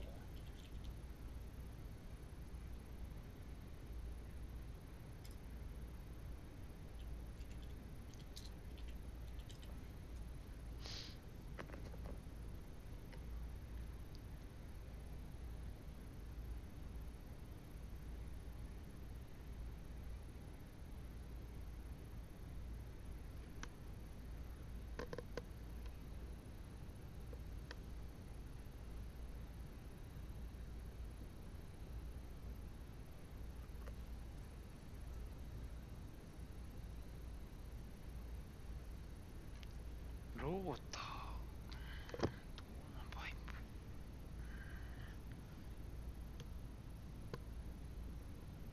好きな報酬を選んでくださいか。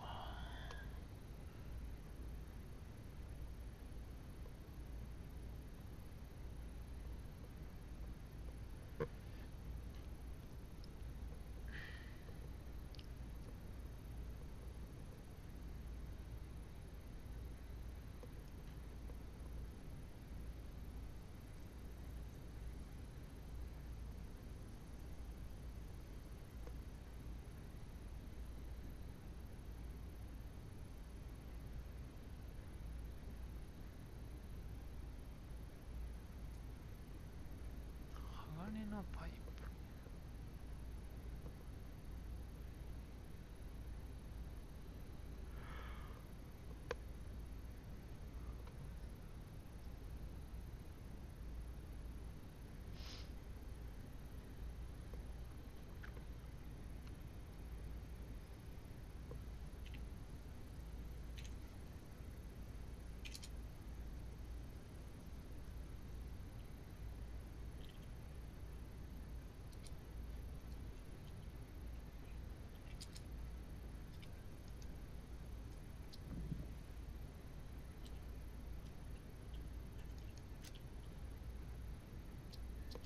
Data on the hard drive has been salvaged and can be repurposed to unlock an alternate recipe. Salvaging more hard drives will provide additional alternate recipes.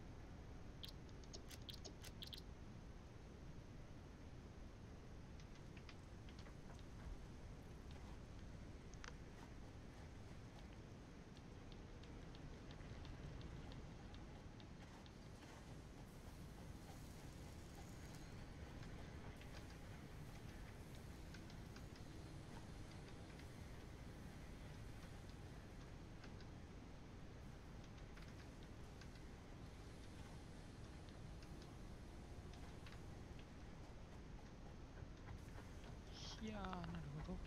そうなるわけか。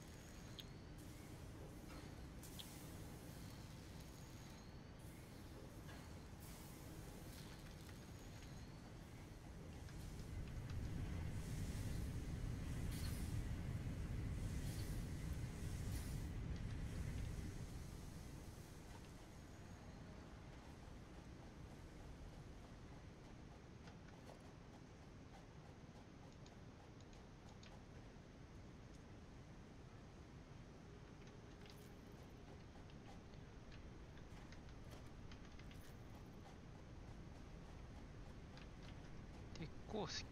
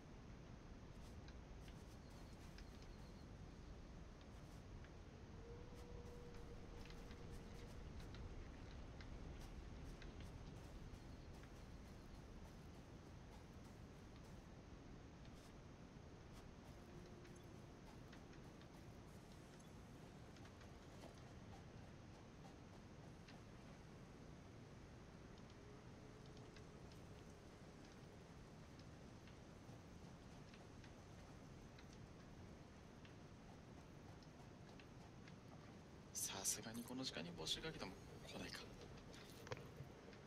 あ、うちのディスコサーバーなら、この時間でも来る人は来るけど、テイカちゃんと、誰だろうな。クライフさんとか。クライフさんは12時になったら絶対落ちるから、絶対に来ない。そうなんですね。うん。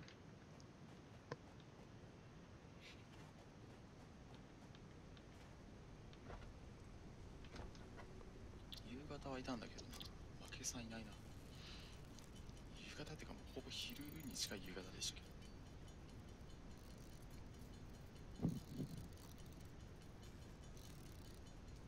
負けさんは学生ですか？学生でしょ、高2でしょ。おお、そうなんですね。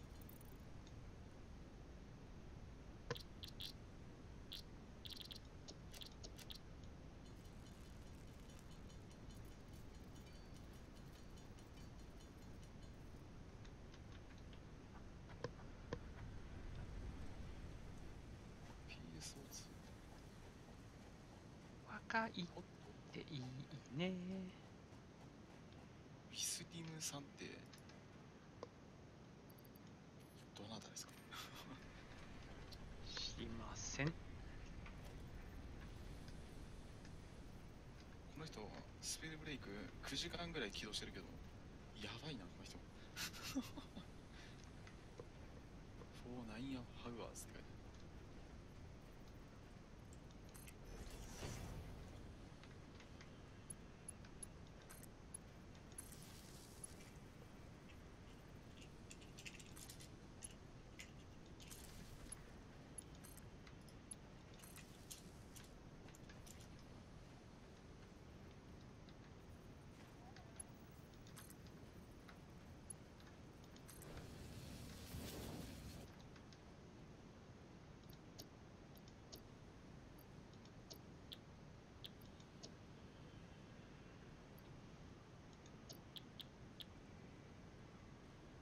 ハウアーズじゃないアワーズ。ボケかもしたな。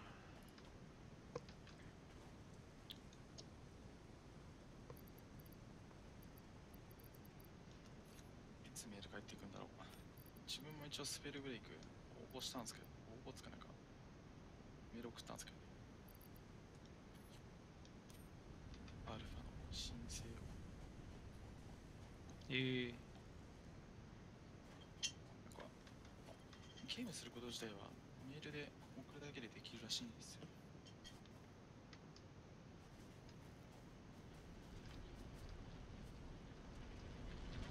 何それ、申請制なの？ぽいっすね。自分がどこに住んでるかとメールアドレス打つだけですね。アジアかヨーロッパかとかそういうめっちゃ幅広いですから。そこまでやんないとやらしてくれないのか。まあ、あれじゃないですか。多少なりとも治安維持するためじゃないですか。ふーん、中国なんだ。ふーんってなるわけね。アジア全部中国にするのは良くないですよ。ああいうチャイニーズって海外でよく聞かれるあれが始まるわけ。地図でも見ても日本なんて中国の島っすからね。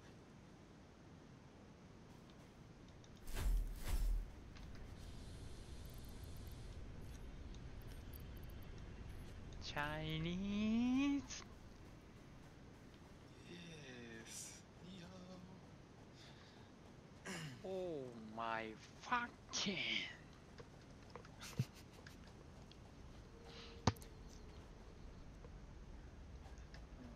もう PUBG の中国代表戦はなんか全員チーターに見えて面白くないですけどね。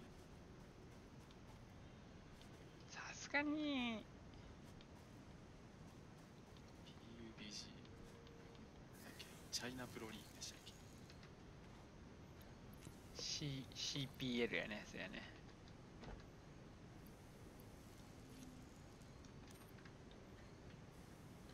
パも今やってますけど、ヨーロッパはなんかチームとか選手わからなすぎて面白くなかったですけど。ペルか。ペルはチームリキッドっていうのがすごい強かったけど、いつの間にやらチーム TL とかに名前を変えてて、えっていう感じになってた。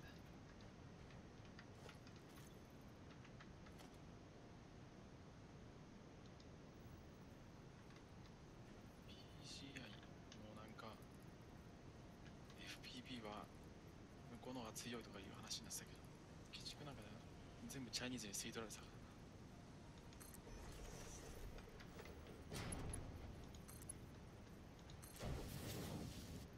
今回の日本代表はやはり出るのかな。だっけ V3 フォックスだっけ。いや、V3 フォックス全然ダメだったから、この間、だったんですよ。昨日、おとついか。全然ダメだったよ。自分が追い込みかけたからかな。最下位を2回取ってた。本当ですか。4試合のうち、もうボロッボロ。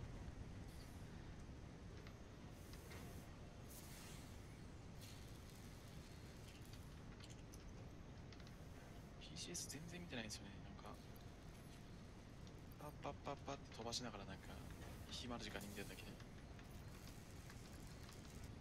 ランキング、スカーズが一番上なんですね。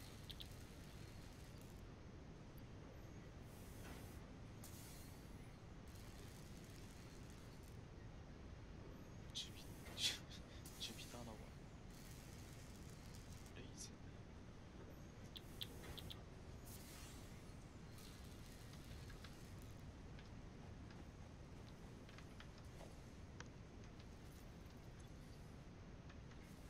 この前のアジア大会もそうだったけど、日本のチームなんか日本同士でやり合うからな。そうなんだよね。この間のは最悪だったね。クエストゲーミングとはサンシスターがおサン互いにシスター殺し合うっていう。それはあったわ。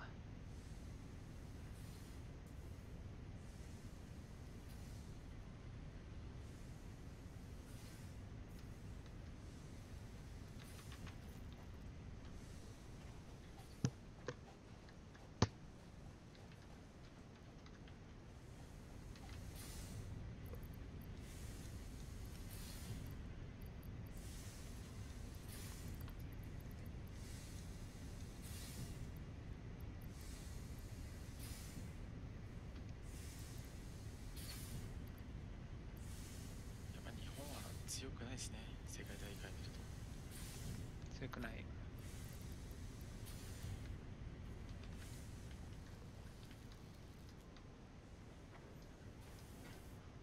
塀から待ってる日本人に対して車の後部座席から攻撃してやられてたからね、この前。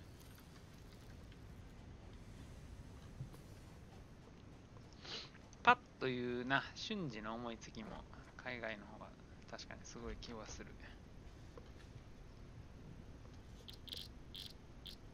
日本はなんか本当時間を重ねた人しかやってないから、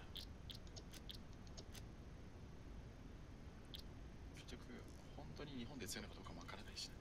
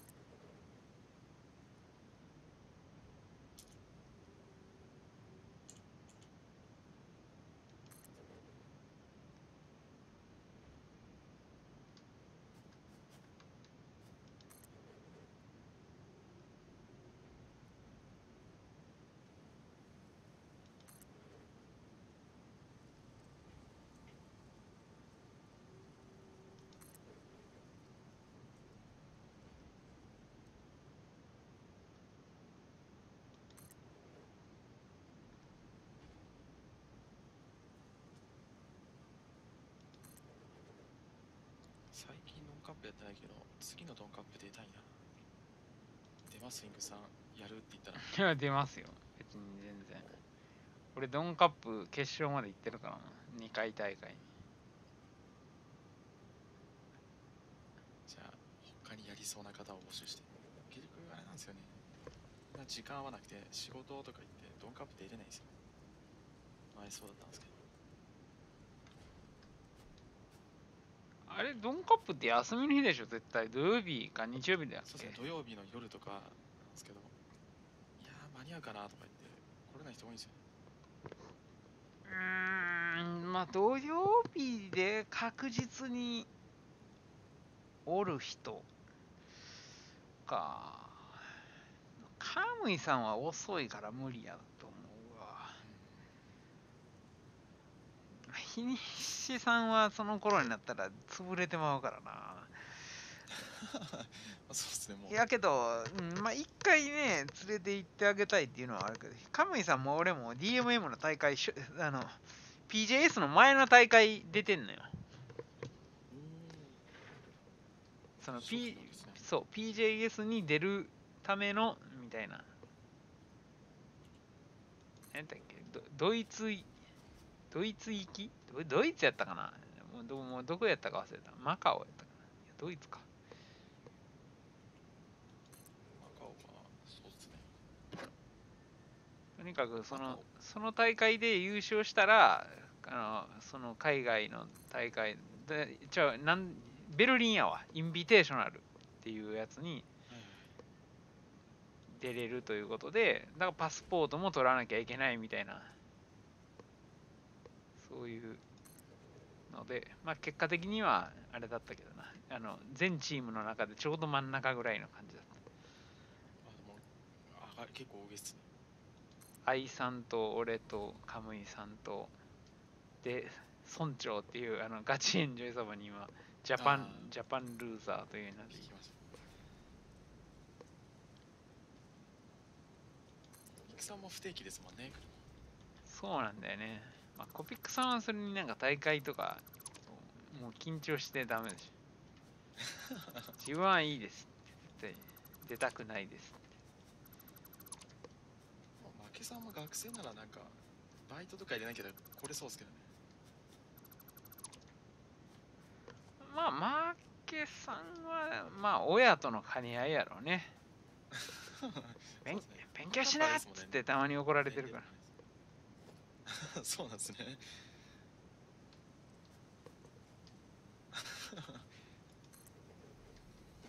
高2ってそうっすもんね。結構いろいろ決まりますもん。決まるっていうかもう高2の今ならもしだいぶ終盤ですけど。もう大事な時期ではあるよね、確か。あとちょっとで高3ですもんね。そうそうそう。もうほぼ高3で。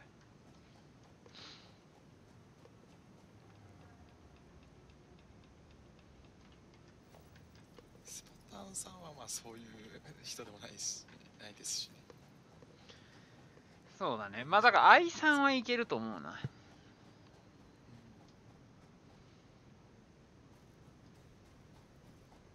村長さんは今やってないんですか？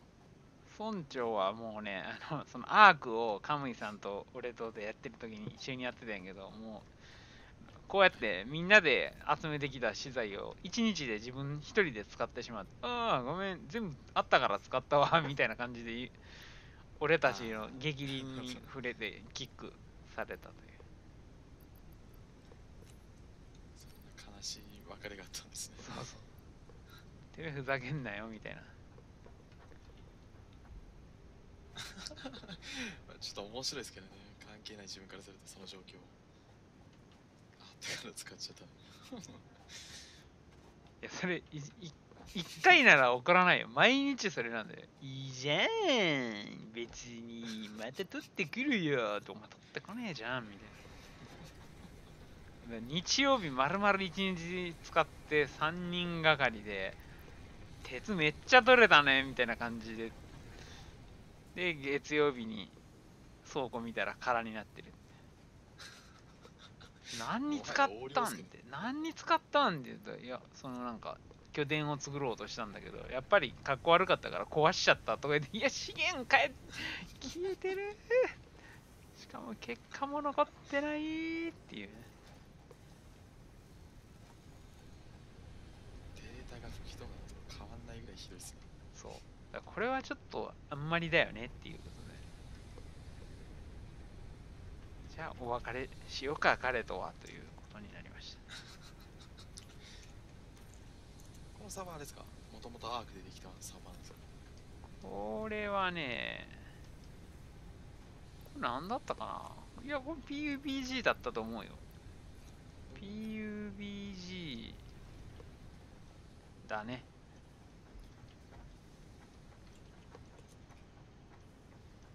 PUBG とアルマ3をやってたかな。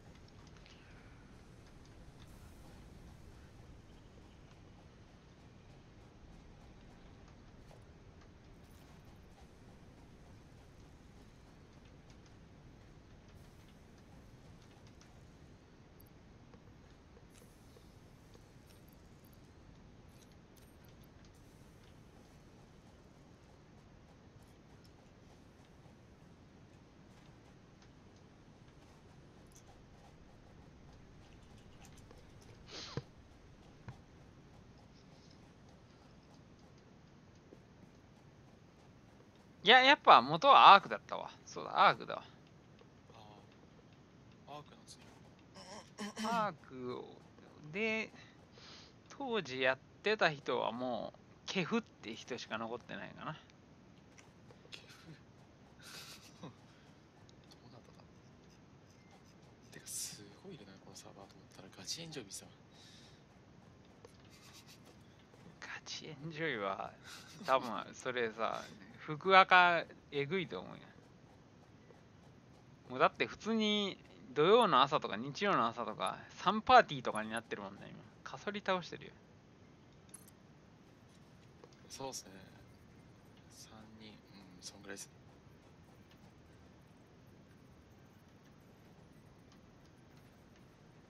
でももうあれですもんね。一番盛り上がってるのがこのサーバーって言われてる始末ですからね。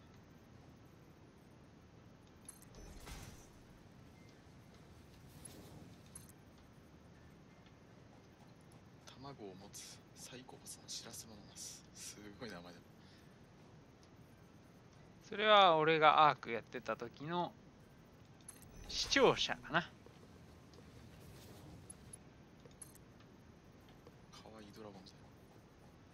割とね、あれだよ、アーク配信の時はすごい見に来てた人がいたんだよね。やっぱアークは人気あったんだな。ただもう、俺がね、もう、PUBG とか無償にやりたかったけど、今日はアークやらないんですか？アークは何時からやりますかっていうのがもう、ほんときつくて、精神的に削られて。縛られ始めちゃったんですね。そう。アークに。今日は何時までやりますかとか。関係なくないみたいな。ご期待に応えたらだんだんこのゲームが嫌いになってきたみたいな。そう。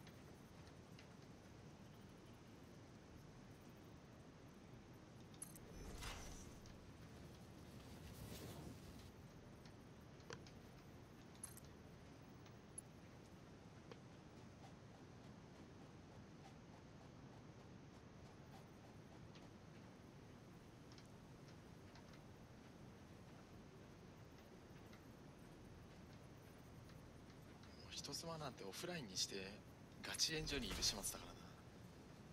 すごいな。優しさとして蹴ってあげるかこのサーバー。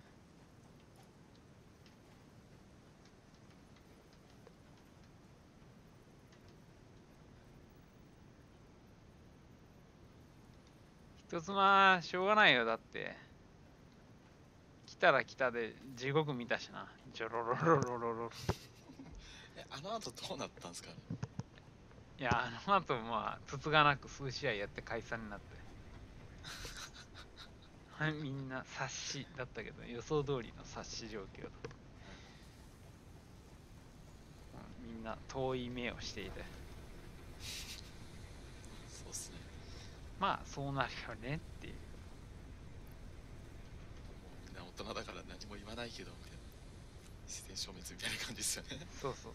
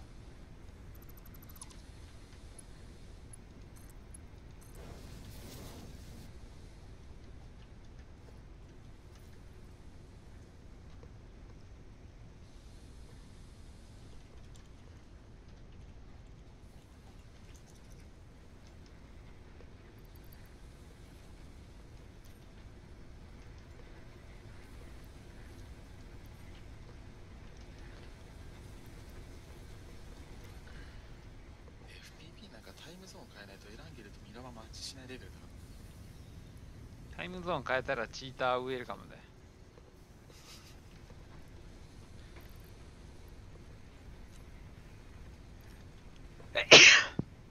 もう FPP やってる人らほんとかわいそうだよね。かわいそうっすね。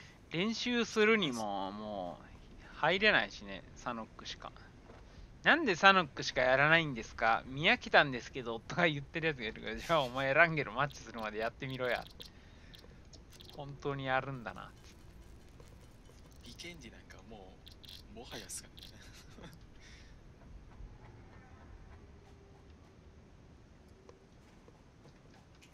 一回なんか KRGP の KRGP じゃないや KR サーバーのカカオでしたっけ、なんかそんな感じのサーバーやったことありますけど、あそこやばいっす。やばいというのは敵が強すぎるというか、なんかプロゲーマーしかいないみたいな。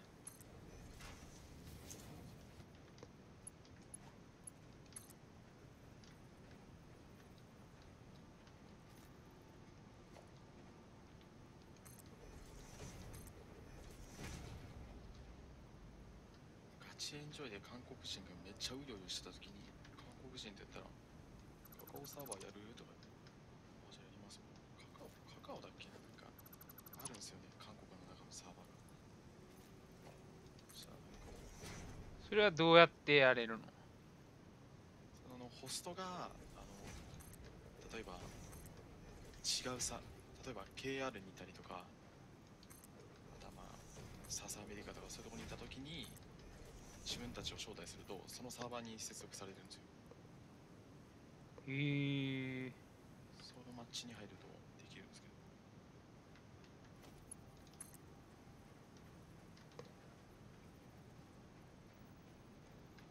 ホストがなんかその違うサーバーにいれば招待された人はそのサーバーを使ってできるんですけど、ピングやばいっすよ。え、ピングがやばい。ピングやばいっすね。もう遅延とかもありますね、人によっちゃ。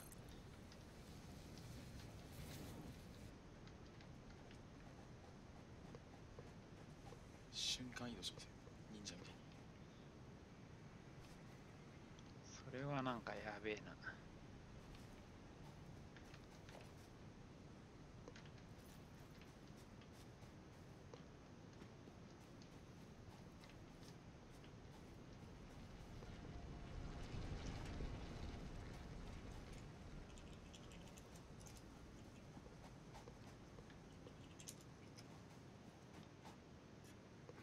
そういえば結局モンハンワールドの中国の配置はどうなったんだろう。使えてないのかな。モンハンワールドの何？あれなんか出るとき当初中国でなんか配信終了みたいな話出るじゃないですか。なんあったっけ？中国ではモンハンの配信をなんか停止しますみたいな。それは知らんな。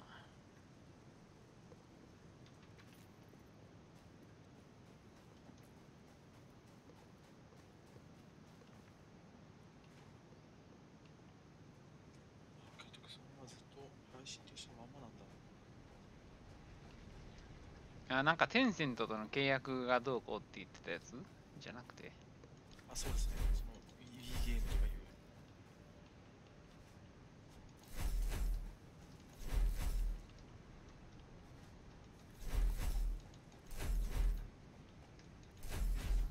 もうさ、モンハン今更 DLC 出したところで、誰もやらないと思うんだけどな。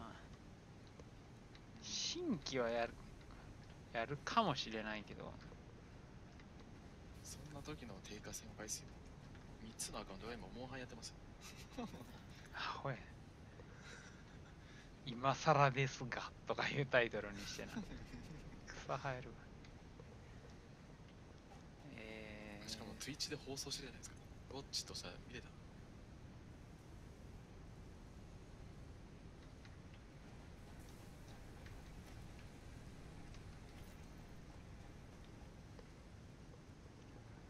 彼は YouTube で配信してるわけじゃないの？ Twitch でやってんの？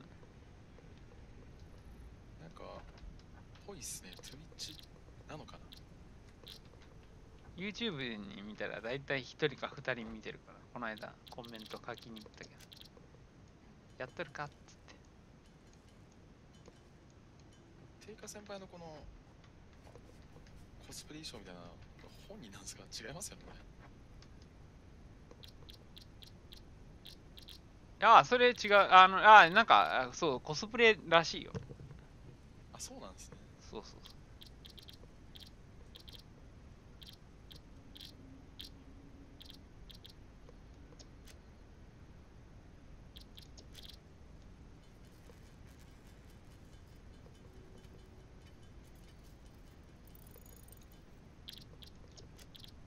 このサーバーにいるシドウさんって人がコメントをしてると思ったら、もはや、あれか、本人か。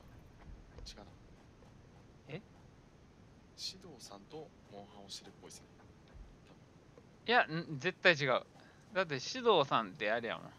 愛さんの友達で、一切交流ないし、マジっすか？ 3回ぐらいこのサーバー来ただけだけど、すごいいい子なんだけど、いい子なんだけど、すごい、なんつうのかな。多分いろいろ研究するのが好きな子なんだろうなっていうのが、N 方向から何が来ますとか言って、こっちの方向にトラップを仕掛けておきますみたいな、なんかもう何言ってんのみたいな。結局、なんかやられて死ぬんだけど、いや、なんか、そういうのも、まず打ち合い練習しようよみたいな。なんかすごい、そう、知識がめっちゃ先に行っちゃってて、なんか、すごい。いや、俺は別に全然可愛いなと思うんだけど、ね、多分自分よりもっと、多分その指導さんって多分、キルレートどれぐらいなんだろう。コンマ5ぐらいだと思うんやけど、はい、それが、どうなんでしょうね、その、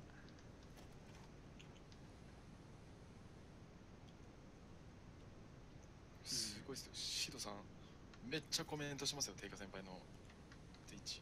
え、マジでやばいくらいコメントしてますよ。それ指導さんじゃないんじゃない？マジで？これ確定ですよ、多分これ。Twitch 貼るのやめとこう。ちょちょちょおめでとうございます。おめでとうございよし。おい。テイカちゃんで検索。え、いやー、クリアできましたねそ。の方の方から接続できますよ。クリアできましたね。しましたわ。素晴らしい。はい。ストリーミング脱出する。いやー、いやいや。そのチャンネル名は何？あ、いわゆる DM の方で送りますよ。あ、いや、ちょっと待って、見つけた。今更ながらモンハンです。めっちゃコメント入れてんな。これ誰や？ほんとや、指導さんや。マジで指導さんどういうつながり？シドさんも今、モンハンをプレイ中になってますよ。いや、指導さんは、あ、マジで？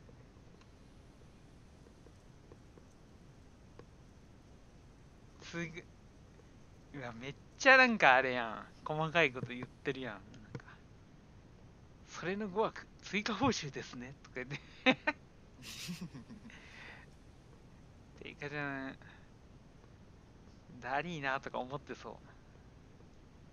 テイカ先輩はダメなんですね。口数多い人。いや、ダメってわけじゃないと思うけど。クエストメンバーに移ってた今、指導って。あ、マジ？2人でプレイしますよ。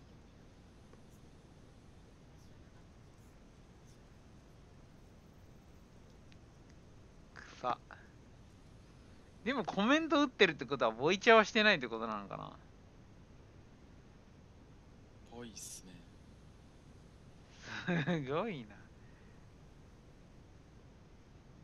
じゃあやっぱあれか、ここのなんかプレイしているゲーム名みたいなやつを見て、お、なにモンハンやってんじゃんってことで連絡したのかじゃないですかね。な。なるほど、ツイッチを見れるわけね、このディスコードで。そうなんですよ。ディスコードで多分連携してるんですよ。あー、なるほど。それ初やな。分かったわ、なんとなく。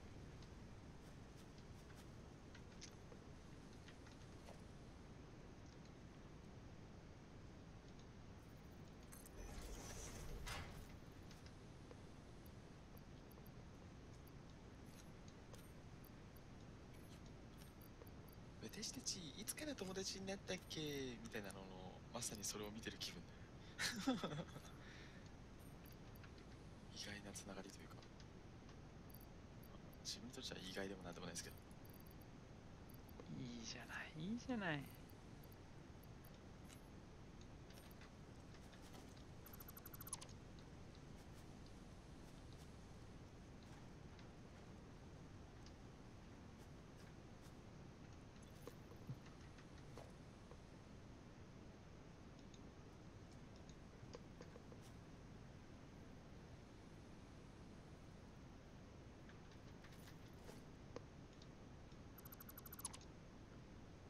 PUBG 買った当初の時に長くしてもらった人もみんななんかやめちゃったしな。PUBG みんないなくなっちゃう。シーズンごとになんかやる人変わってるからな。まあそういう意味ではあれだよ。このサーバーにいれば、新一先生は一回やり始めたゲームは絶対やめへん。あ、そうなんですね。日にさん来てましたけど多分すぐ落ちちゃいましたね。だってずっと俺の配信見てたもん。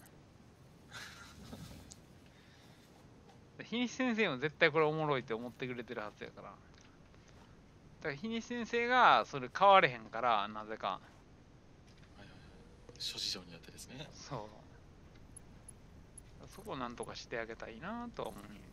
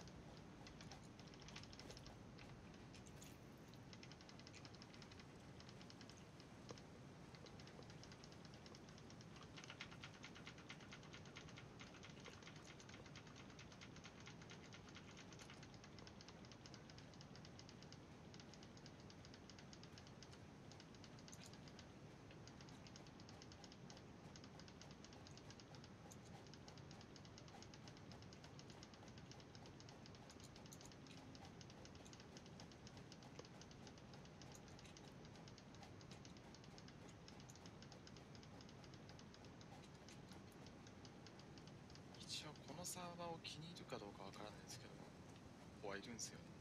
FPP やってる人で。コ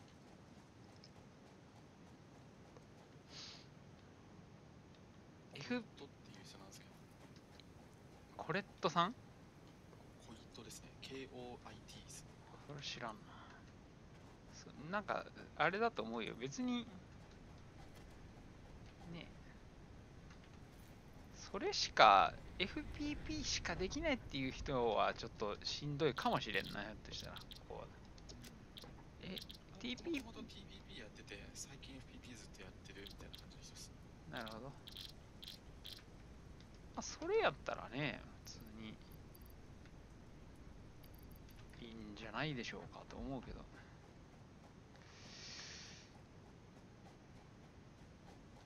外でショーゲーム送ってみようか。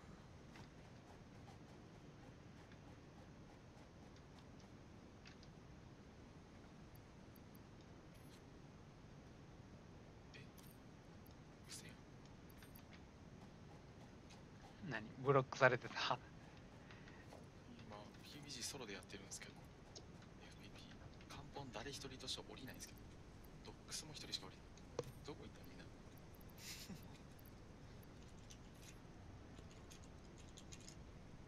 生存90何人いるの。みんな武器のとこかな。漢方もう60になっちゃった。漢方製薬で。漢方製薬制圧しました。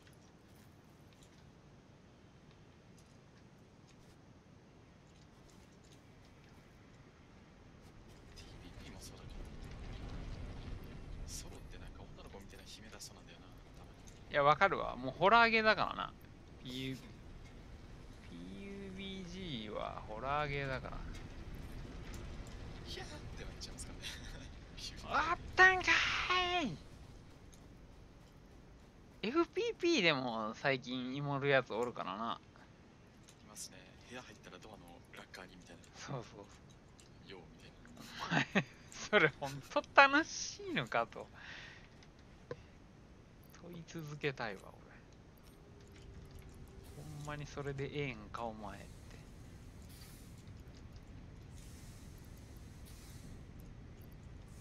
あいつたちは虫も殺せないような弱者ですから、メンタル的には。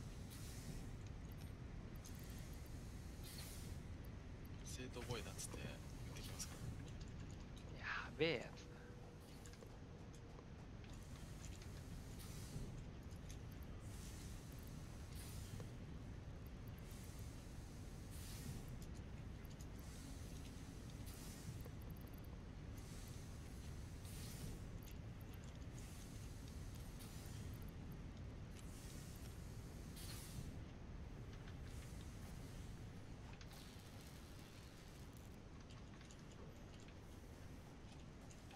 もうドンカップ今なんか中止っつうかなんかあんまやってないらしいですね。さっきツイッター見ましたけど、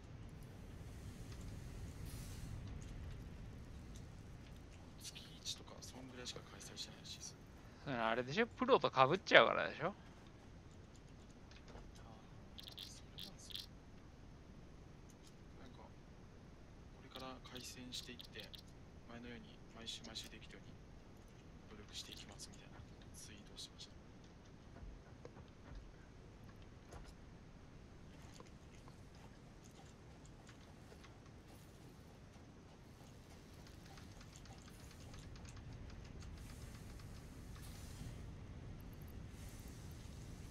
ソロのモードの時だけ SR 削除して DMR 増やしてほしいな。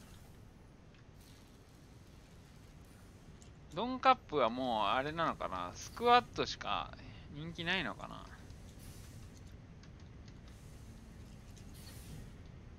あでも今更ソロでをやってる人はいないっすよ。ソロはあれだけど、ディオだったらね、いいのにね。試合展開早くていいんですけどね、ディオはサクサクサクってして。そうそうそう。まあただ本当さ、ドンカップとかさ、もう、特に俺らがやってた時は TPP だったから、もう全員イモるからさ、まあひどかったですね。もうフェーズ8で60何人とか。一歩歩けば敵に当たるみたいな。でも敵に当たってもその敵は絶対撃たない。撃てば自分も撃たれる。めっちゃ静かですとか言って。あとはあれか、マーメイド作戦ができた頃やったから全員海の中で、スパイギアだけ陸にいるとかそんな感じで。お前ら何やってんだっつってスパイギアがめっちゃ怒ってたの覚えてる。その動画見てないな。でもそのマーメイド作戦は知ってますね。ボートで移動して奥の方行ってみたいな。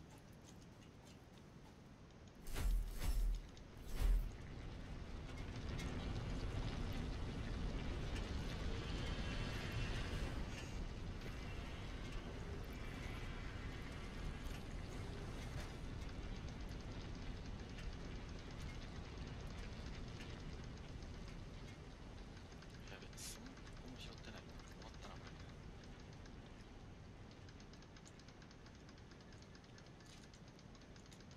っちゃカーが後ろから来てる。もうみんな打ち合いの練習だけなのかな、ソロ君の。フェーズ1もう、まだフェーズ1終わってないのに、30人しかいない。10人どこ行ったの？つまりはそういうことだよ。まあ、陰キャがいないいい証拠っすけどね。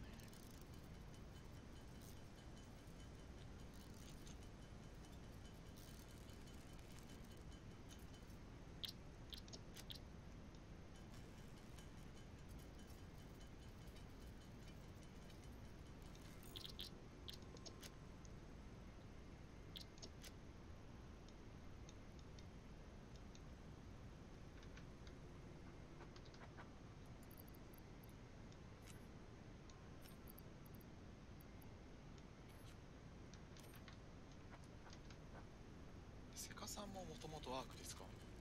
セカさんは違います。セカさんはガチエンジョイから抜いてきました。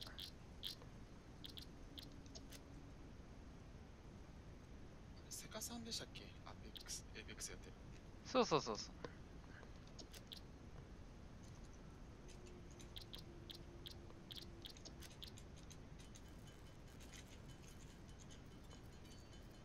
もうでもセカさん来ないんじゃないかな。なんかもともとねリアル知り合いみたいな感じでやってはったし、あの3人で。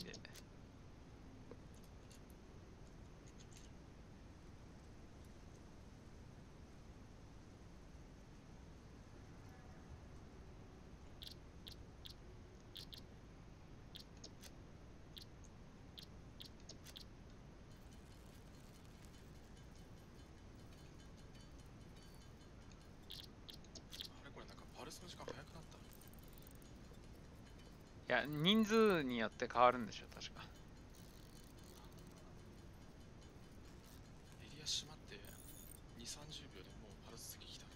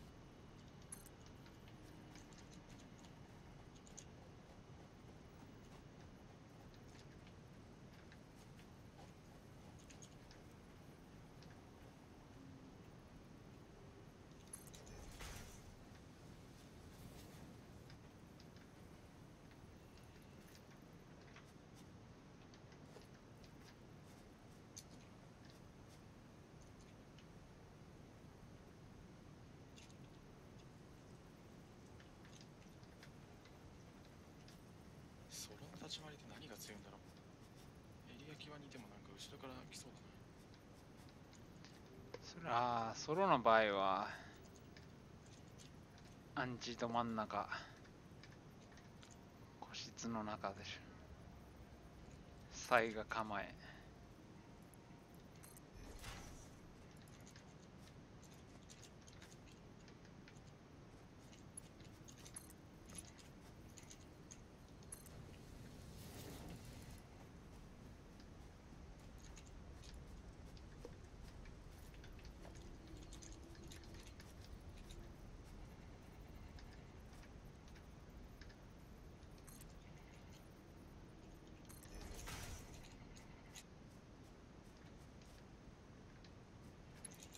やばい、グレートバッシュ来たこいつ。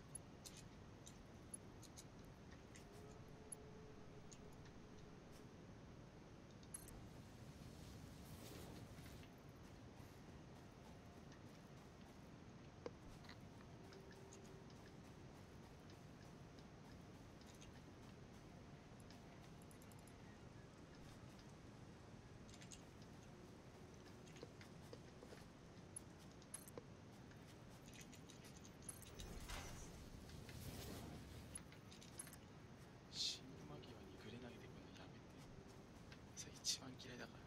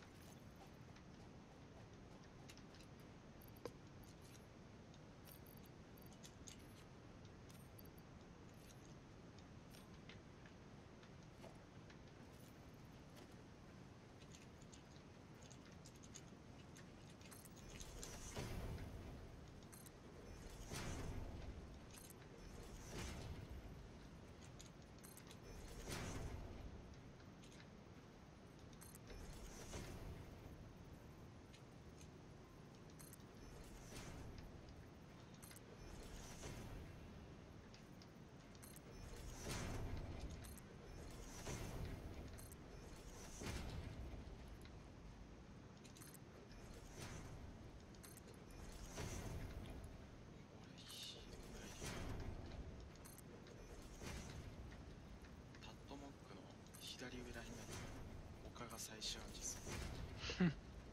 あ、でも最終アンジまで残ったんだ。最終アンチだから今フェーズ4が終わるところです。そこの丘をどう登れっつんだ。裸の丘を。祭りの状況。銃声出したくねえのに目の前にいるしよ。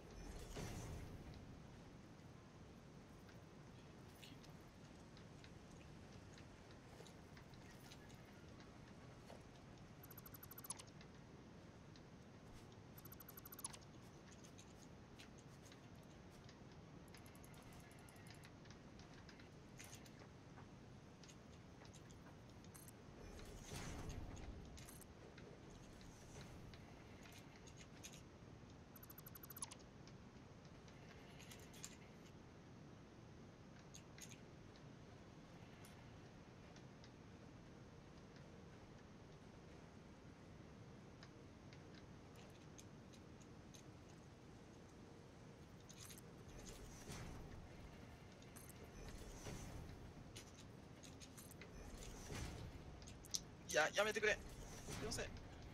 そんな悪い子じゃないぞ、君は。終わったな、このパリス。悪い子なんだよな。手の込んだあんな丘。丸腰やぞ、ボケ。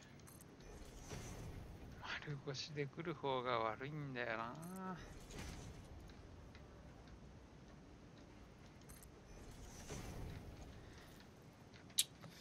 やっぱ死んだな。チンパンジーになりそう。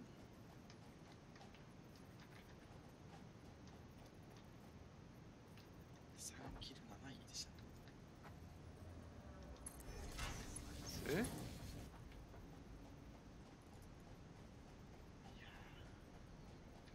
ホールに基礎できるな。できないな。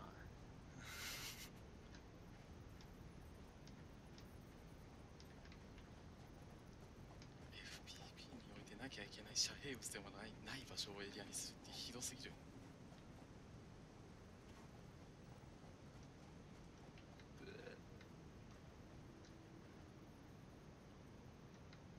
ソロの良くないところあれですかね。一回やったらもう飽きるってぐらいですかね。まあ満足いくよね。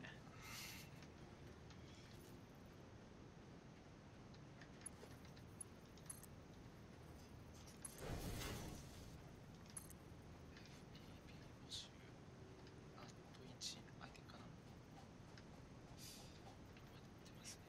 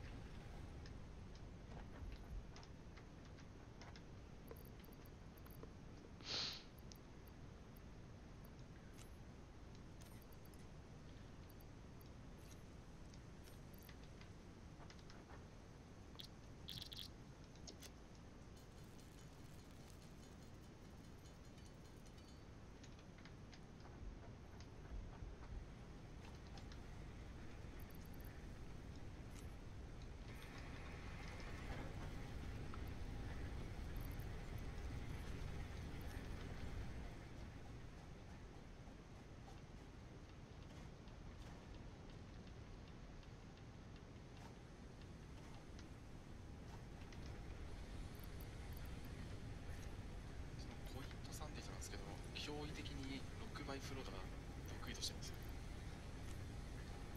6倍フルオート。い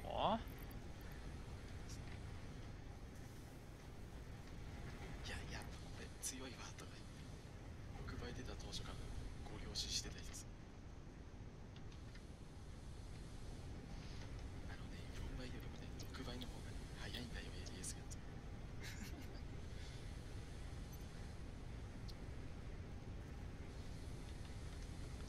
強いじゃないですか。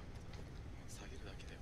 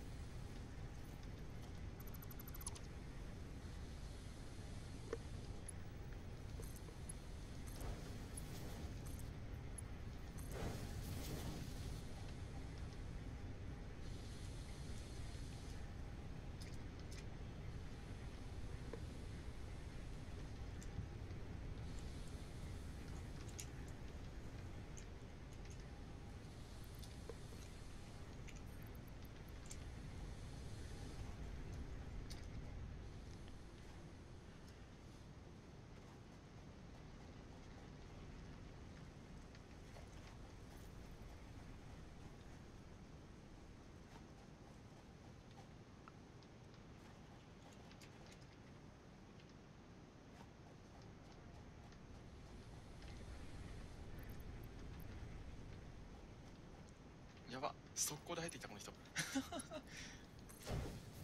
グザム秒でした。入っていく。募集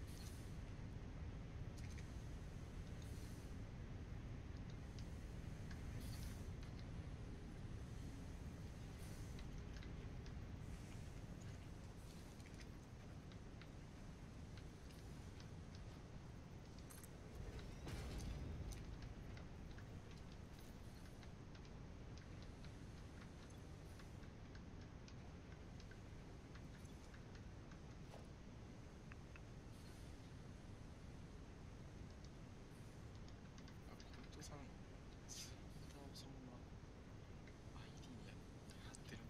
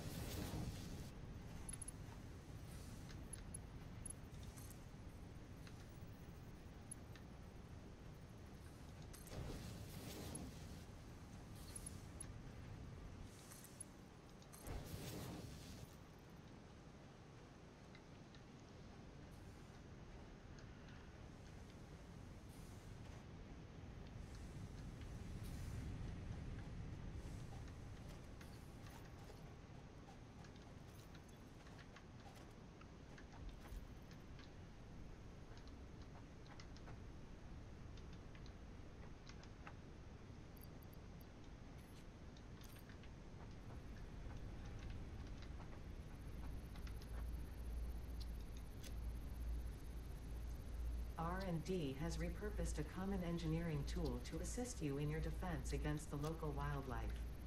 The blueprint is now accessible in Hub Tier 3.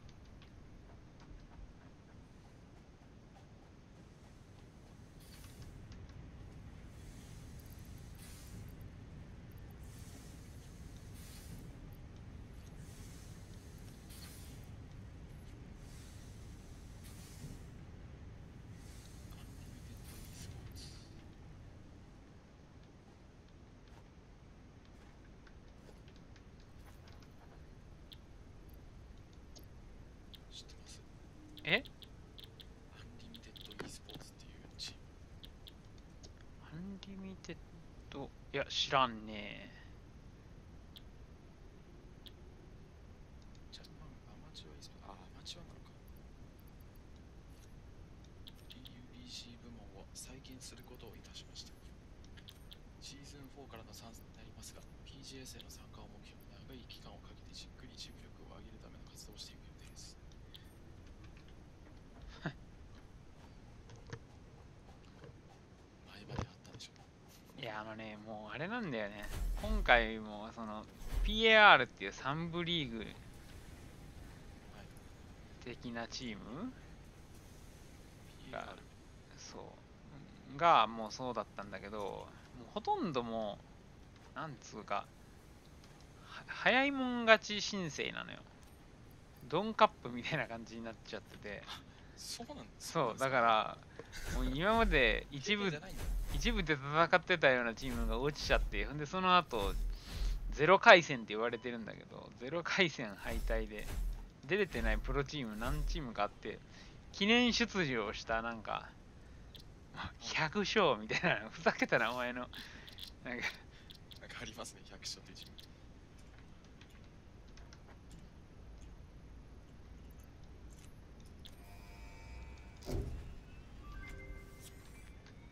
木村カエラの歌みたいな、なんかディグディンドンデュラハンとかもう DDD って言いたいだけやんそれみたいな。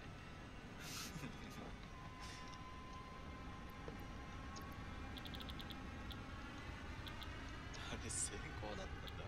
しょうもないね、それマジ。あれですよね、名作劇場とかああいうのが出てたチームですよね。そうそうそう。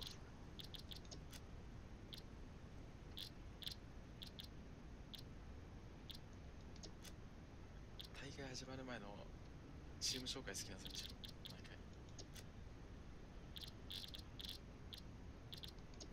回。なんか面白いことあったっけ？いや、なんだろう。なんか陽キャを演じているなんか陰キャみたいな感じのなんか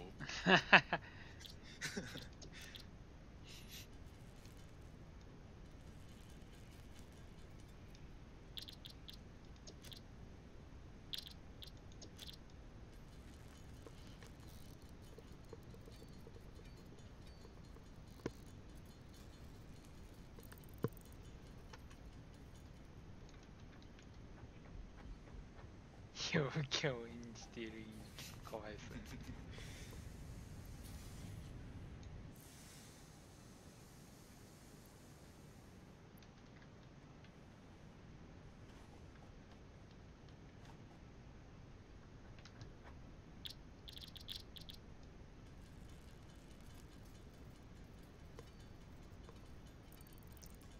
時間も時間だけど PJS 見るか。あ、野生のコルトさん。野生のコルトさん何にも反応ないじもうさっき入ってきましたよ。ゃん。いやでもなんかポロンって入ってこないやん。さすがにそれは様子を見ている感じ。さっき PUBG の部屋に1にぴょんって入ったんですけど。あ、そうなんや。出てきました。いねえじゃん誰もっつってそして誰もいねえじゃねえかっつって。形けねえな。ハ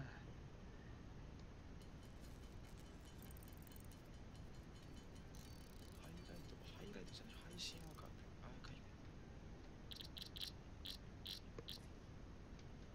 これがこのいろんなプロチームがある中で一番名前かっこいいなって思ったのはグリムナイトレッドセルっていうチーム。なんかかっこよくない？なんか車の走りみたいなのがしますね。なんかグリムナイトレッドセルとか言って、ね、すごいなんかすごいな、中二感が煽られるわ俺の中で。グリムナイトレッドセル。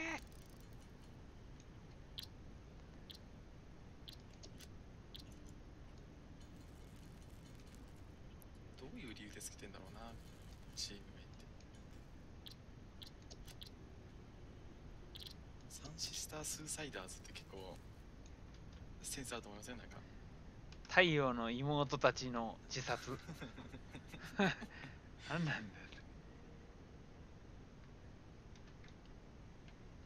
太陽の弟たちの自殺。妹か。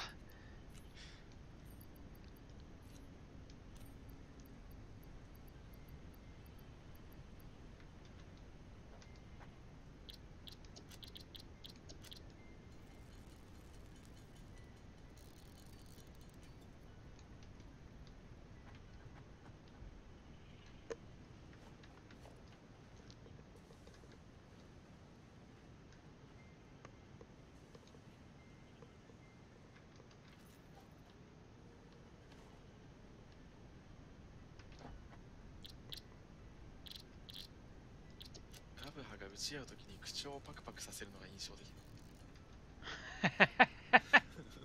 何それ。何それ、知らないんだよ。何の動画だっけな。毎回なんかサンシスターのハイライト見るたびにってやる顔があるんですよ。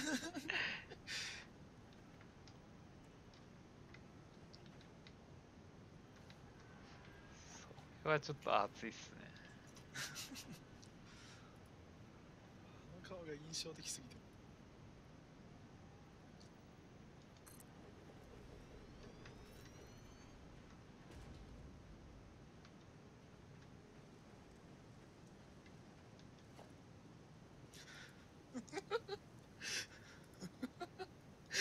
いや好きなんだよなこの顔が。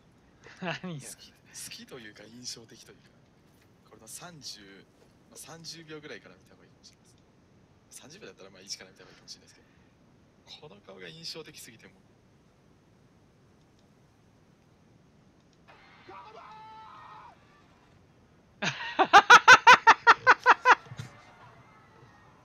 この顔大好きなんですよ自分。それちょっと、そこだけ切り取った動画作って本人になんか言ってみたら、ツイッターでこの顔がもうどうしても大好きなんですけど自分どうしたらいいですかみたいな。もう岐阜にしたいぐらいですもんこれ。そう、それ岐阜にしたら絶対バズるって。それなっつって。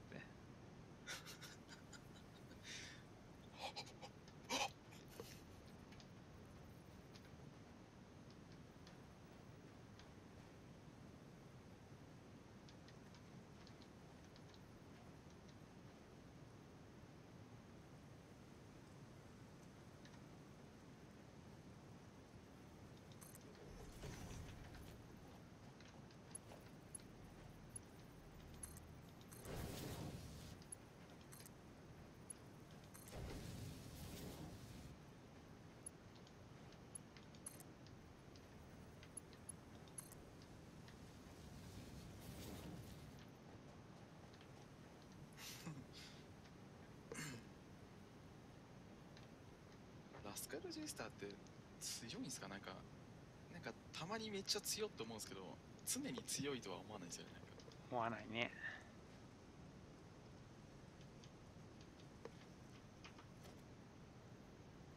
落ちるときはなんかチームで一気に落ちることがなんか多い気がする。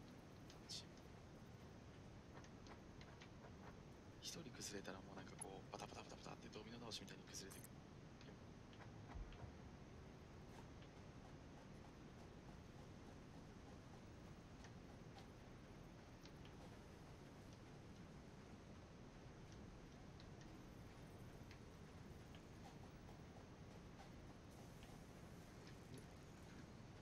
って出てた。株来るか。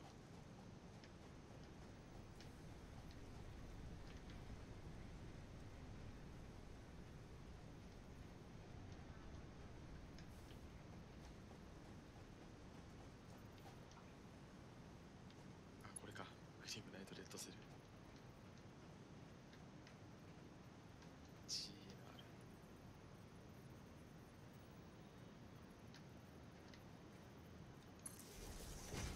オールディレクションゲーミングはなんか毎回見るたびに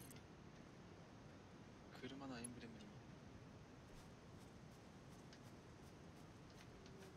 チームレイスとかもそうだけど、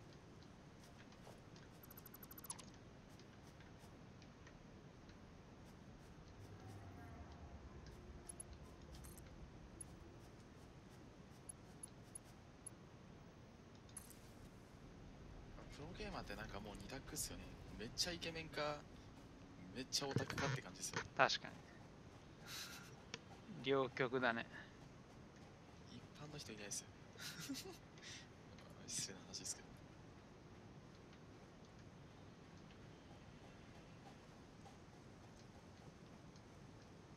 ツーゲーミング勉強。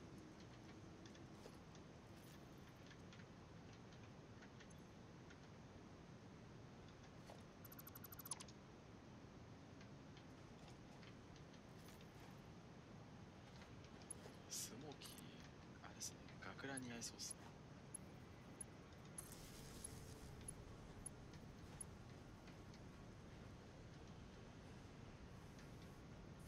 スモーキー音声消したどんなまま PG です。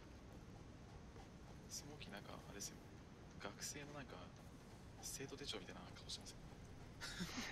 なんだよそれ。いや、どこ行ったっけ。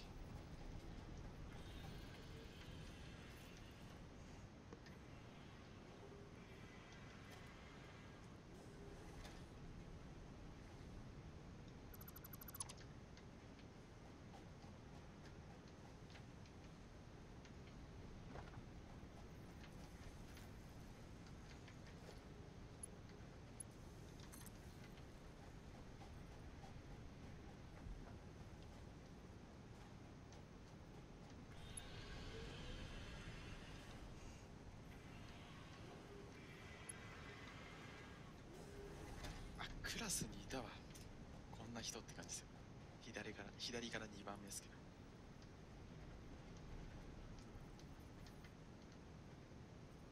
生徒手帳じゃねえな、なんか卒業写真に写ってそうな顔してる。なあもう、人それぞれやんけ。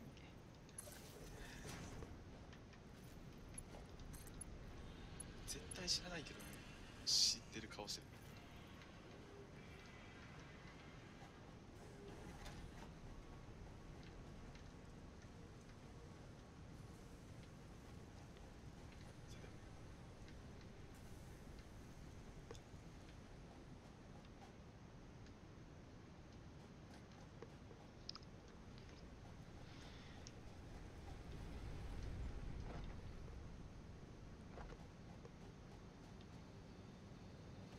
今年 PGI 見に行こうかな。あ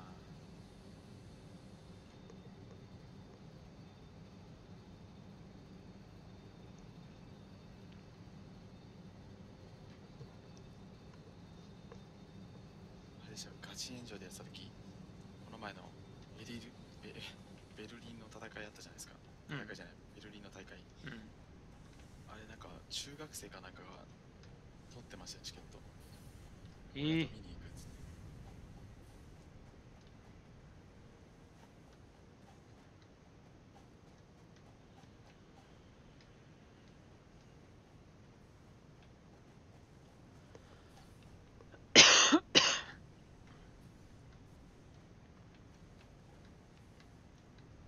PCS ひどいな、これなんか。車で鬼ごっこしてんじゃん。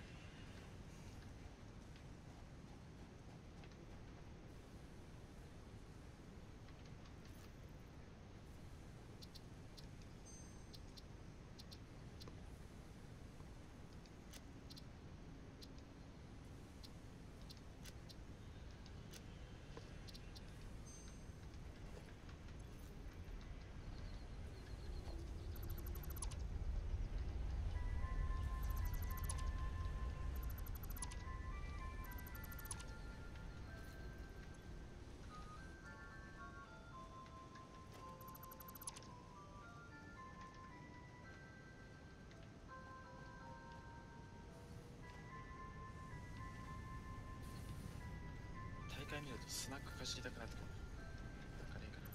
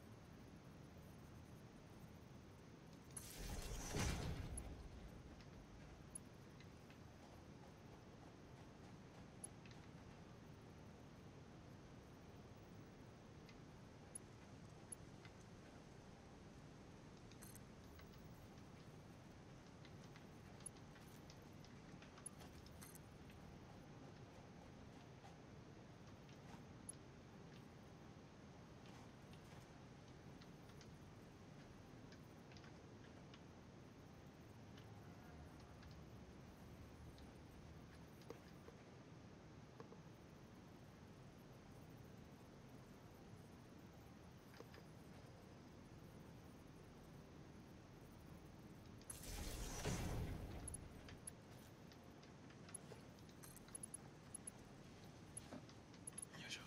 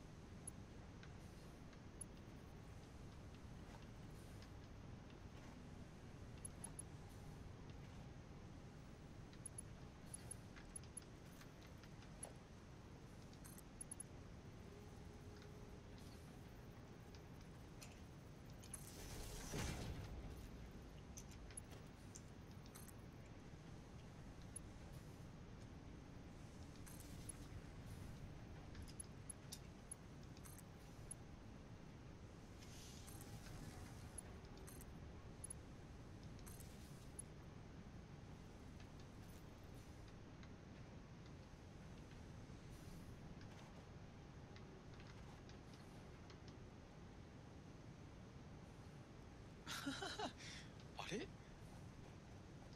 なんでもない YouTube の配信者のカスタムマッチでクレストゲーミングのピュアボーイがいるだと。ああ、その人、ピアボーイさん、カスタムマッチ大好きやからな。大好きなんですね。配信者とも同じチーム。ああそれ、なんて人配信者。ノアノアって人ですよ。それを知らない。はい、知らないです。女配信者でしょ、どうせ。そうですよ。女配信者 iPhone 大前やってます。女配信者大好きっ子だね、その人は確か。ピアボーイさん。ピアボーイって感じですね。いや、チェリーボーイか。ピアボーイだからしょうがない。ピュアなんだ。左にチーム出てるかしてるじゃないかな。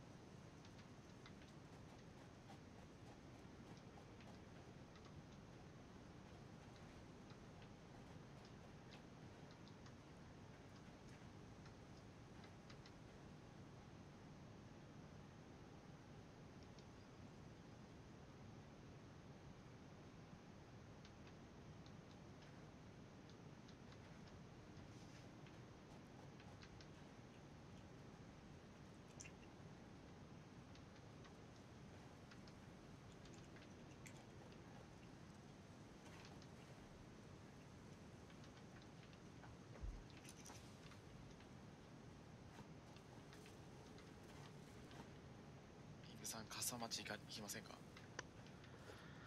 さすがにこの時間からは行かないかな。1時だ。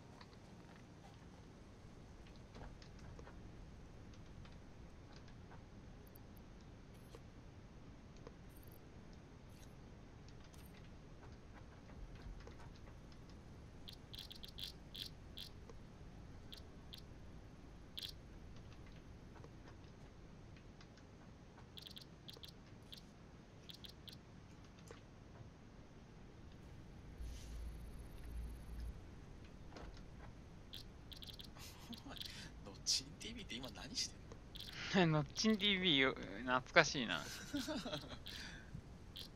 チン打ちとか言って。ただしゃがんであるでしょ。腰打ちするだけ。ノッチン打ちは草だわ。今何してるやろ？赤狼やってるよ。いや、やってそう。なんか、そいつとコンビみたいなやついたよな。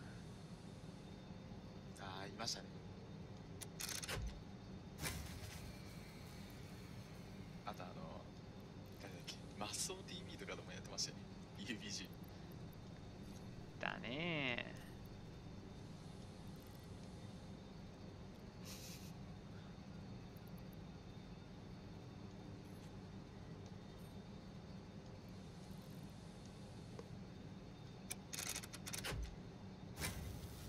プレフォーの BBG やってた。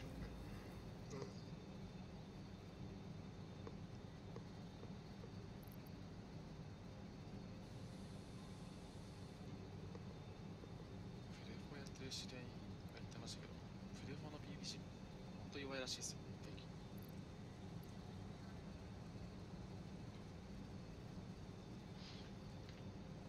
敵。なかなかエイムできないんでしょ、なんか。なんかもう敵同士でなんか目の前に銃持ちながら鬼ごっこしたらしいですよ。ファニーハイライトみたいな打ち合いしてますよ。まあ、そりゃね。なん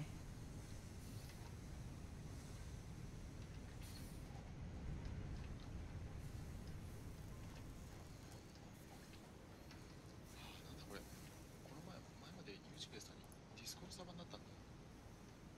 ノア配信参加する。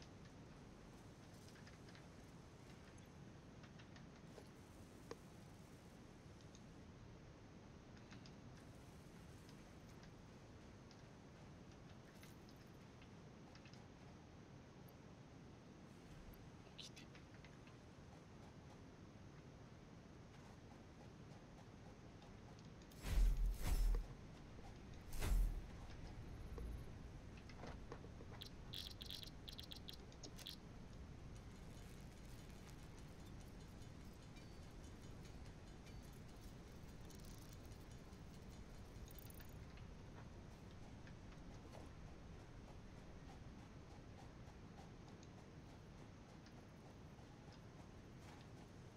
ちんうちな熱いな。すげえ味方で揉めてたよな、あの人。なんか。なんか、煽り体制に弱いんだよな。なんか、ニコ生からだっけ、ピアキャスだっけかな、もう知らんけど。昔からいたな、あいつ。 PUBG を買ったらもうすぐ強砲みたいな感じになってました。PUBG で検索したらまず最初にノッチン打ちって書いてあるのをサムネイルが出てくる。チンうちは草。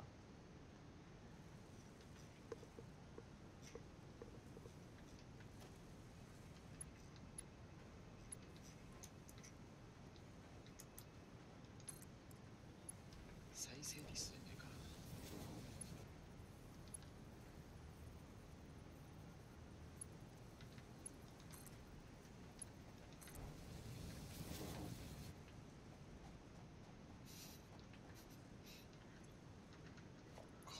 この配信者もしかしてめんどくさいタイプなの。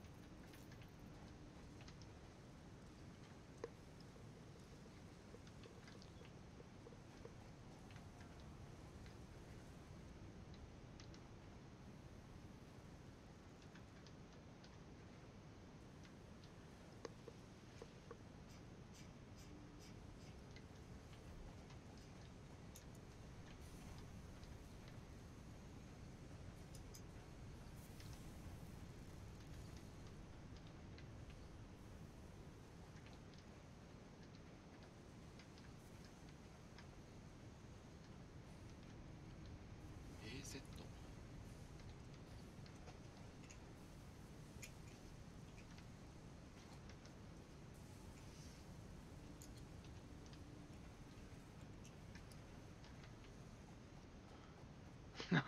チンうち夏。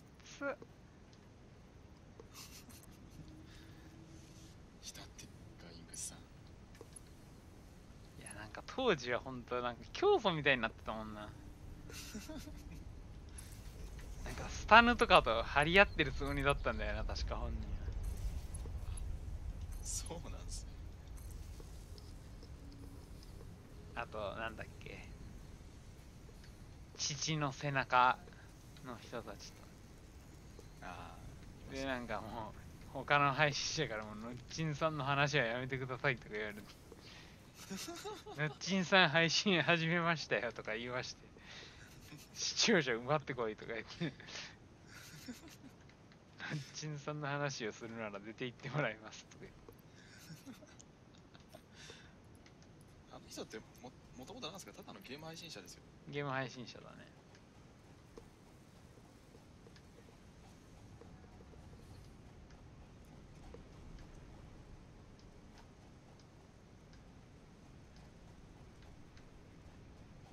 あの人33歳なんだよ。違うな。今年で35か。結構いってる。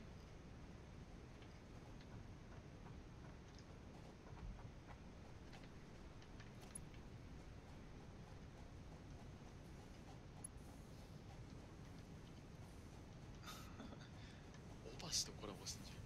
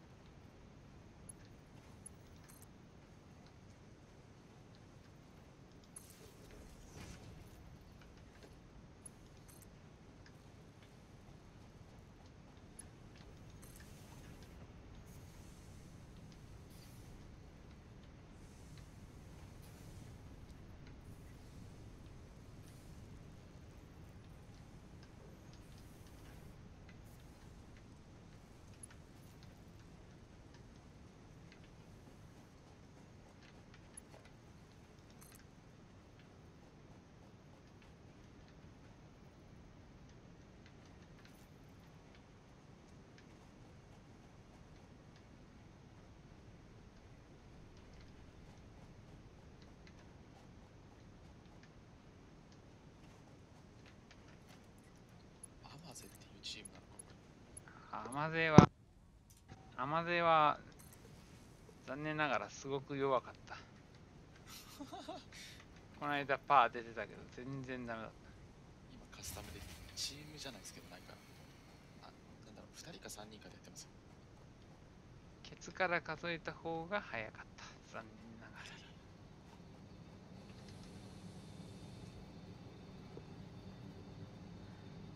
チームのアイコンダッサいな。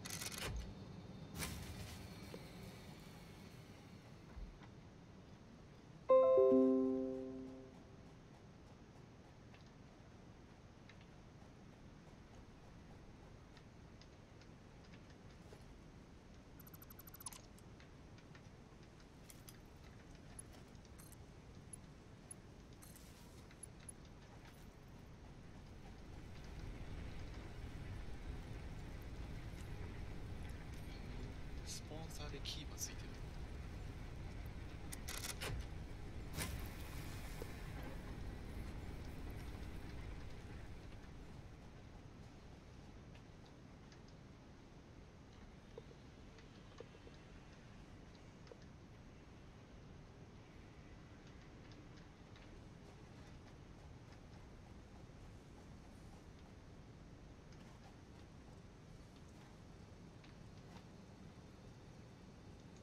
あら、アマゼさん、アマチュアとか野良に殺されてるじゃないですか。まあ残念ながらね。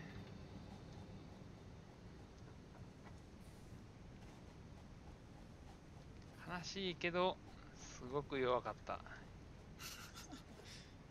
そんなになんですね。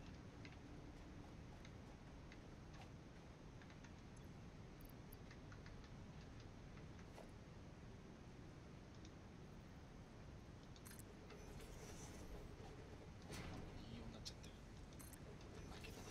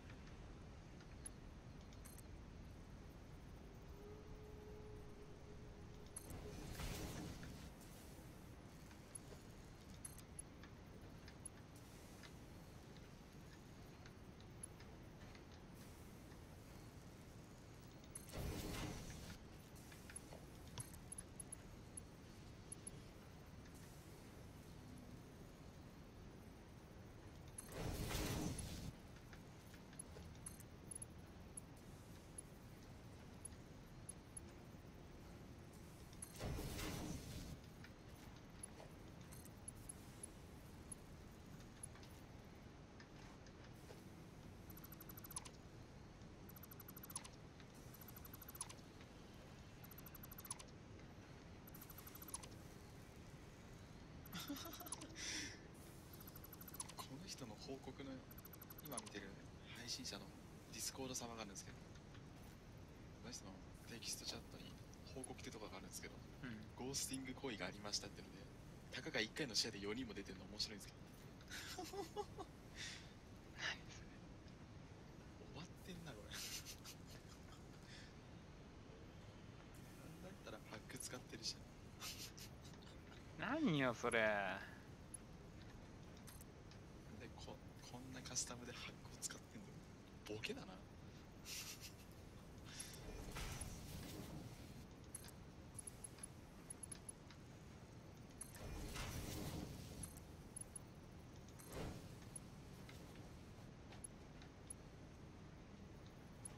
リーファその人はちょっと上手かったような気がする。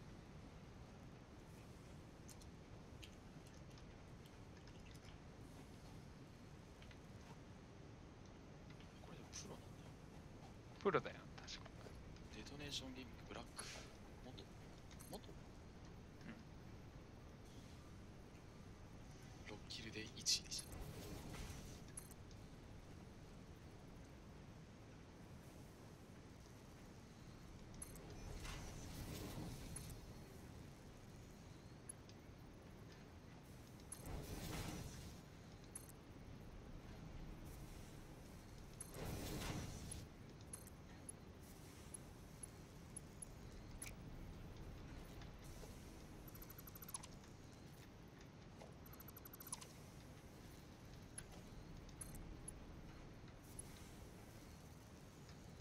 じゃあちょっとカスタマー始まりそうなんでちょっとできますね。はい、いってらっしゃい。はいはい、失礼します。おい。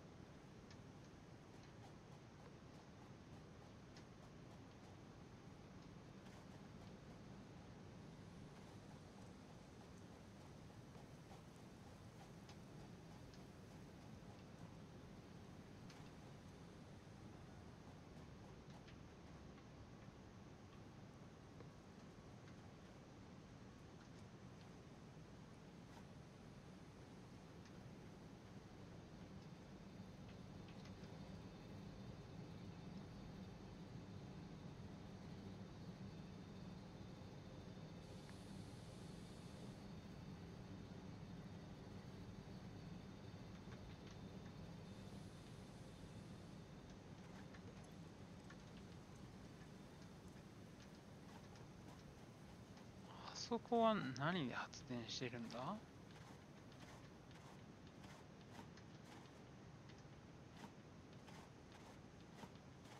ひょっとして、あ、いや、そうだよな。ひょっとしなくても、あの発電機は、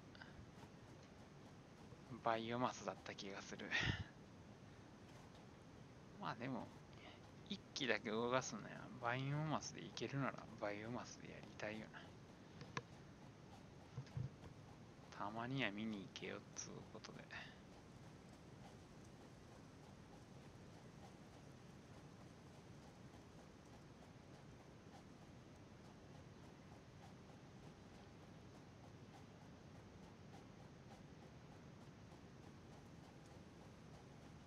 バリバリ発電してるやん。こういうのはバイオマスでいいな。もうだって1時間以上持ってるでしょ。それでもチャンク外になるとひょっとして緩くなるのかな。そうだね。この発電だね。余裕だね、これ。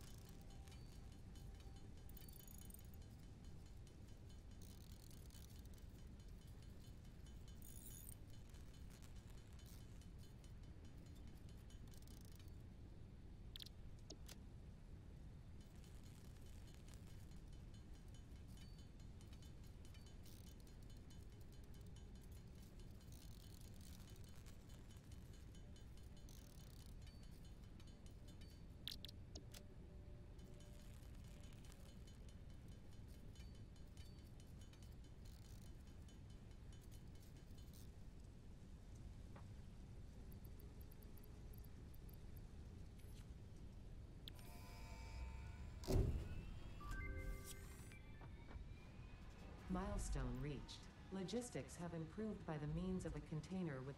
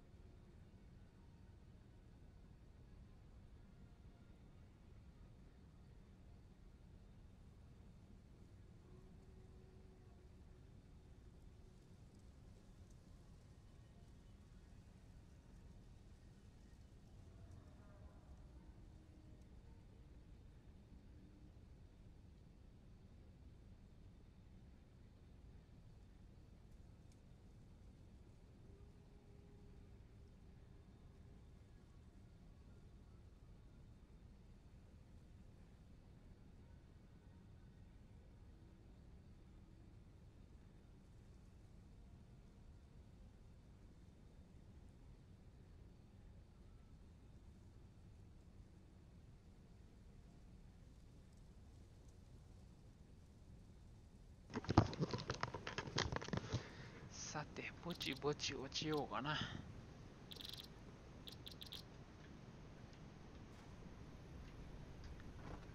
と7分もかかる。貯蔵コンテナマーク2。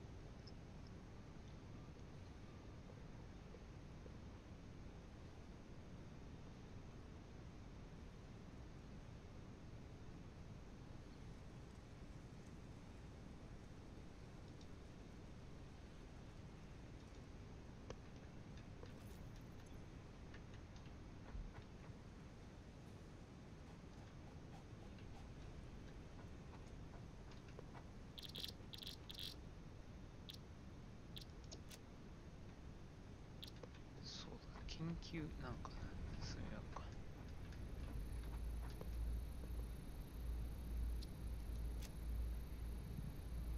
Amanita lardum or bacon agaric can be added to the object scanner catalog after unlocking the new blueprint in Hub Tier 1.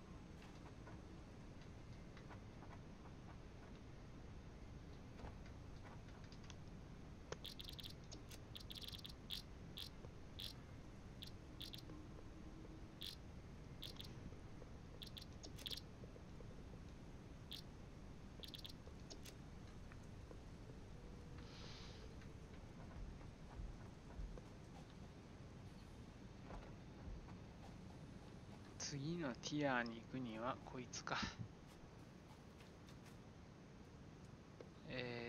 フレームとあれを150個とかちょっと悪夢に近いな。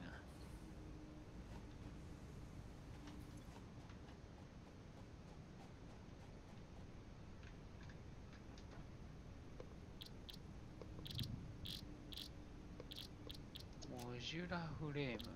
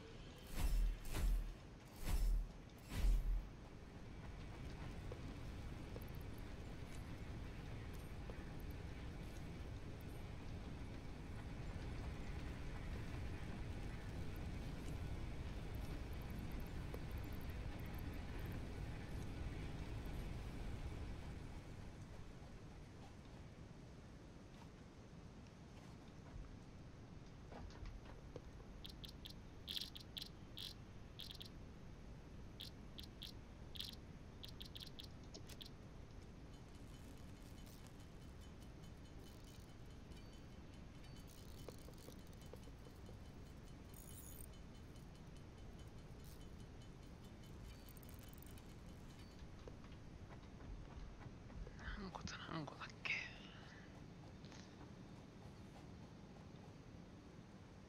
次のティアにだけはなんとか生きてんだよな。500か。これはとてもじゃないが、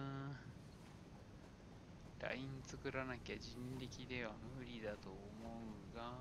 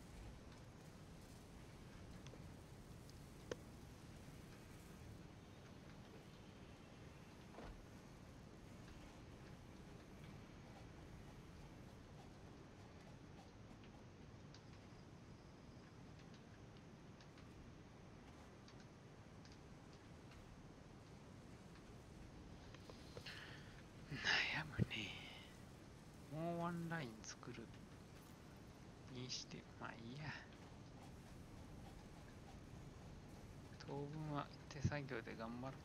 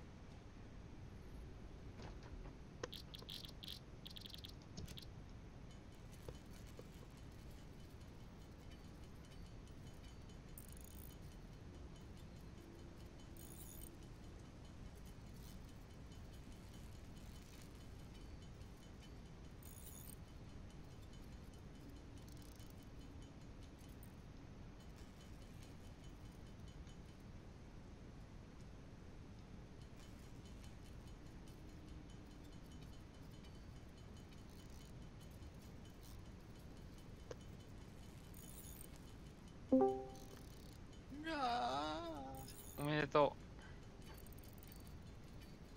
う。とんかつおめでとう。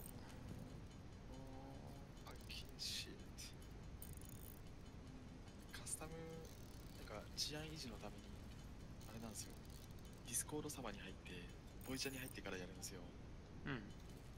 まあ、大体どこにでもいるカスタムでめっちゃ生きるやつおるじゃないですか。ああ、あれがもう、エリアど真ん中の家に、ダチアフルアクセルで突っ込んで、爆死しましたね。あそこ行くわ。ブーン、ボカーン。いやー、こっちの家にいると思った。マジごめん、先般だわーとか言って。はげた。先般だわ。先般だわー、わらわらみたいな。はげそう。いつぞやね、しょぼすけカスタムに出たときに、はい、チーム員に、ユーナゲームとかいうやつがおって、はい。そいつ多分、その頃駆け出しの YouTuber やったんやと思うけど、もう、目立つことに必死で、はい。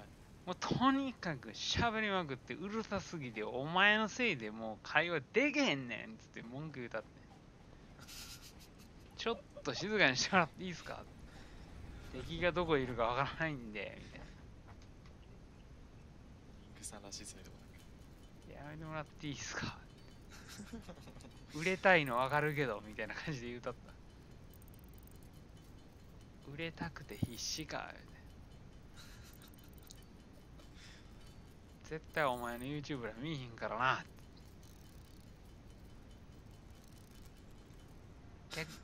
いやいや、回り回ってしょぼすけから怒られたというね。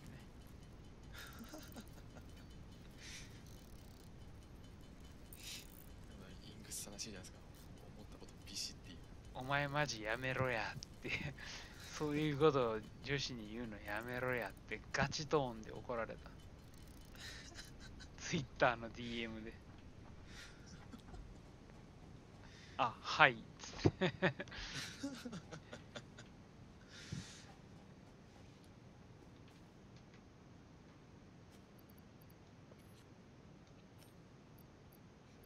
や、でもカスタム楽しいですね。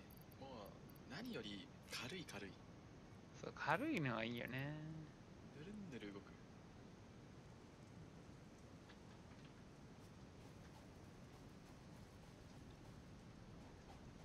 走りながら物拾えますからね。さささささ。そうそう、本来そうあるべきなんだと。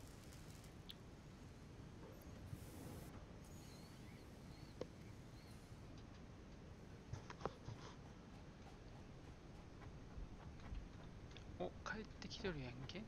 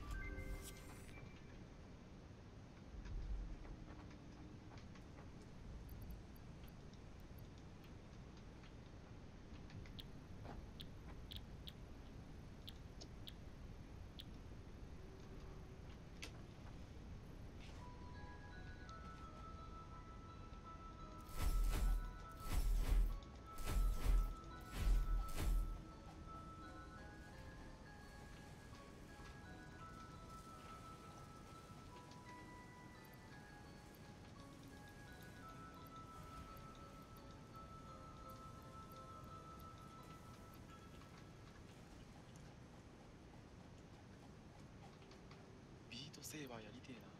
面白そう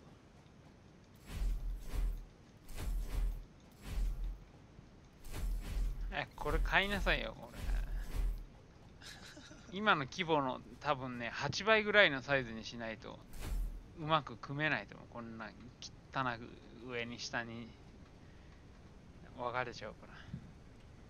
綺麗に組もうと思ったらめっちゃでかくしなきゃいけん。作業員がいるんですよ。上がってくださいよ。早く来てくださいよ。よいしょ。配信今つけました。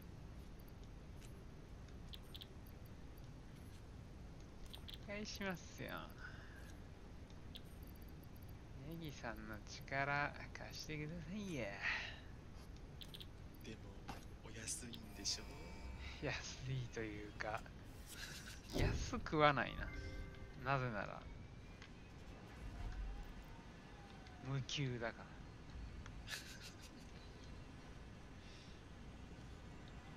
高い安いの概念が存在しなかった。そうです。この企業ダメだ。ボランティアです。よしよし、確認よし。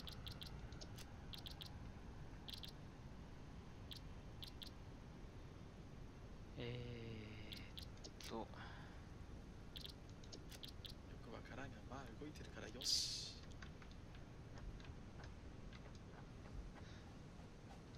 まあでもまんまその考え方ですよ。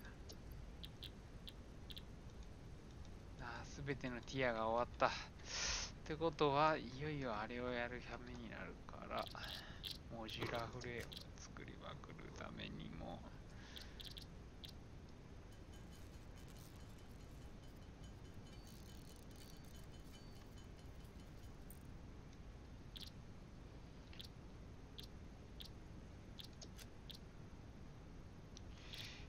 6個。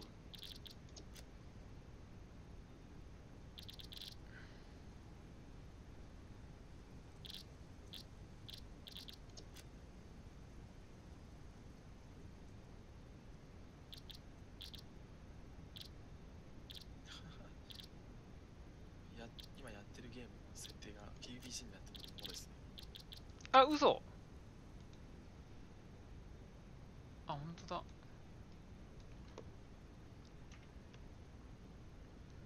訴えられますよ、これ。本当だな。明日の朝には墓場ですよ。サティスファクトリーに変更。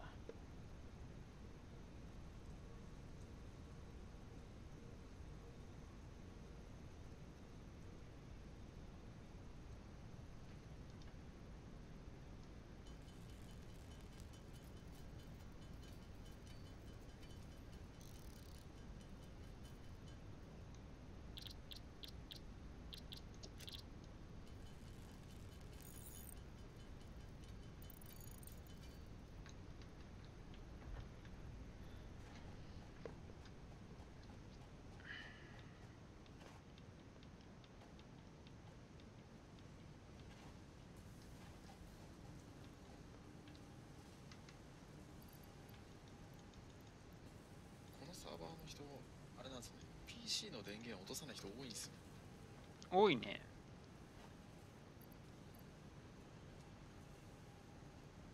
みんな退席中で放置だ。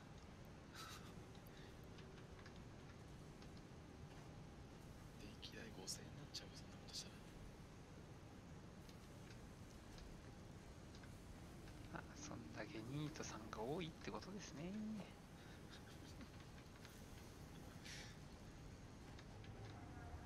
言っちゃっていいのかどうかはわからんが、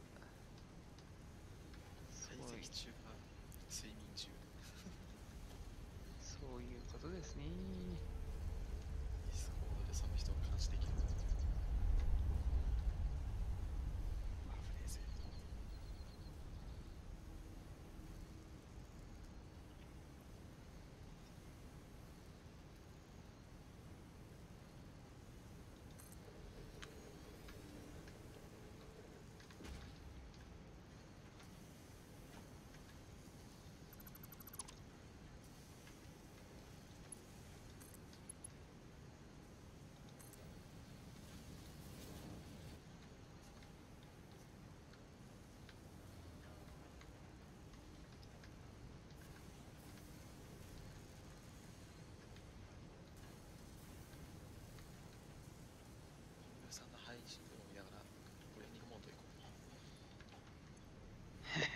対見てないやつやん。ミリも見てません。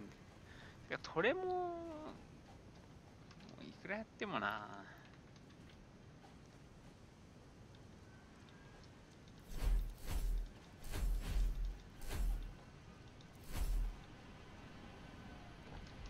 4倍に6倍のストロードを極めたいですよ、自分は。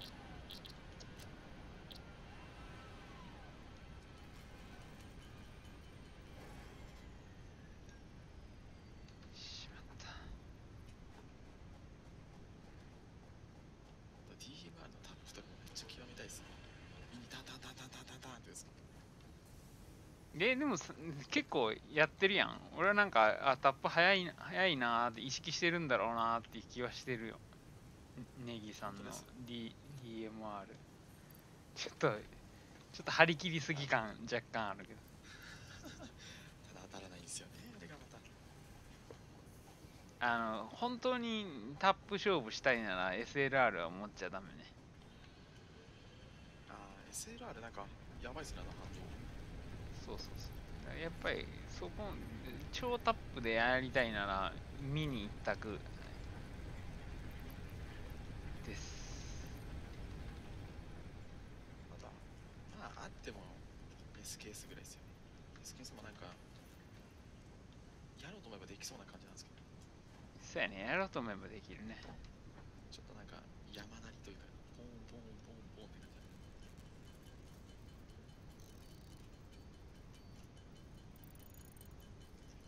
近距離だったら全然タップなんか楽なんですよ。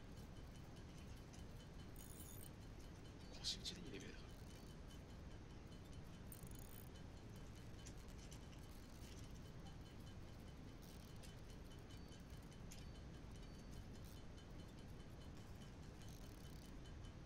止まってればいいんですけどね、動いちゃうと結局6倍でタップしても当たんないんですよ。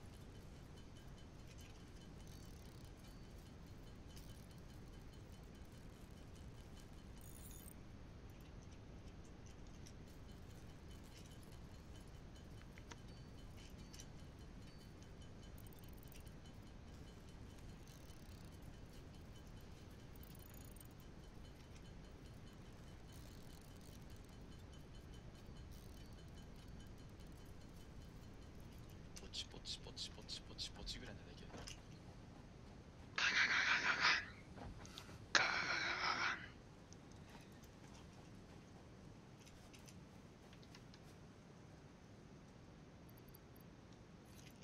ただ3発目ヘッド当たんないよね。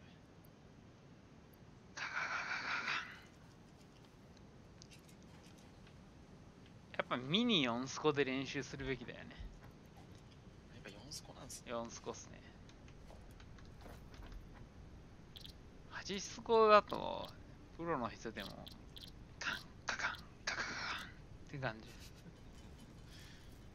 すごいですけどね。4倍見やすいな。見やすいのか。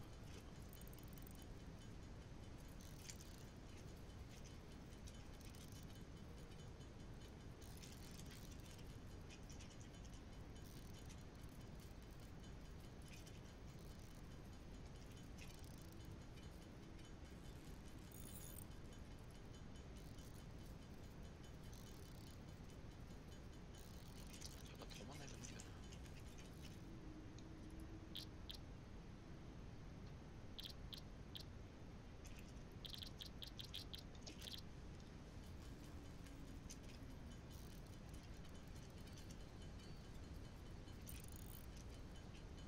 そういえばさっき猫黒さんの敵取りましたよ、この前。カスタムで。さっきのヘコクロさんって誰ですか？あれですよ、シェバさんのカスタムにいたライフさんのやつですか。いましたよ。あいつかちゃんと敵取りましたよ。猫にやられたのはクライフさんだけです。しっかり殺しましたよね。一緒にしないでいただきたい。猫にやられたのは彼です。安田屋の警察署の階段のところで角待ちしてました。品のないキルをしようとしましたよ、あいつは。えぐいな。走り込みながら牛でタラタラタラタラってやったらフラッと倒れちゃいました。投げるやつが悪い。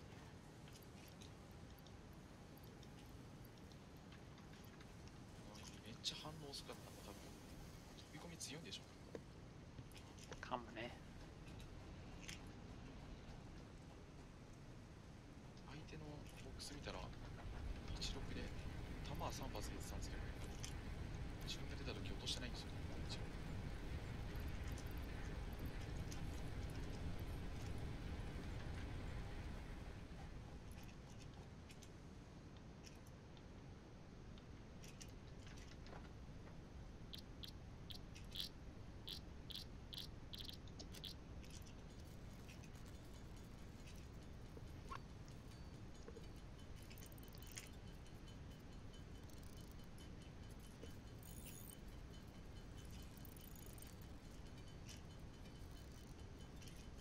あと FPP はカート24弱い。めちゃくちゃ弱い。DMR 最強って感じでしたよ。そうだよ。DMR 最強だよ。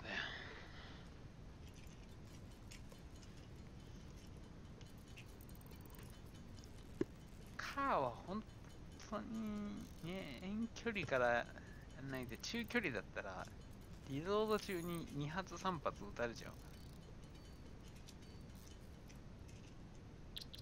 不公平マッチの始まりですよ。特に FPP お互いに身を隠さないといけないから、その間に移動しちゃえばカーで狙った間にバイスコフロートで殺せる。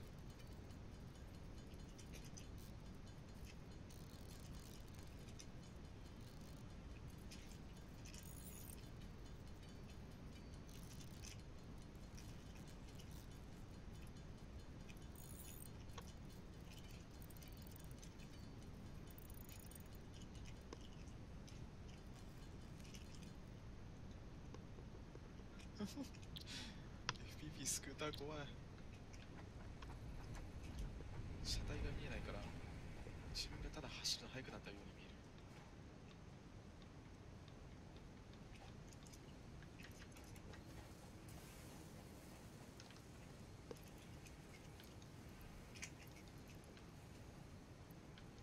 この前インビさん改善してて思ったんですけど、しゃがみとか棒立ちで打ち合った時に初段5発ぐらいが外れたら1回伏せた方が全然強いですね、あれ。いやー、そうだね。もうエイ回しちゃってるんで、しゃがんでも草越しでもなんか意外と当たるんですよ。そうそうそう。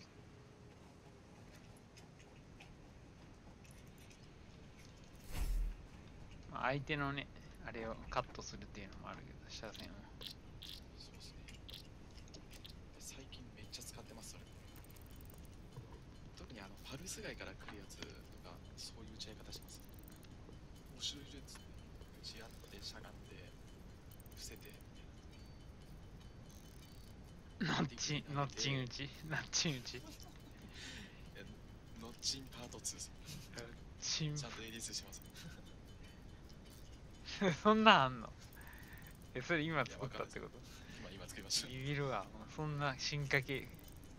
ノッチンパート2は ADS をしてくださいとか言って本気で語ってそう、動画。私のチン打ちは TPP しか使いません。ノッチン打ちとかほんま吹いたわ、あれ聞いた時。チン打ちサイズがってるわ、どんげ取れるんだよ、分からせてやったとか言って、何言ってんのかな、俺、ノッチン打ちって何とか思って、ただしゃがんで、いいキャス、ってやつですよ。不正打ちじゃねえか。くさー。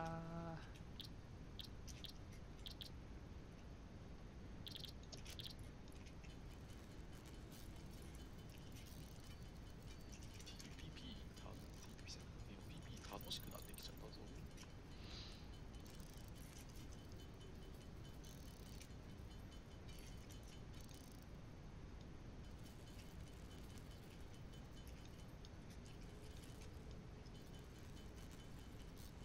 あ、動いてる敵倒せねえな、近距離だと。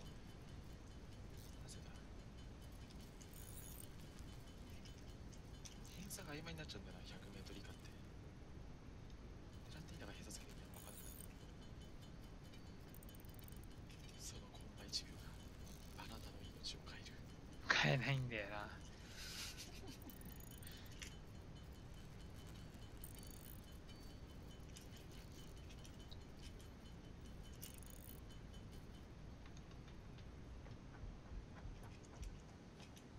釈迦です。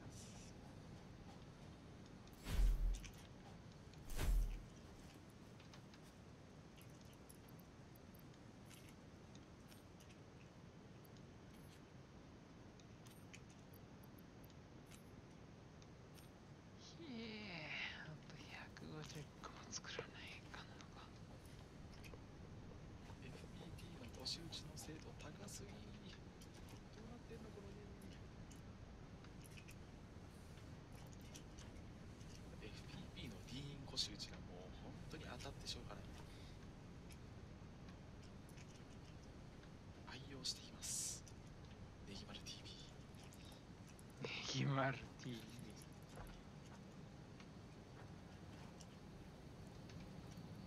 このしじみのサプリ、うちの旦那も愛用しています。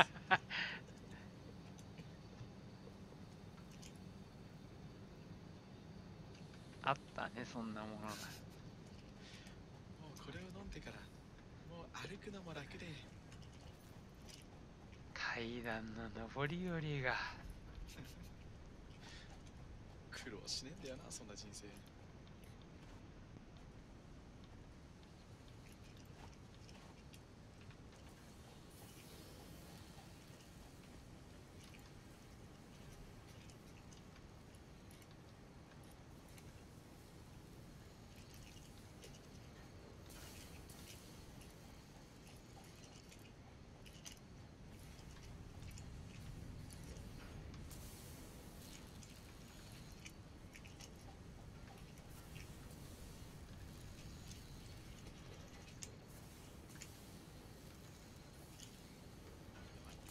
マウスをガンガンしてラップし始めてきた。もうやめよう。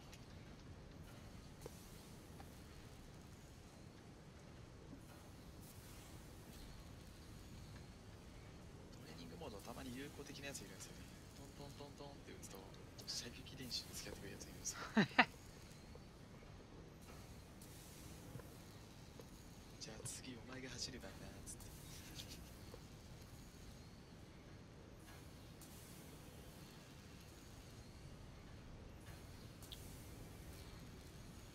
俺ここが好きだ。みんなあったき。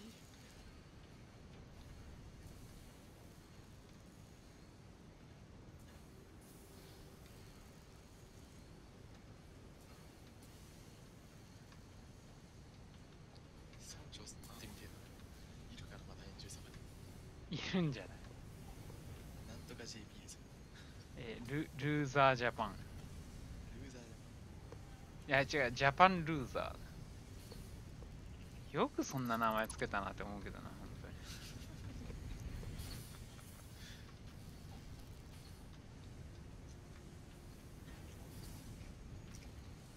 いない。来ない。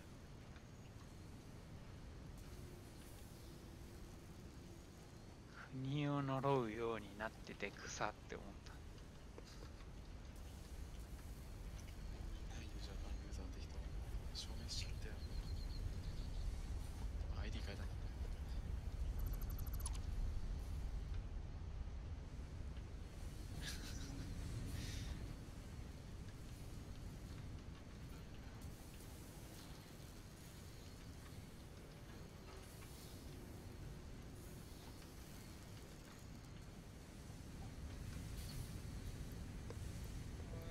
定価先輩に喧嘩売った名前してんな。ちょっとお前、定価先輩にメンションかけて送らないとな。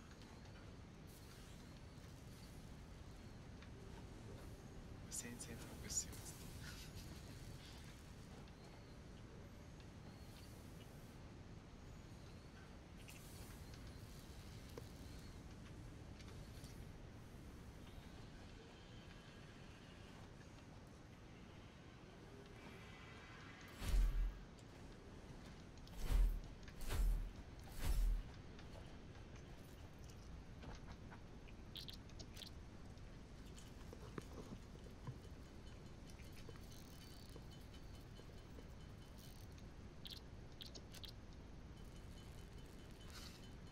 不十分。ちょっと定価線化に名前似てんだよな。バグ。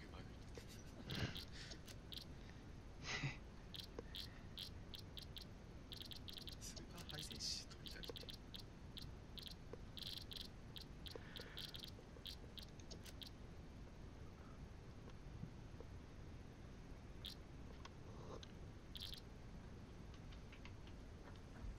可愛いしてたね。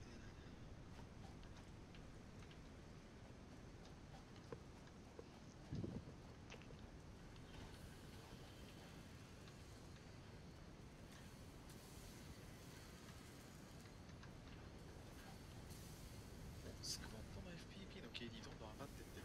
その調子だ。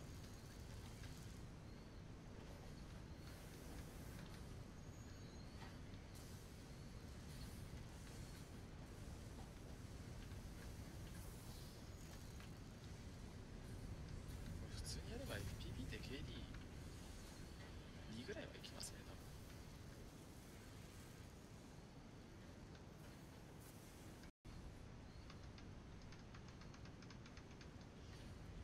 普通に回りできます。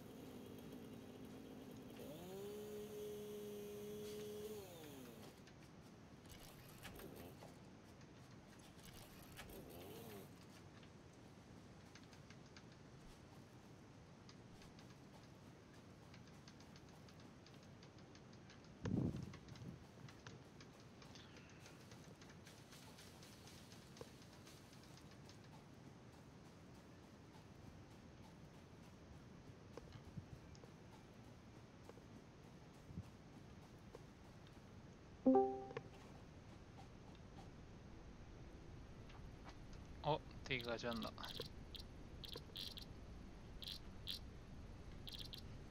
テイガちゃん、シドさんとモンハンやってた。やってた、ずっとやってた。なんでシドさんと知り合いになったの？知らない。知らん。やっぱあれか、ツイッチっていうか、ディスコードから見たんだろうな。そうやね、きっと。チャンネルに来てそっから一緒にやったって感じか。うん。二人の接点あったかと思ってめっちゃ考えた。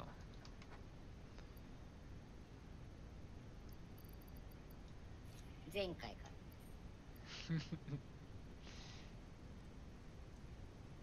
らなんやこれ。サティスファクトリー。スーパーハイセンシ鳥影。誰これ。サティスファクトリーって誰？あ、いやいや。あ、それはあれだよ。テカちゃんのパクリで。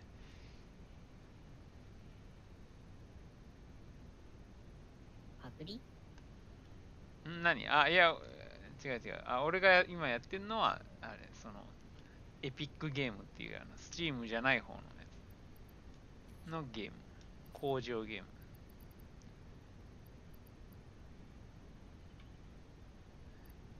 あれか。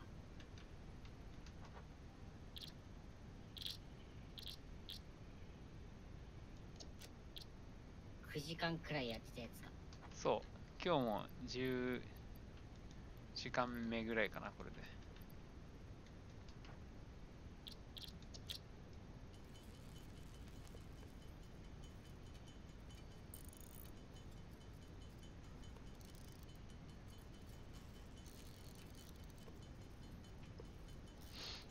FPP の監視現実。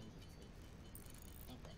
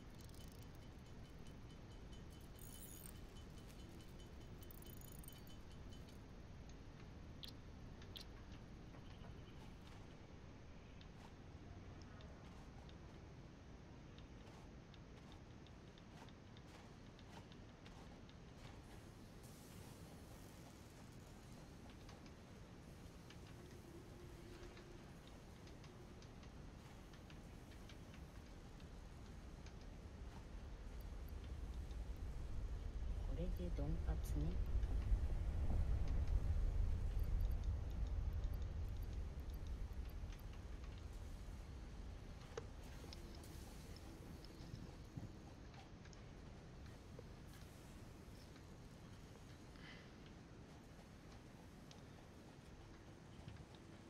しかも PS4 だからなんか敵がもうクソ雑魚。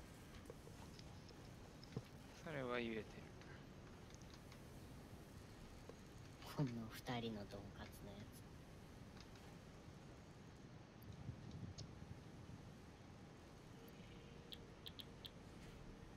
つ。パラシュートで降りてくるのも下手くそだし。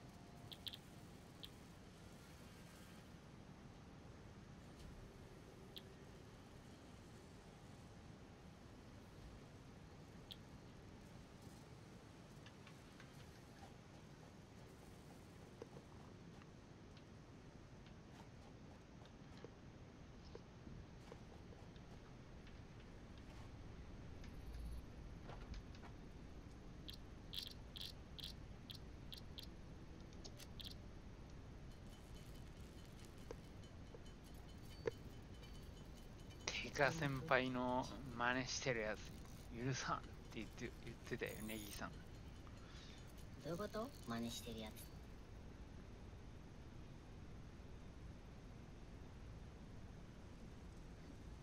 真似？いや、多分こいつじゃない。スーパーハイ戦士。とにかく許さん、こいつはなんだっつって。テカ先輩のパクリですよ、これは。どういうことそれ？スーパーハイ戦士がパクリってこと？そうそう。そう。いいんやない？別に。いいんやない？パスーパーハイ戦士なんやろ？クってますよ、こいつは。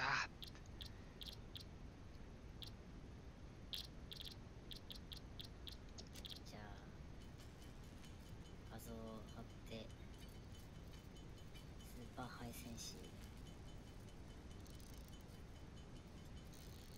で、これ知ってる？ディスコード、なんだろうこれ。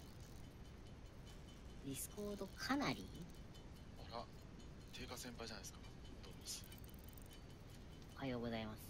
おはようございます。いや、もう寝ないとやばい、ほんとに2時半じゃん。マジでやばい。インクさん休みではないんですか？休みじゃない。何してるんですか？ 2 時半まで。やばいふかしして。え、休みなの？自分は暇人ですよ。あ、ニート言わないですけど暇人ですよ、自分は。自分は暇人ですよ。明日は仕事だ。ニート、ニーター、ニーテストなのあなた。ニートニーターニーテスト。まあ言わんすけど暇人ですよ。つまりニートってことだよね。ニーツで。いいかな。バイトしてたらニートとかね。あ、フリーターもニートも変わらんわ。社会的責任ゼロじゃ。カフェだ。フリーターゲーマーは神っすよ。社会不適合者ですけど。くそ。日本出るか。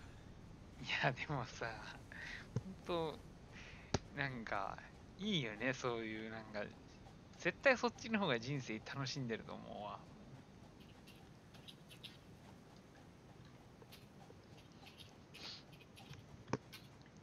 生真面目って損あるね。 4929。そういえば多分もうイングスさんと同じ会話してると思いますけど、何が？指導さんとモンハンやってたんですよ。あ、そうそうそうそう。イングスさんがでもどんなつながり？指導さんって人知らんよ俺。ここで。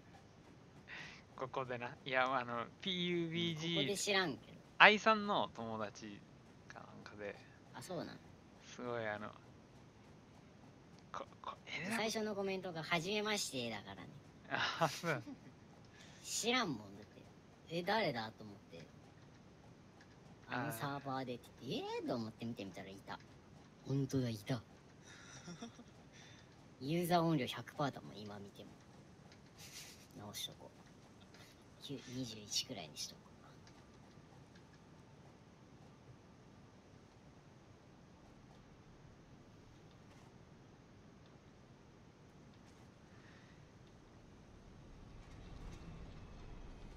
高い人だとね、ユーザー音量 3% とかだから。イングスさんですかそれ？俺そんなでもないほんで先生はね 7%。 の。やば。相当うるさいじゃないですか。ネギ先生はこの前 3% だったからね。あららら。あ、じゃあ今回のヘッドセットに変えて直ったそうそうそう、それ変えて53になってるよ。それ小せえってことじゃねえな。どうなの？何が基準なのか。でもそれだけ俺のヘッドホンがでかいからどれ基準で動画を作って配信すると小さくなっちゃうんだよね。ああ、そう。だからちっちゃいと思ったんだな。それなんだよね。みんなの音量だって100で聞いてる人なんかいないもん、でかすぎて。みんな20とかだいたい平均して10代、10前半とか。確かに。 10代。俺はだいたい全員22、3で統一してるな。たまにね、人気だらいるんだよ。いや、これすごい。イングさん 7% すごいですよ。いやでも3%ですからね。あなた 3% なの？何を3%はいなかったよ。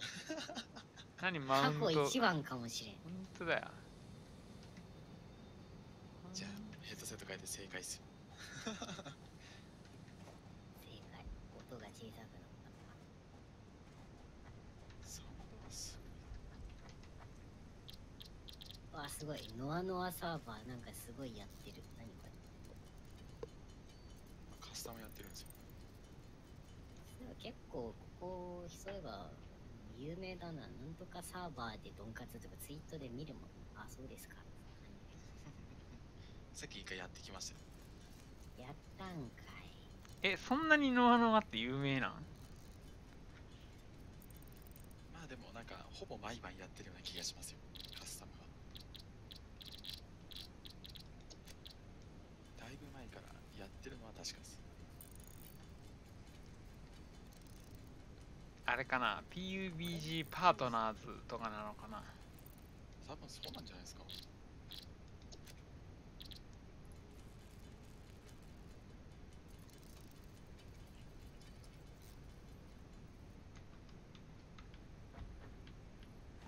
まあでもこの人の動画はミュートにしないとイライラするレベルですけど、解説は見よう。ひどいノアノア。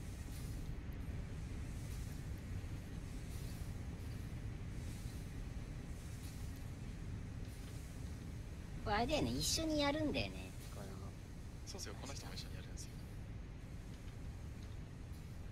なんか一緒にチームになって一回やったことあんな。何回か。一回じゃないかな、何回か。とりあえず入ってみようと思って入って、とりあえず一番部屋を占拠して同じチームになった記憶がある。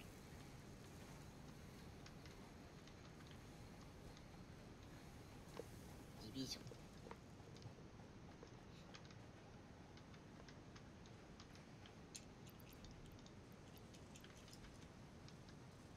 結構鼻にかかった声ですよ。俺もさ、鼻にかかった声って言われるわ。あなんかいつの間にかだよ。俺昔こうじゃなかったんだけどね。蓄能を疑うレベルで鼻にかかってるよね。動画とかで。あ、そんなっすか。めっちゃ鼻にかかっとるやん。なんかずっと風邪ひいてる人みたいな。でもあれじゃないですか、花粉症じゃないですか。いやーでも、もう365日、そんな感じだから。鼻詰まってると確かに。最初の動画を見るんだよな、いつも。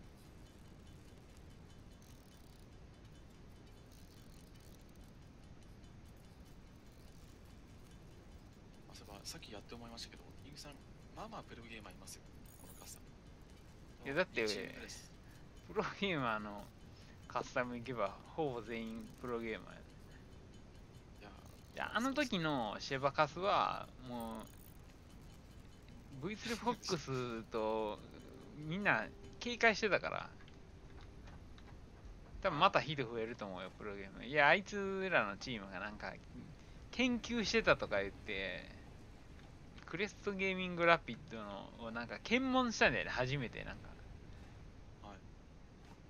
でそれで見事に引っ掛けて、なんか練習試合とか動画とか全部見て研究してましたみたいな感じで勝利者インタビューでドヤ顔でグローバルまんじゅうって人が言っちゃって、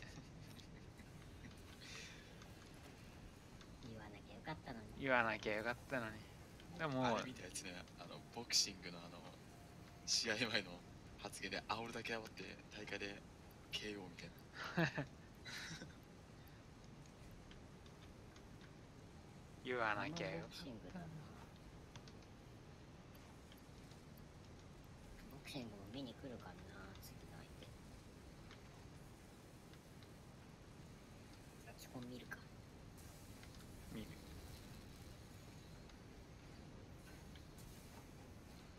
あかん、もうラインが複雑すぎて頭が追いつかんわ。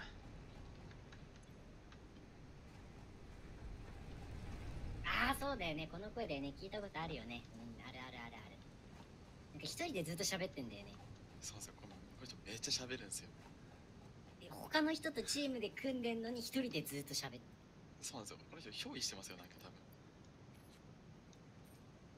喋らなきゃいけないみたいな、そういうのを多分なんか感じてんだろ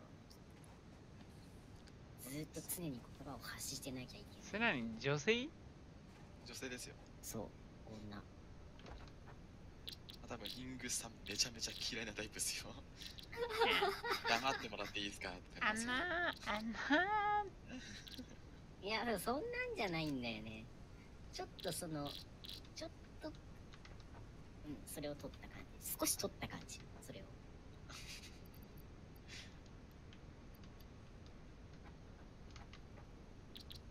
まあ特徴がありますよ。まあまあまあ。ここでなんとかだったと思います。佐藤が来て燃えてるすごいねみたいな。佐藤ちゃんさんが佐藤ちゃんさんどこだ、あここにいたみたいな。頑張っている。頑張っている。佐藤さんが今うろちょろしていますねみたいな。ここでストーリーさんが落ちちゃったのかな。あ木焚いてますねみたいな。もう全くですよ。模範解答みたいな感じです。だるいな、それ。イングさんが想像で起こった。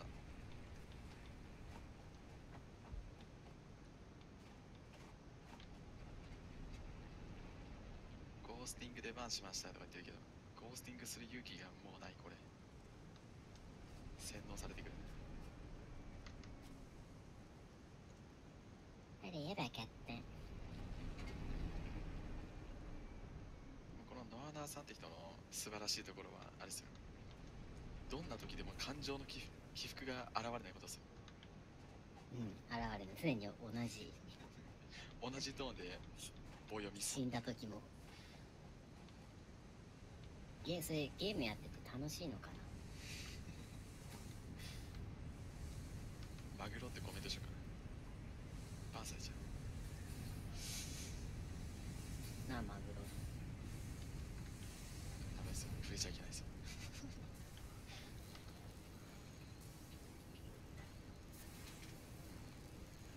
完全にやべえやつ。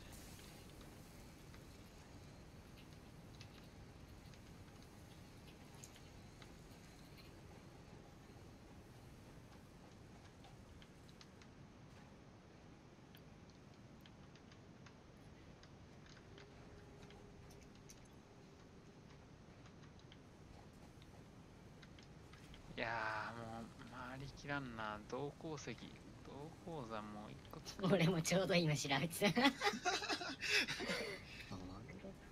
グロネット用語マグロって調べた。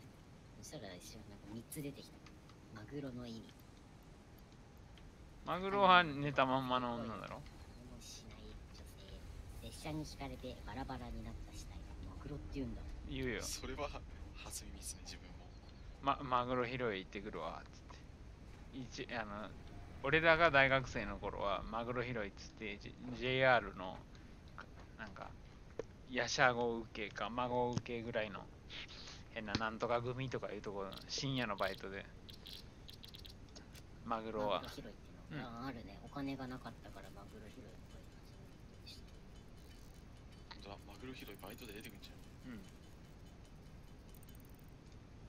暗いからトラウマにならないとかいう眠たいこと言ってるけどガチやべえから。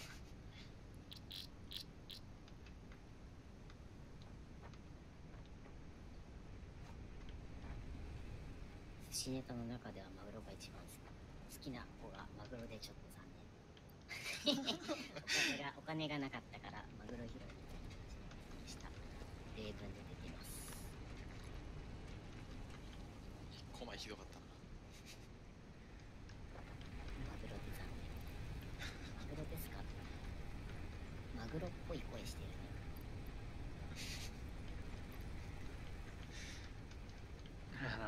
ほんとね、何にも楽しくないだろうな、マグロだと。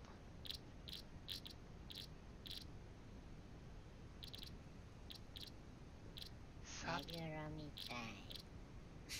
てと、さてと、さてと、マグロ見つけた。マグロ見つけた。どういうこといいな。今度から PBG でダウンしたとき、起こしに行くときマグロ拾い行ってきますって言うよ。あ、自分マグロ行きます。いや、それ、マグロ、それあれじゃん、死体。死体あさりじゃん。死体の方で。死体の方が。そうそう死体。イングさんやられちゃったのか。あ、ちょっとマグロ行ってきます。マグロ拾い行ってきます。それ木材ってマグロ拾ってきます。それあれだから、遺失物じゃなくて異物だから遺品回収だ。マグロではない。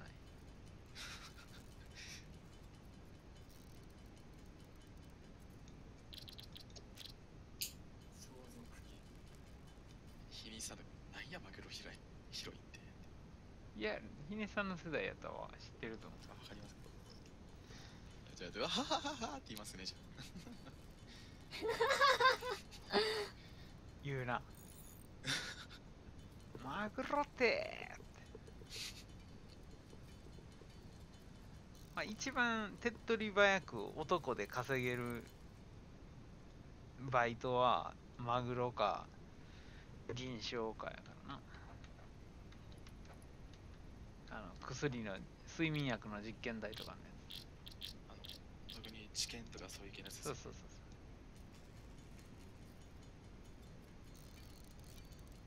そう。もうそんなさ、起きて。ガチで稼ごう思ったらな、本当にマグロ漁船とかありやと思うんや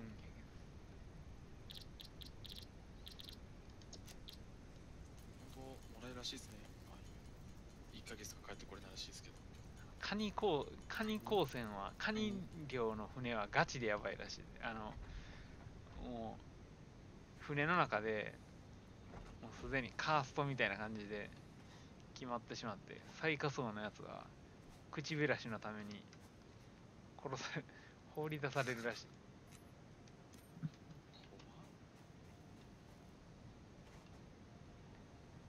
確かあれ、役職とかないから、全員一緒の条件やから。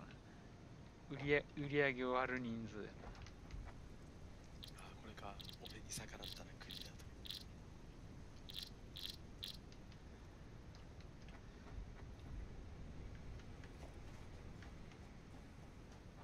ダイソンって知ってる？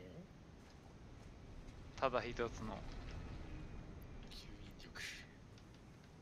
PUBG のダイソン。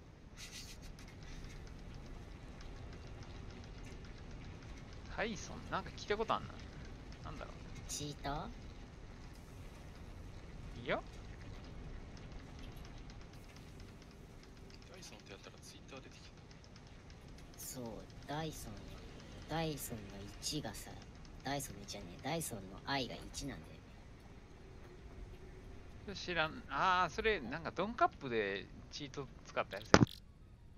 なんか永久出場停止かなんか書かれてたような気がする。ドンカップのホームページ。それダイソンじゃなかったかな。マジ？いや、ダイソンじゃないな。ダイソン。た。ああ、ダイソンの愛が1ってそういうことか。ローマ字か。 PUBG。なんか出てくるかな。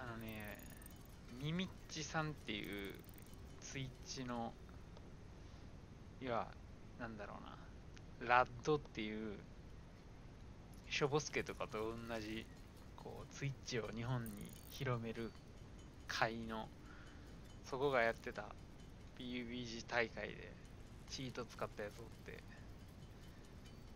でなんか SSD ちゃうな、何やったかな、グラボかなんかを持っていきよって、それがダイソンやったような気がする。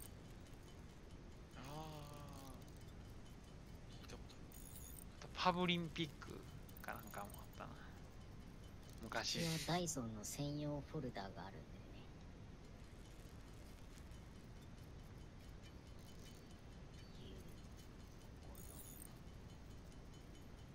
アカウントがさ、ディスコードコロコロなんか名前変えるから全部メモしてる。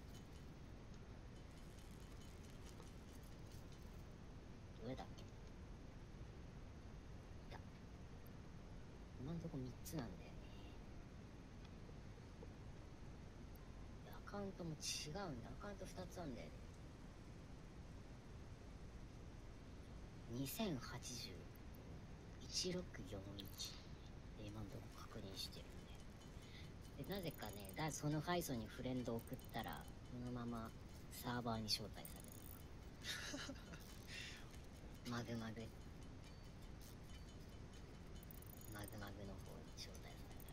一応入ってんだけどね、特に動きがない。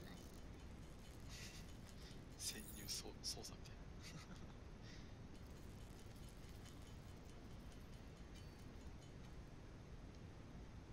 今ダイソンこれだよな。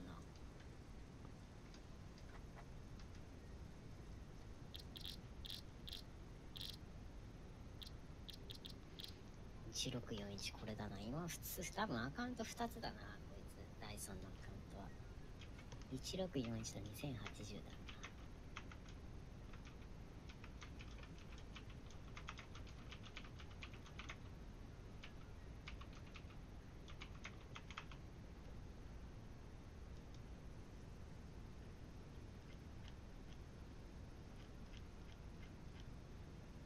ノアノアって人の配信もひどいな。コメント欄どういうこ動画のことじゃなくて自分のおでこの長さで話盛り上がってと自分のおでこの長さ。俺5.5センチやった俺6センチくらいだったブラブラブラ今まで1個もコメントしなかったやつが25センチってざわつくやつや。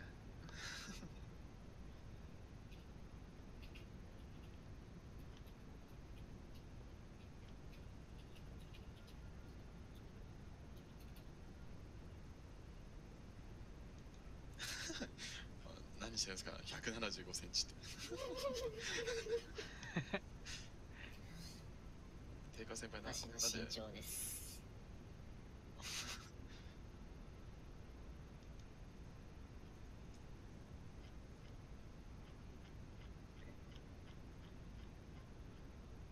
サイがサバミソさん生きる。生きるかっこ嫌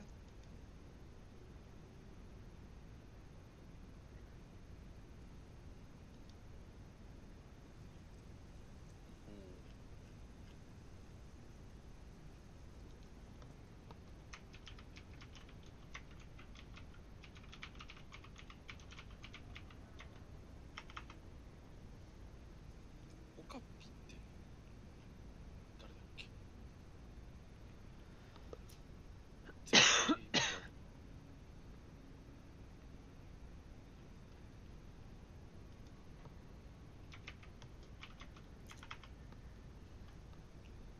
ありがとうございます。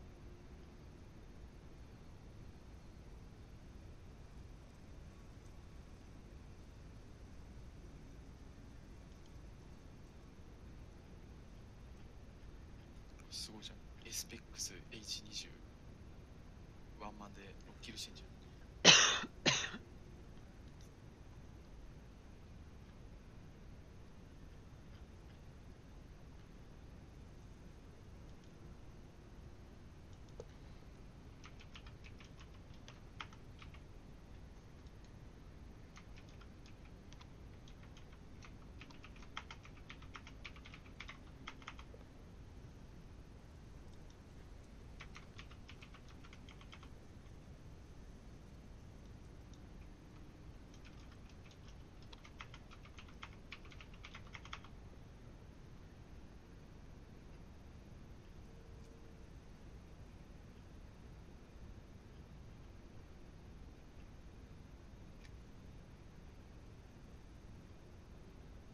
なんかね、ドンカップの闇みたいな作ってるね、なんとかの王ってやつがいるんだけど、はい。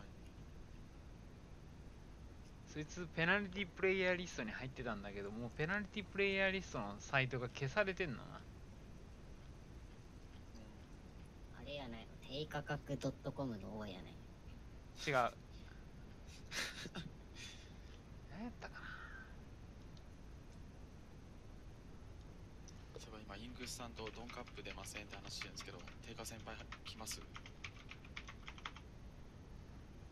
スクワット。スクワットですね。いつなんそれ、4月？多分4月以降ですね。これあれだよ、17日以降は、腕に入ってるボルトを抜くために入院するから。1週間ほどパカって開かないといけない。グロいな、ちょっと。足にボルト入れてるやつなら知り合いにいましたけど、バスケしてアキレス腱切ってみたいな。うわ。そのアキレス腱切ったんですけど、最初の医者行ったら、ただの肉離れだねって言われて、1、2週間放置したら治るよっつって放置したら、まだ治んねえなっつって違う病院行ったら、アキレス腱切れてますねってなって、手遅れですねっつって、治療時間がめっちゃ遅れたらしいですよ。もう、かれこれ1年ぐらい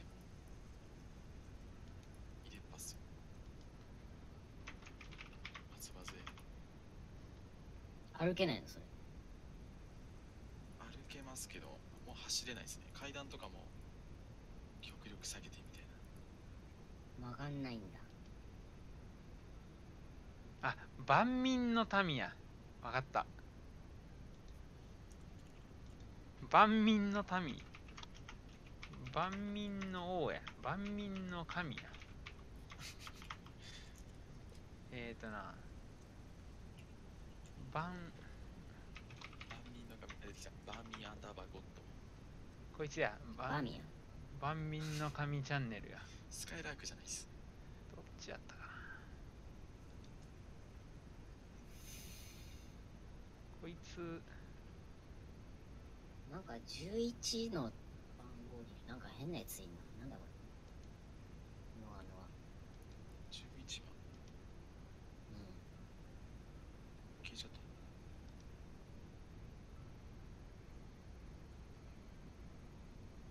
た。誰だろう。なんか見たこと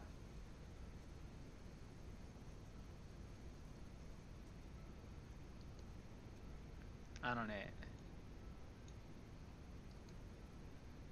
ちょっと貼るけど、これ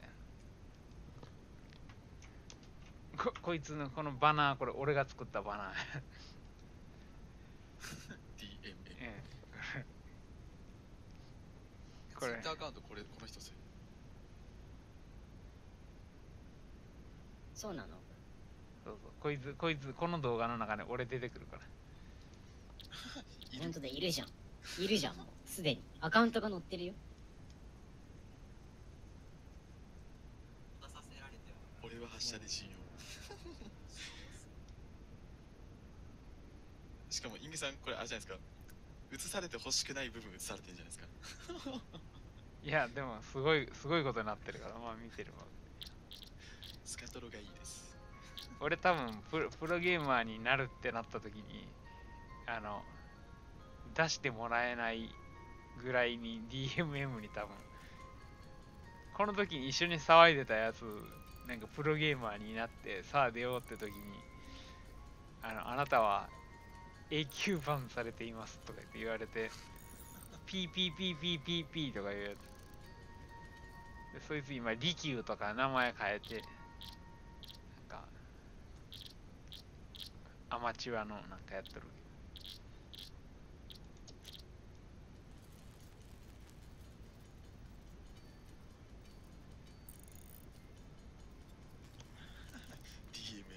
クソ運命。これね、そのうち見てると俺が画像貼り出すから。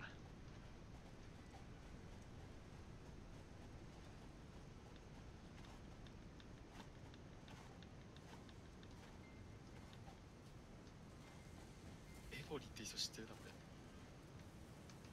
てかなんかめっちゃ見たことある人いっぱいいるんだけど、このテキスト。だろうな。その中にはもちろん釈迦とかスパイギアとかヤマトもいるし、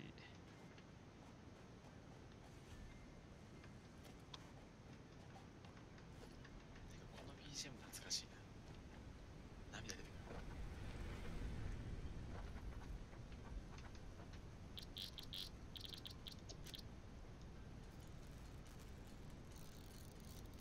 うんこ。ファッキー。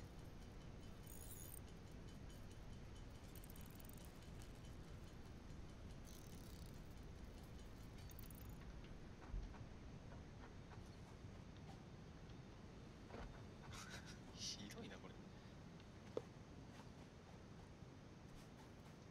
PPPPP とか懐かしい。懐かしいやろなんかい。たな。そいつやバンになってるやつ。あ、そうなの、うんこれの話？そうそうそう、そいつそこで暴れまくったから多分。でその後2年後ぐらいになんかPJS の PAR に出ようとしたら、なんかあなたはなんか大会運営を妨害した容疑で永久バンになっていますとか言って、今もまだあれだよ、 PJS のマニュアル、出場マニュアルに永久禁止リストなの。それ申し込んだがためにそいつの名前ずっと書かれてる。で今は名前を変名して利休とかいう名前。千利休なんか言ったよね。そう、千利休。それ PPPP。あ、でもな、その PPPP ってやつ、そいつあれやね。なんか別ゲーでチート使ってたとか普通に言うとったから、差もありなんやけど。どんなゲームでもそうやけど、チート使うっていう時点でもう PUBG でも信用ないよ、それって。でもそいつオフライン大会のフライパンカップやったかな。なんかそんなんで、ドンカツとか取っとったはずや。この時に暴れてるから。でもそいつ以上に暴れてる俺は絶対に目をつけられてると思うから、俺が仮に練習してクソ上手くなったとしても絶対にプロにはなれない。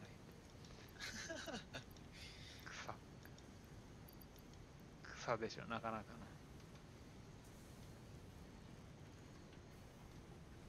TMM クソみ結構好きだったな。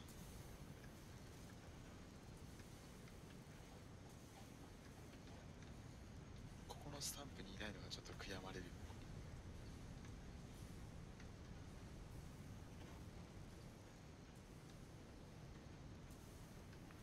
この動画後で見よう。しっかり全部見よう。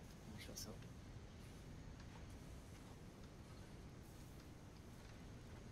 保存後で見る。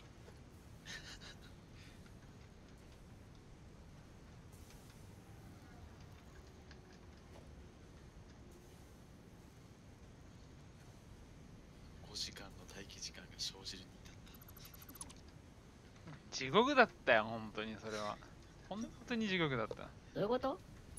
いや、だからなん5か時間5時間どころじゃないよ、多分8時間ぐらい待たされたからね、結局。で、なんかスタヌとかさ、有名なやつがなんか落ちてロビーに入れなかったらやり直しますとか言って、一般人が落ちても、じゃあ入れなかった人は失格ということでお願いしますとか言って。ひどいな。クソだな、確かに。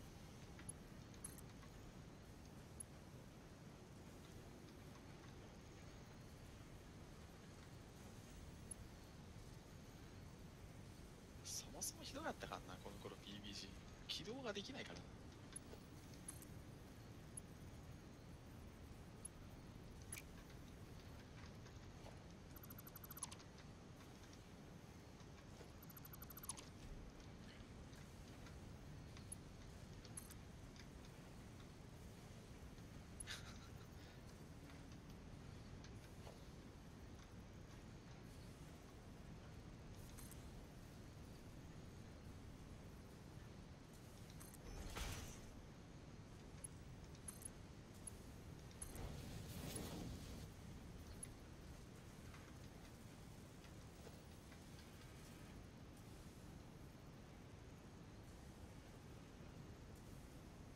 なんか俺見割り割ってにいるんだけど、どういうこと？これ何？あれに入んなきゃいけないってことか。そうそう。絶対に。だけど、なんかその自分のチームに知らんやつがおったり、いろいろカオス。じゃあ俺マグマグで入ってけばよかった。ティガちゃん。12の部屋に。始まっちゃったんですか？ああしまいました。そっちの話か。いや、その DMM の大会でもそういうのがあったんで。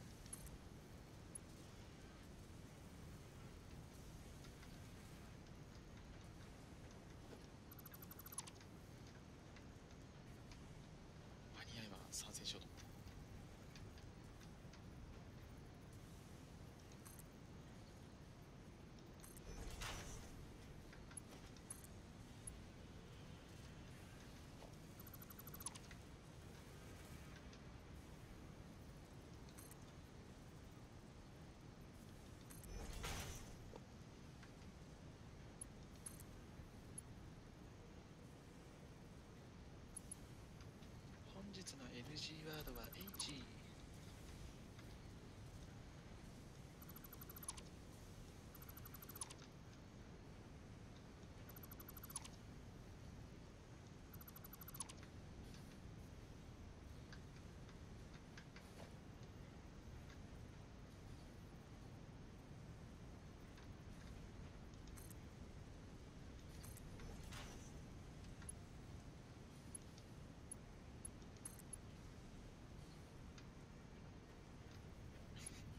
絶対これ定価先輩に対して言ってる。発射発射発射ーね発射バカじゃん。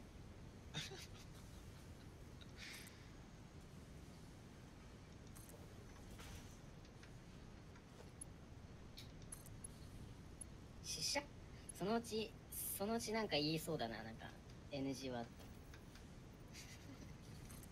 出社出社出社出社出社荒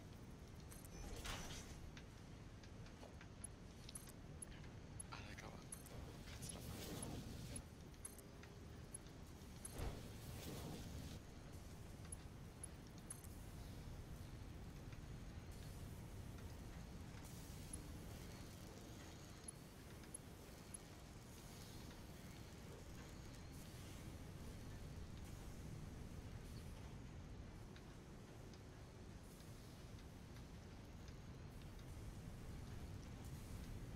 G ディビジョン2レベル30悶絶しながら行くぞの巻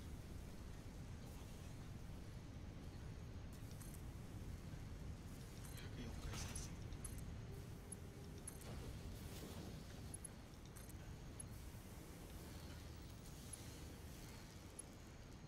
配信の基本チンチンついてなければ通常の100倍は再生回数となります。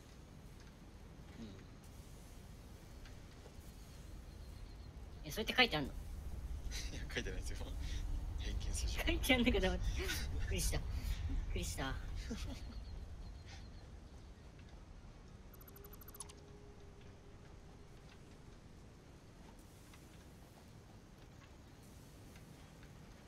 禁止行為に書いてある。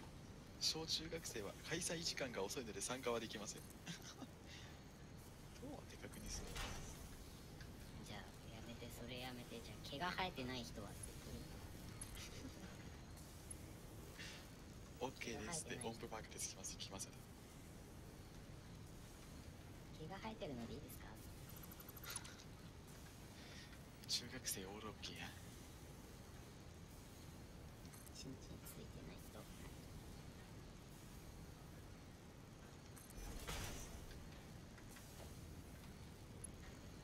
ああ、それ面白いかもしれない。画像ダウンロードしよう。悪い人いますよ、ここに。何？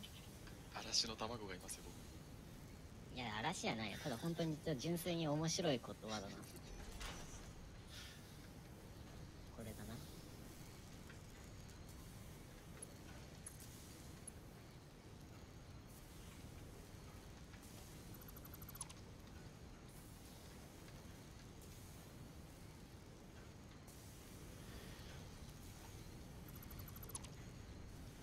そろそろねんとな。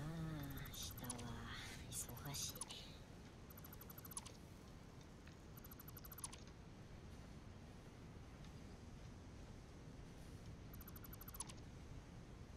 夜更かしすると必ず3時11分に時間を見るんだよな。これ本当になんか気持ち悪いんだよな。毎回毎回。うわ、3時11分や。また見ちゃった。嘘でしょ。今もう12分、もう12分。23時19分に見るよりマシだって。23時19分に。でも確かに3時11分に見ることは確かにある。記憶にはある。3.11。もう結構見ますよ、311は。結構気持ち悪いですよ。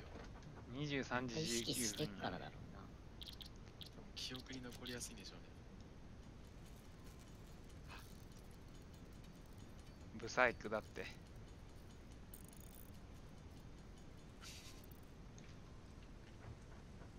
グさんがよく見る時間ですか？23 あ23時19時計を見たら23時19。ブサイクじゃないか。ローディング中の画面が黒くなった瞬間に、あ、は映った。貴様誰だ。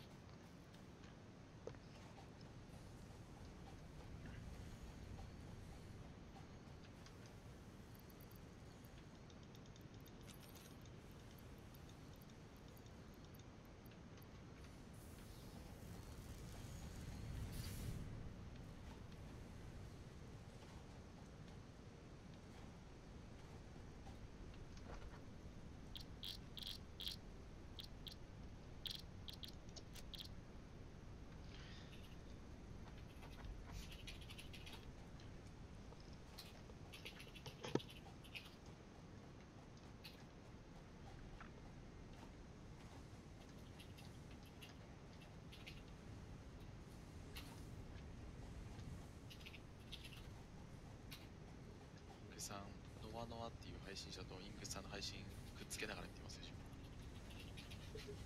できます。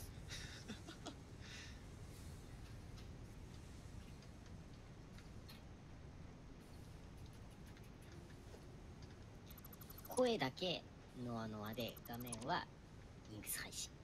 それ最高っすね。見よう。最高だね。ありがとうごやばいかもしざいます。感謝します。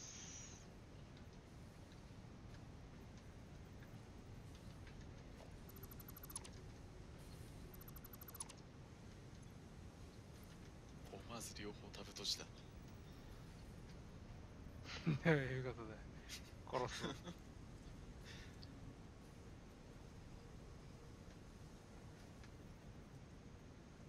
勢い余ってイングさんのもう全部消しちゃった。カラスさ。いや、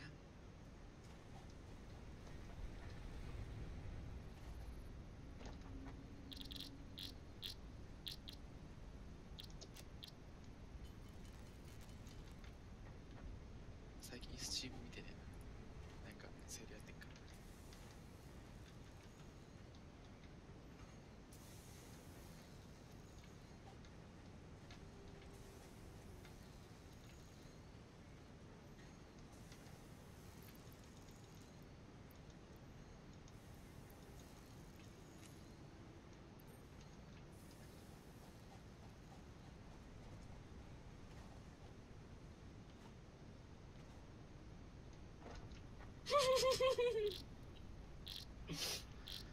何を笑うとんねん。何を。本当に純粋に水曜日のダウンタウンを見てたら面白かった。いやもう自分も出ましたよ、ノアノアの配信ちょっとしていったら。早朝あ出た何でも面白くなる。早朝、なんだっけ、早朝リレーだっけ、そんなのやってたね。日本最重量の女性であっても、お姫様抱っこできる男、この世のどこか存在する説。最重量ってだって600、4、500キロとかじゃなかったっけだって。そんなんいるんすか？世界、なんだっけ。なんだっけ。トラックですよ、トラック。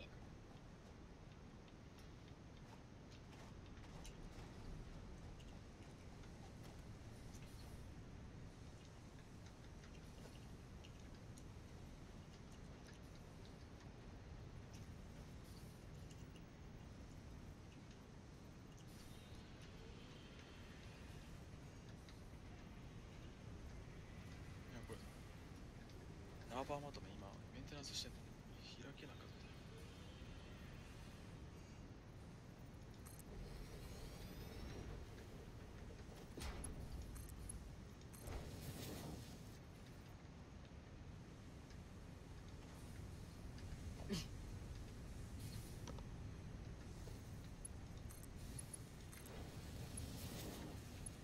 訪れすごいな。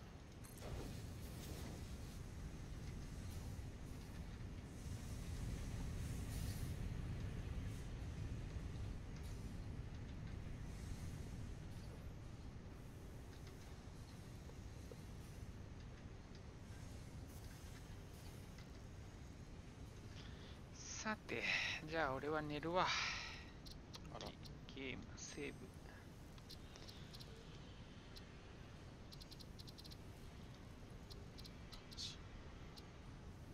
しい時だ。悲しい時、イングスさんがゲームをセーブする時。終了。終わりなんだなって。チンチンついてないと再生数10倍説。イングさん今度からこれサムネイルにすると多分再生数伸びますよ。やかましいわ。ほんじゃな、おやすみ。はい、おやすみなさい。またね。じゃあ、定価先輩も明日頑張ってください。